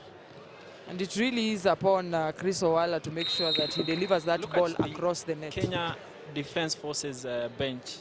There are 3 players and there's no yellow card being issued. Again, you wonder it only goes to what show happened that there. Oh, that is a beautiful block. One-man block against Mark there by Lemoy of KPA. Are we getting a slow-mo for that? Hopefully so. It's a beautiful point. Getting is it a 3-man block? Not sure about it. Double change there. Nick Kimtai steps out. He's replaced on court by Kimtai Elvis. And then Stephen Otieno comes in to replace Collins Muya. Chris Owala still at the service. Scott 2 points shy. And a good serve. Thankfully so. Not the best pick again. Out of play. Was way out of court thanks to and the set point mark there, for KPA. Who expresses his frustration. The timeout. Face in his hand. Coach Aliwa the end of seems to the have second set really looked promising. Actually, the timeouts are over. If you may. That is the last one for. Or is it the last one? For KDF, yes. No, they are supposed to actually go back on court because the timeouts are over. Both teams, it wasn't. Timeouts are over. And it goes to show how. I think also as far as officiating is concerned, the team, Kenya Defense Forces, have been penalized. It's a yellow card. For asking for that timeout. And again, why would the referee come to think of it, offered it if indeed they knew that they were over? Again, it leaves a lot to be desired about. I think one of the comments that had been made by the coach, Kenya Prisons, was that there is an issue with the officiation of this tournament. We've just seen that in play. Chris Owala, will he deliver this set to Kenya Ports Authority? It is a beautiful. And Dennis Omolo finishes it up. 25-19. It's the lowest we've seen. Indeed, it is so the far. lowest we've seen. But ladies and gentlemen, that is the end of the second set. The third set. And it has gone to KPA. So KPA have 2 sets. KDF 1. Set scores 25-22 for the first set, 26-24 second set, and 25-19 for the third set. Well, we wait to see whether KDF will pick this set. In that case, it will be a case of one side of the court being the lucky side and the other side being not so lucky.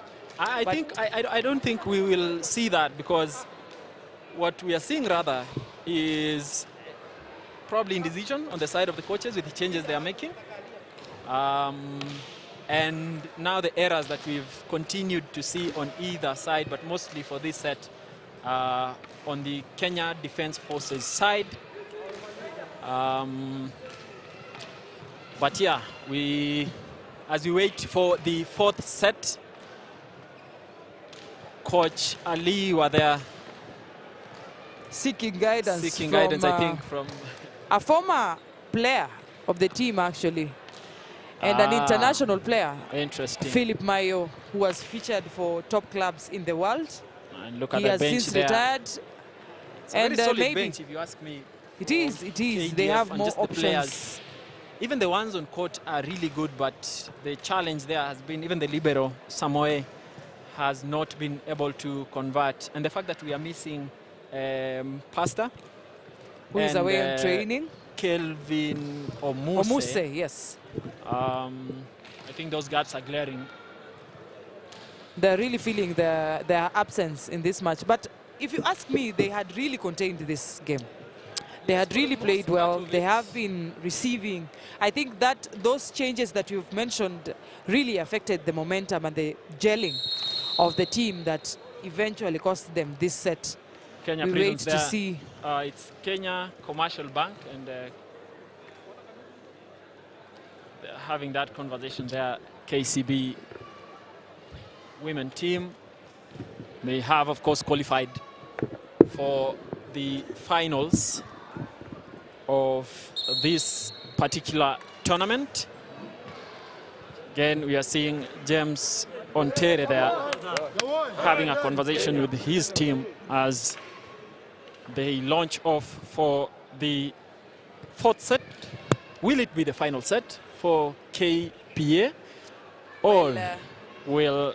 Considering the comebacks that we've been experiencing here, we are yet to see, or rather, let's leave it to Yes, fate. This will be decided over that white tape in the middle there.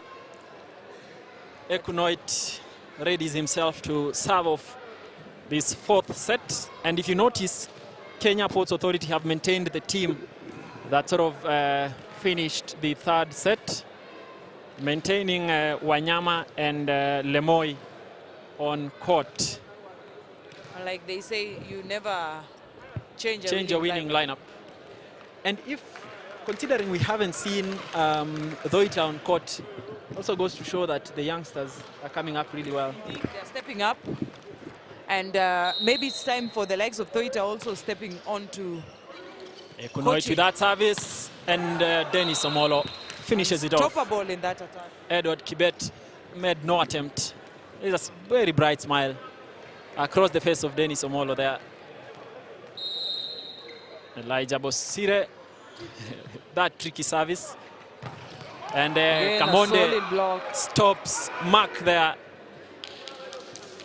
A solid block. A solid block by Kamonde I think there. One of the reasons why, actually the main reason why he is called up in the national team. Ekunoit picks it. And is there an issue there? Yes, there is. Dennis Omolo went to prevent that hit along the line, leaving the diagonal open for Edward Kibet to take advantage of. Mark serves it. Chris Owala picks it. Goes in rather... Well, what happened there? They were expecting that there was a touch on or that even one. A net touch. Because actually funny because in every sense of the word, I don't think he actually hit it well. I think it sort of hit his fingers or something because of the way that ball was flying. That ball was set, yes. Elvis Kimtai, donning jersey number 15 for Kenya Ports Authority.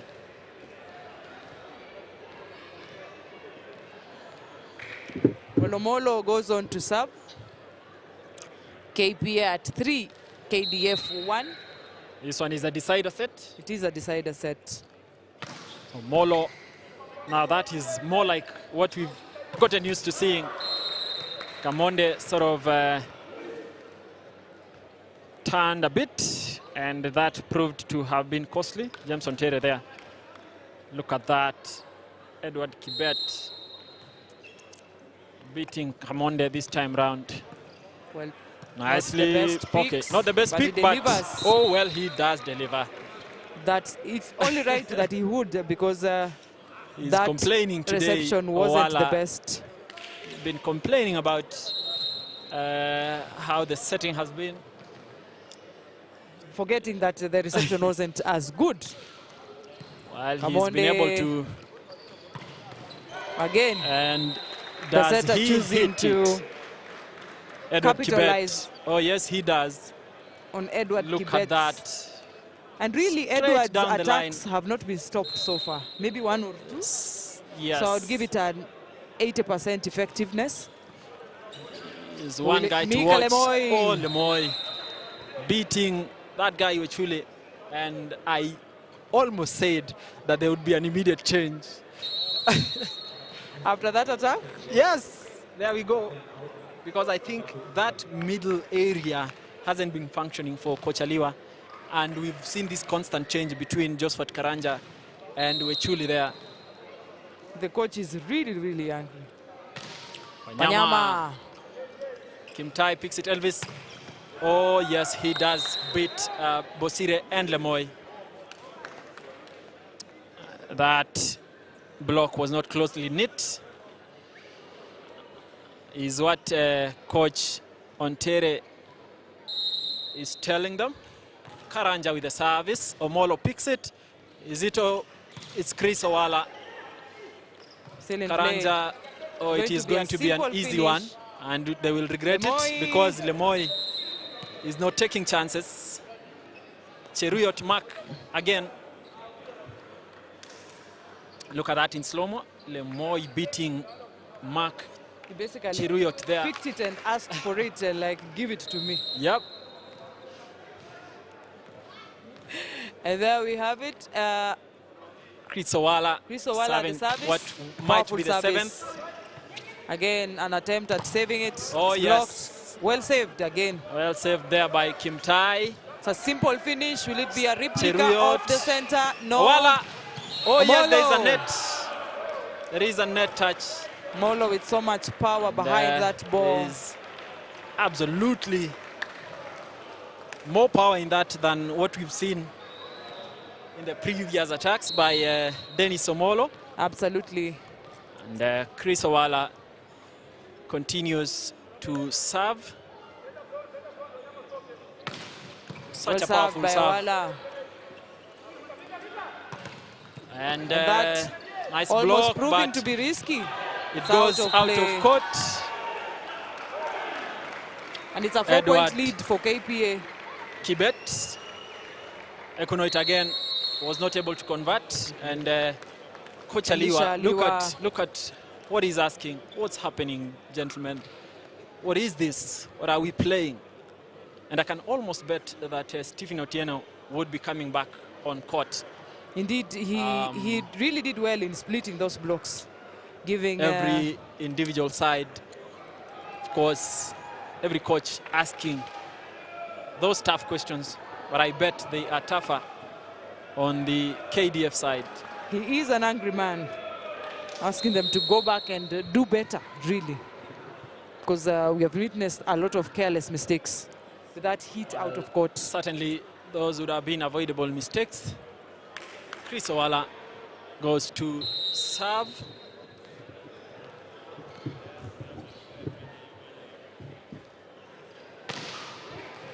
And that ball goes out of court. Serve is there by Chris Owala.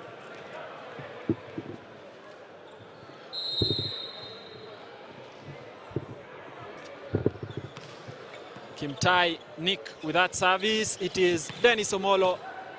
Are they able to retrieve it? No. Well, at least they are not able to. There's no injury there, but they go way off court to be able to.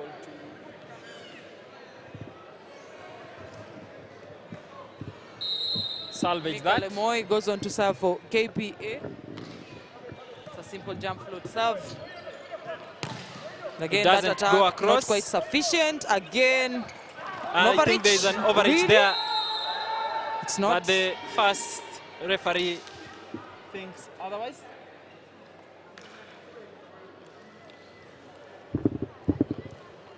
And 3 there seems points to be between the two another teams. change looming.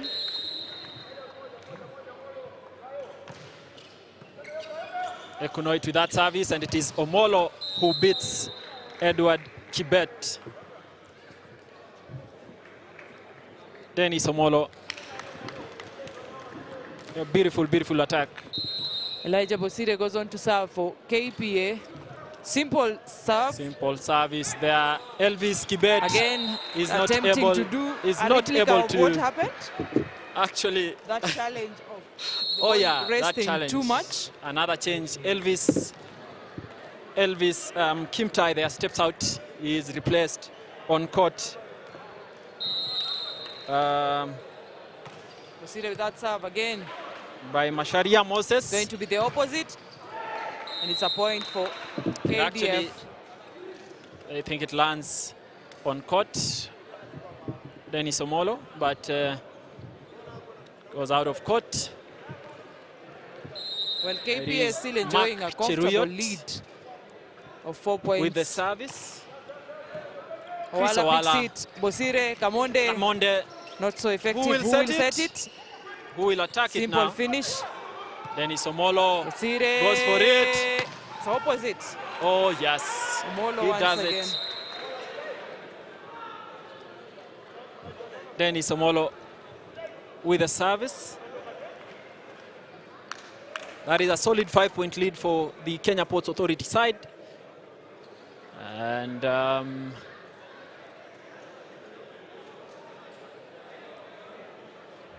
Dennis Omolo is having a conversation with his coach.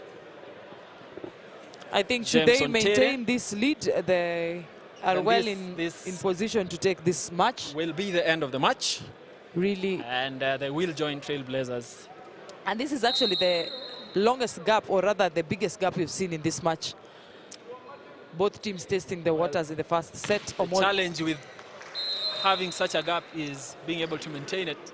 Yes, because like you're we have seen constantly it, it's 1 point less now because of that service out of court. A simple float serve. Edward, and it's not picked, not the best pick for Chris Owala, who again sends it out flying. Now he will not have a point of complaining. Definitely won't.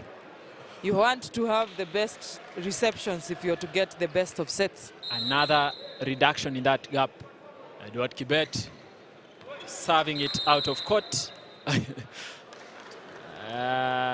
Kenya Ports Authority coach- was rather worried that it might be on court due to the coach speed there of that service. almost asking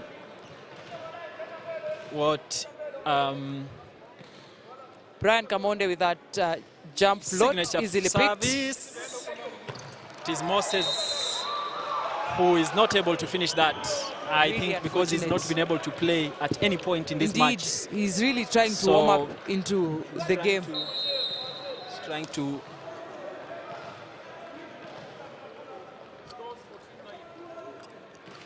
And it's still Kamonde at the service area. somewhere again, not able to Well be set. Again, that doesn't ball cross. does not cross. According to the referee, Ball I'm does not seeing cross it. the net. Ooh, Exactly. goes to KPA. The referee confirms that it sort of hits outside of that antenna. And it's 59 in favor of KPA. The coach. Brian Kamonde again. Another signature service. Samuel Well picks picked. it. And Again. Josephat Karanja finishes it off, catching Dennis Omolo off guard. The referee Calling the libero, who is also the playing captain. Really wanting to. They're having a conversation there, Samoe and the first referee. There's a lot of emotions in this match. Understandably so. It is Kinyanjui there, expected. Moses being dared to perform that jump serve. He does a spin. Bosire, Owala, Samoe. Samoe does well to retrieve. And Omolo is too slow. It's too slow to pick it. Back to down to 4 scores. Down to 4 scores, formerly 6 scores. See how they are able to, if they are able to catch up. Bridge that gap. Really will boost their morale. Moses again. This time around he's able to receive it well. There's a net touch. And Ekunoit lands fair and square on the net. It only goes to show that if Omolo has hit that ball on the line, it would have easily been blocked. He would have actually landed before the ball. That was how effective that block would have been. They are going for another jump service. I think James Ontere is having a conversation with him. Wanyama with that service. Yes, it is on court. Well Samoy picks it nicely. It is still in play. Who is Sam it? Juma. Wanyama. Omolo. Oh, yes. He it's well hits picked it nice. again. Who will it be? Ekunoit. The best of Nicely picked by Sam Juma. Wanyama again. Wanyama. Oh, yes, he does. Beautiful hit by Wanyama. And the first in the backcourt area. Moses Kinyanjui could not pick it up. Will there be a change? There seems maybe not. To be a timeout. The change is a timeout. Coach Aliwa, his face in his hand.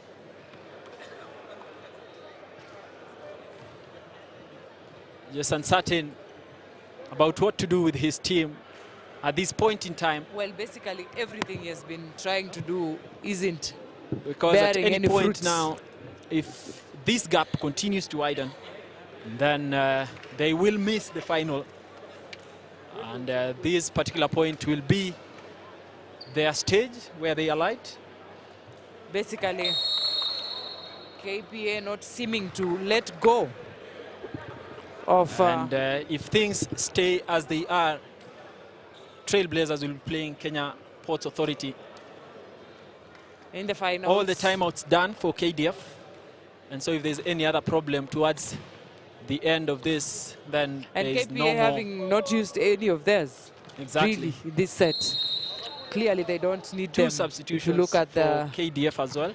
Wanyama subs it out. Serves it out of court. I think it's a good thing that he's now playing for KPA, and I hope it's not just for this tournament. He has signed with them in this season. That is nice. So you're not seeing them Owala. going anywhere. There's a net touch once again. There's a net touch again by Ekunoit. And you really don't want such mistakes. Coach Aliwa in this level of the match is obviously disappointed by the performance of his team. Voila, it goes out. Goes out of play. KPA still I in thought the it lead. was 17-11. I think that additional point gave them 18. Should be 18-12. And with that additional point to the serve outside, should be 13. Oh, yeah. Okay. 18-13, 5-point lead. 5 points there in favor. 5-point lead for Kenya Ports. Nick Kimtai. Oh, they have made a change again to bring in Doita. I thought they would have brought in someone who's played a bit. I think we are just seeing a similarity experience with what happened with Moses Kinyanjui. He hasn't played anything. And the server seems to understand that. And Molo is stopped. They are going to get him back on court. Now it's 3 points. 3-point lead.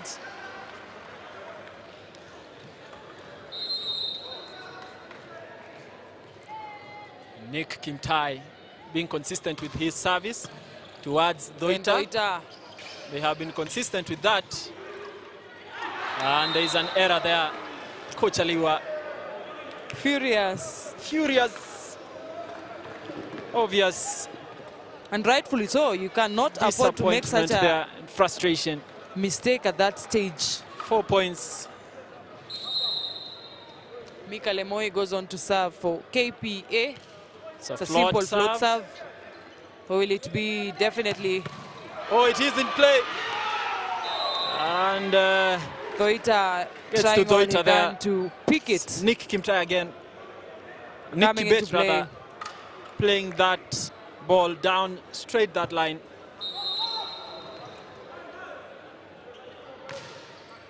Doita again.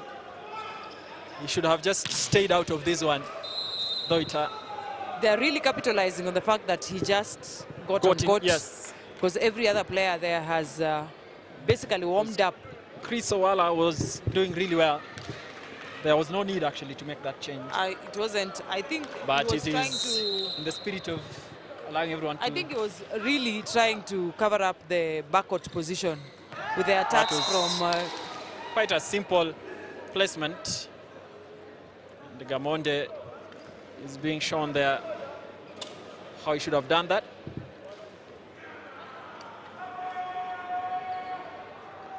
Another change. Making another change. Probably Kenya bringing on Defence Forces. Mark Cheruiyot stepping out.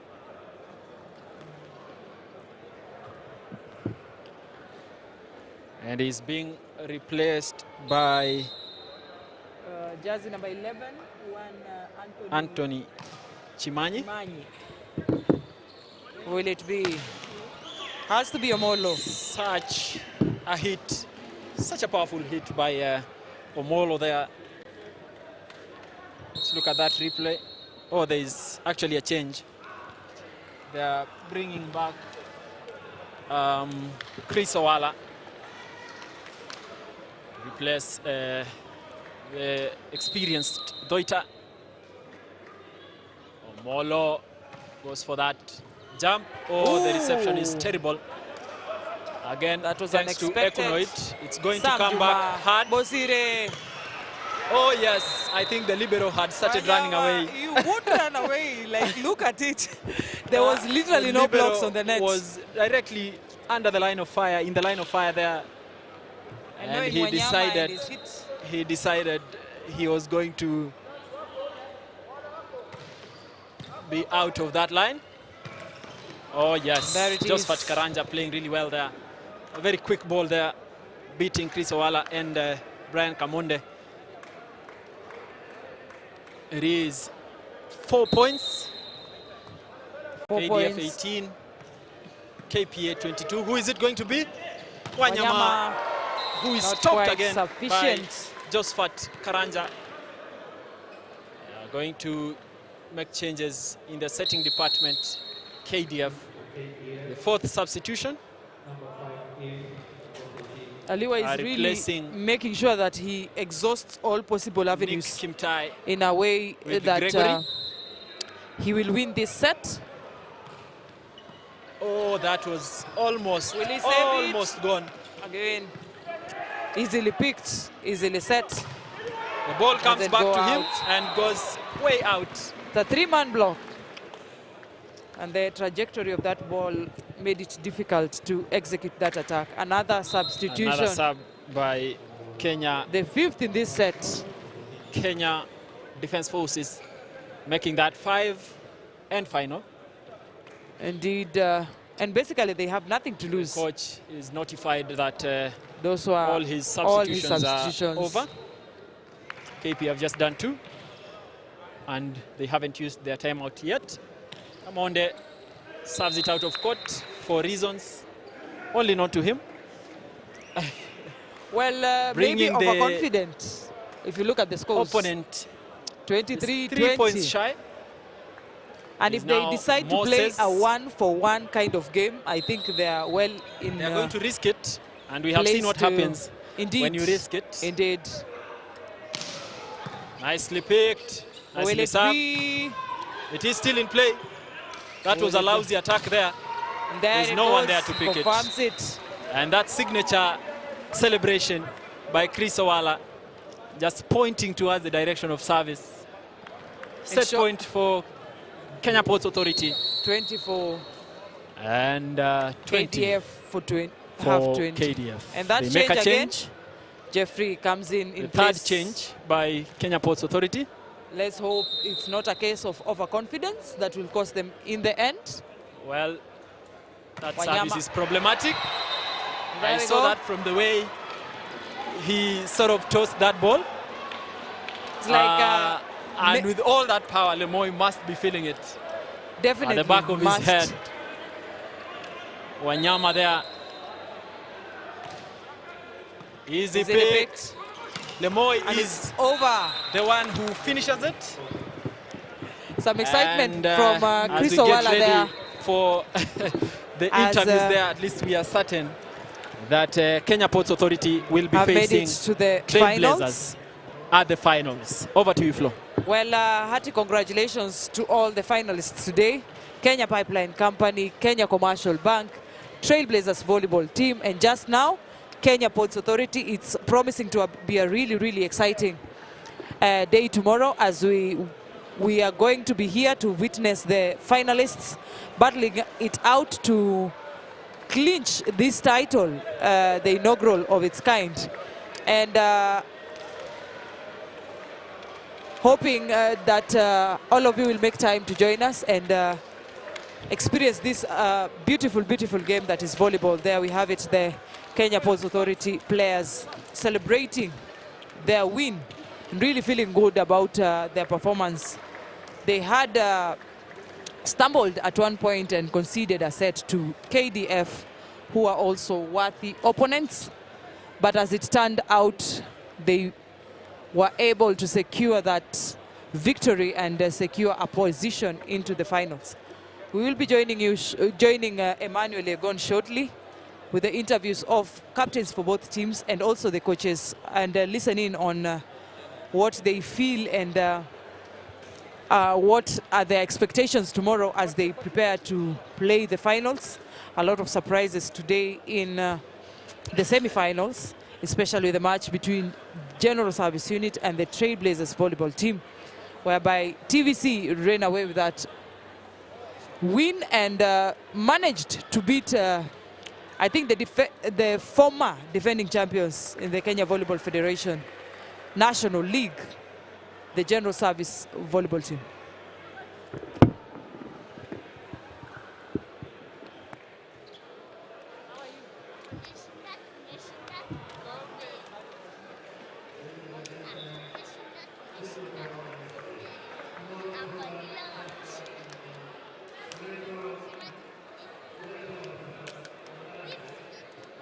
Hatuna interviews bado hawajaletwa.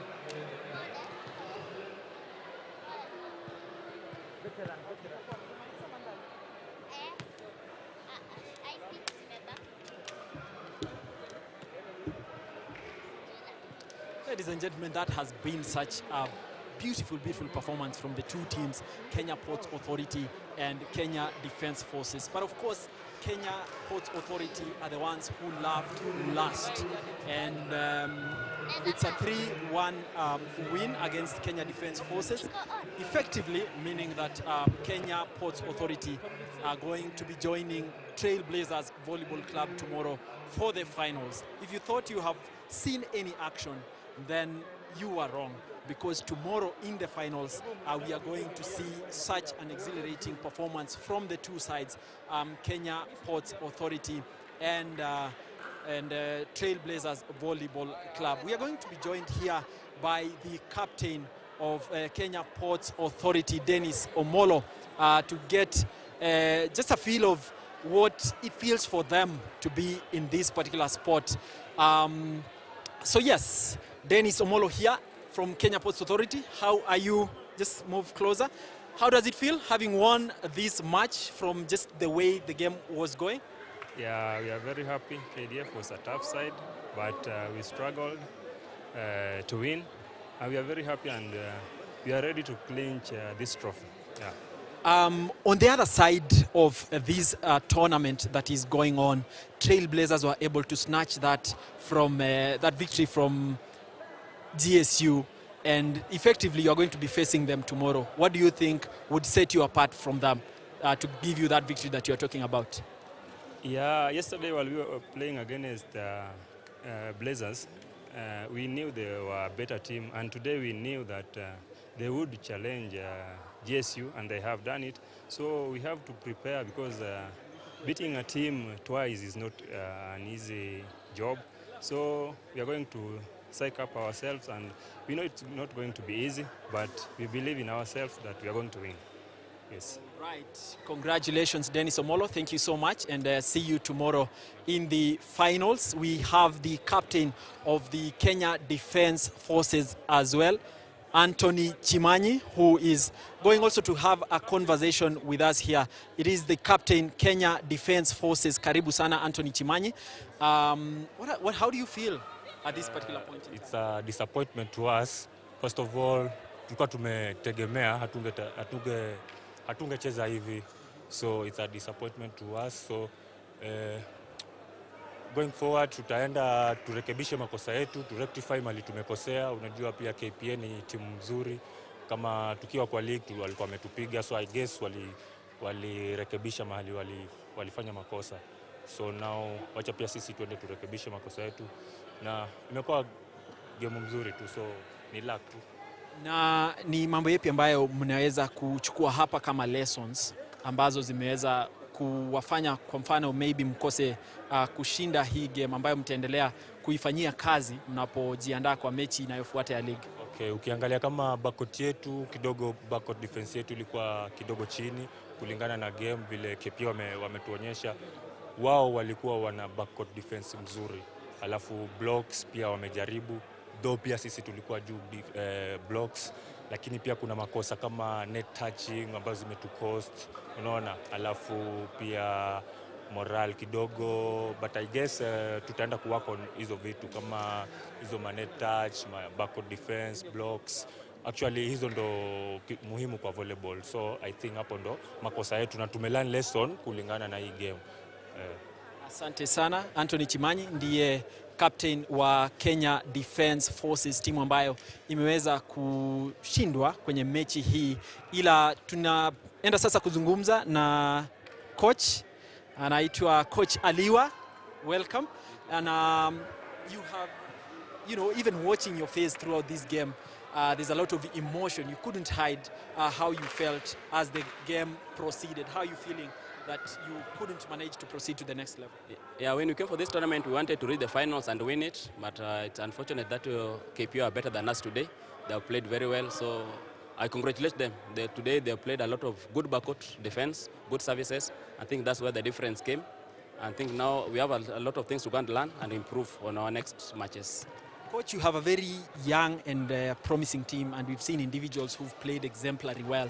What are these things that you would call lessons for you that you are going to take forward and implement as you prepare for the next league leg? You find we serve very well. Now when the chance ball of the easy ball come to our side, we don't have the composure to execute our attack very well. So that composure is what we're going to improve on, being that some of them are still very young players, so they still have that confidence to play very well. So we are trying to instill on them how to play the backward defense more so. Our backward defense, when we play backward defense, we are very fast in doing in executing it. So we need to know how to do our things simpler and easier. Thank you very much, Coach, and all the best in your future endeavors. Asante sana. That is Coach Aliwa talking about, the shortfalls ambazo timu yake ilikuwa nayo katika kucheza huu mchezo, na tunakwenda pia kuweza kufanya mazungumzo na kocha wa timu ya Bandari, timu ya Kenya Ports Authority ambayo ndio imeweza kushinda semi-finali hii, na wataweza kukutana na Trailblazers kesho. Anaitwa James Ontere rather. Congratulations, Mwanzo, for winning this. How do you feel? I'm really impressed with my boys, the way they played. That all came about because of the organization, that is Kenya Ports Authority.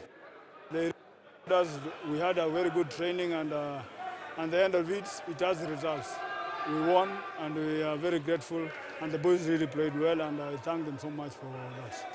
So, Coach, you are going to meet a team that you played yesterday, Trailblazers Volleyball Club, who've been able to, clinch victory off of General Service Unit. What are you going to do differently tomorrow, considering that they've gotten to the finals? They are not going to, give it away easily.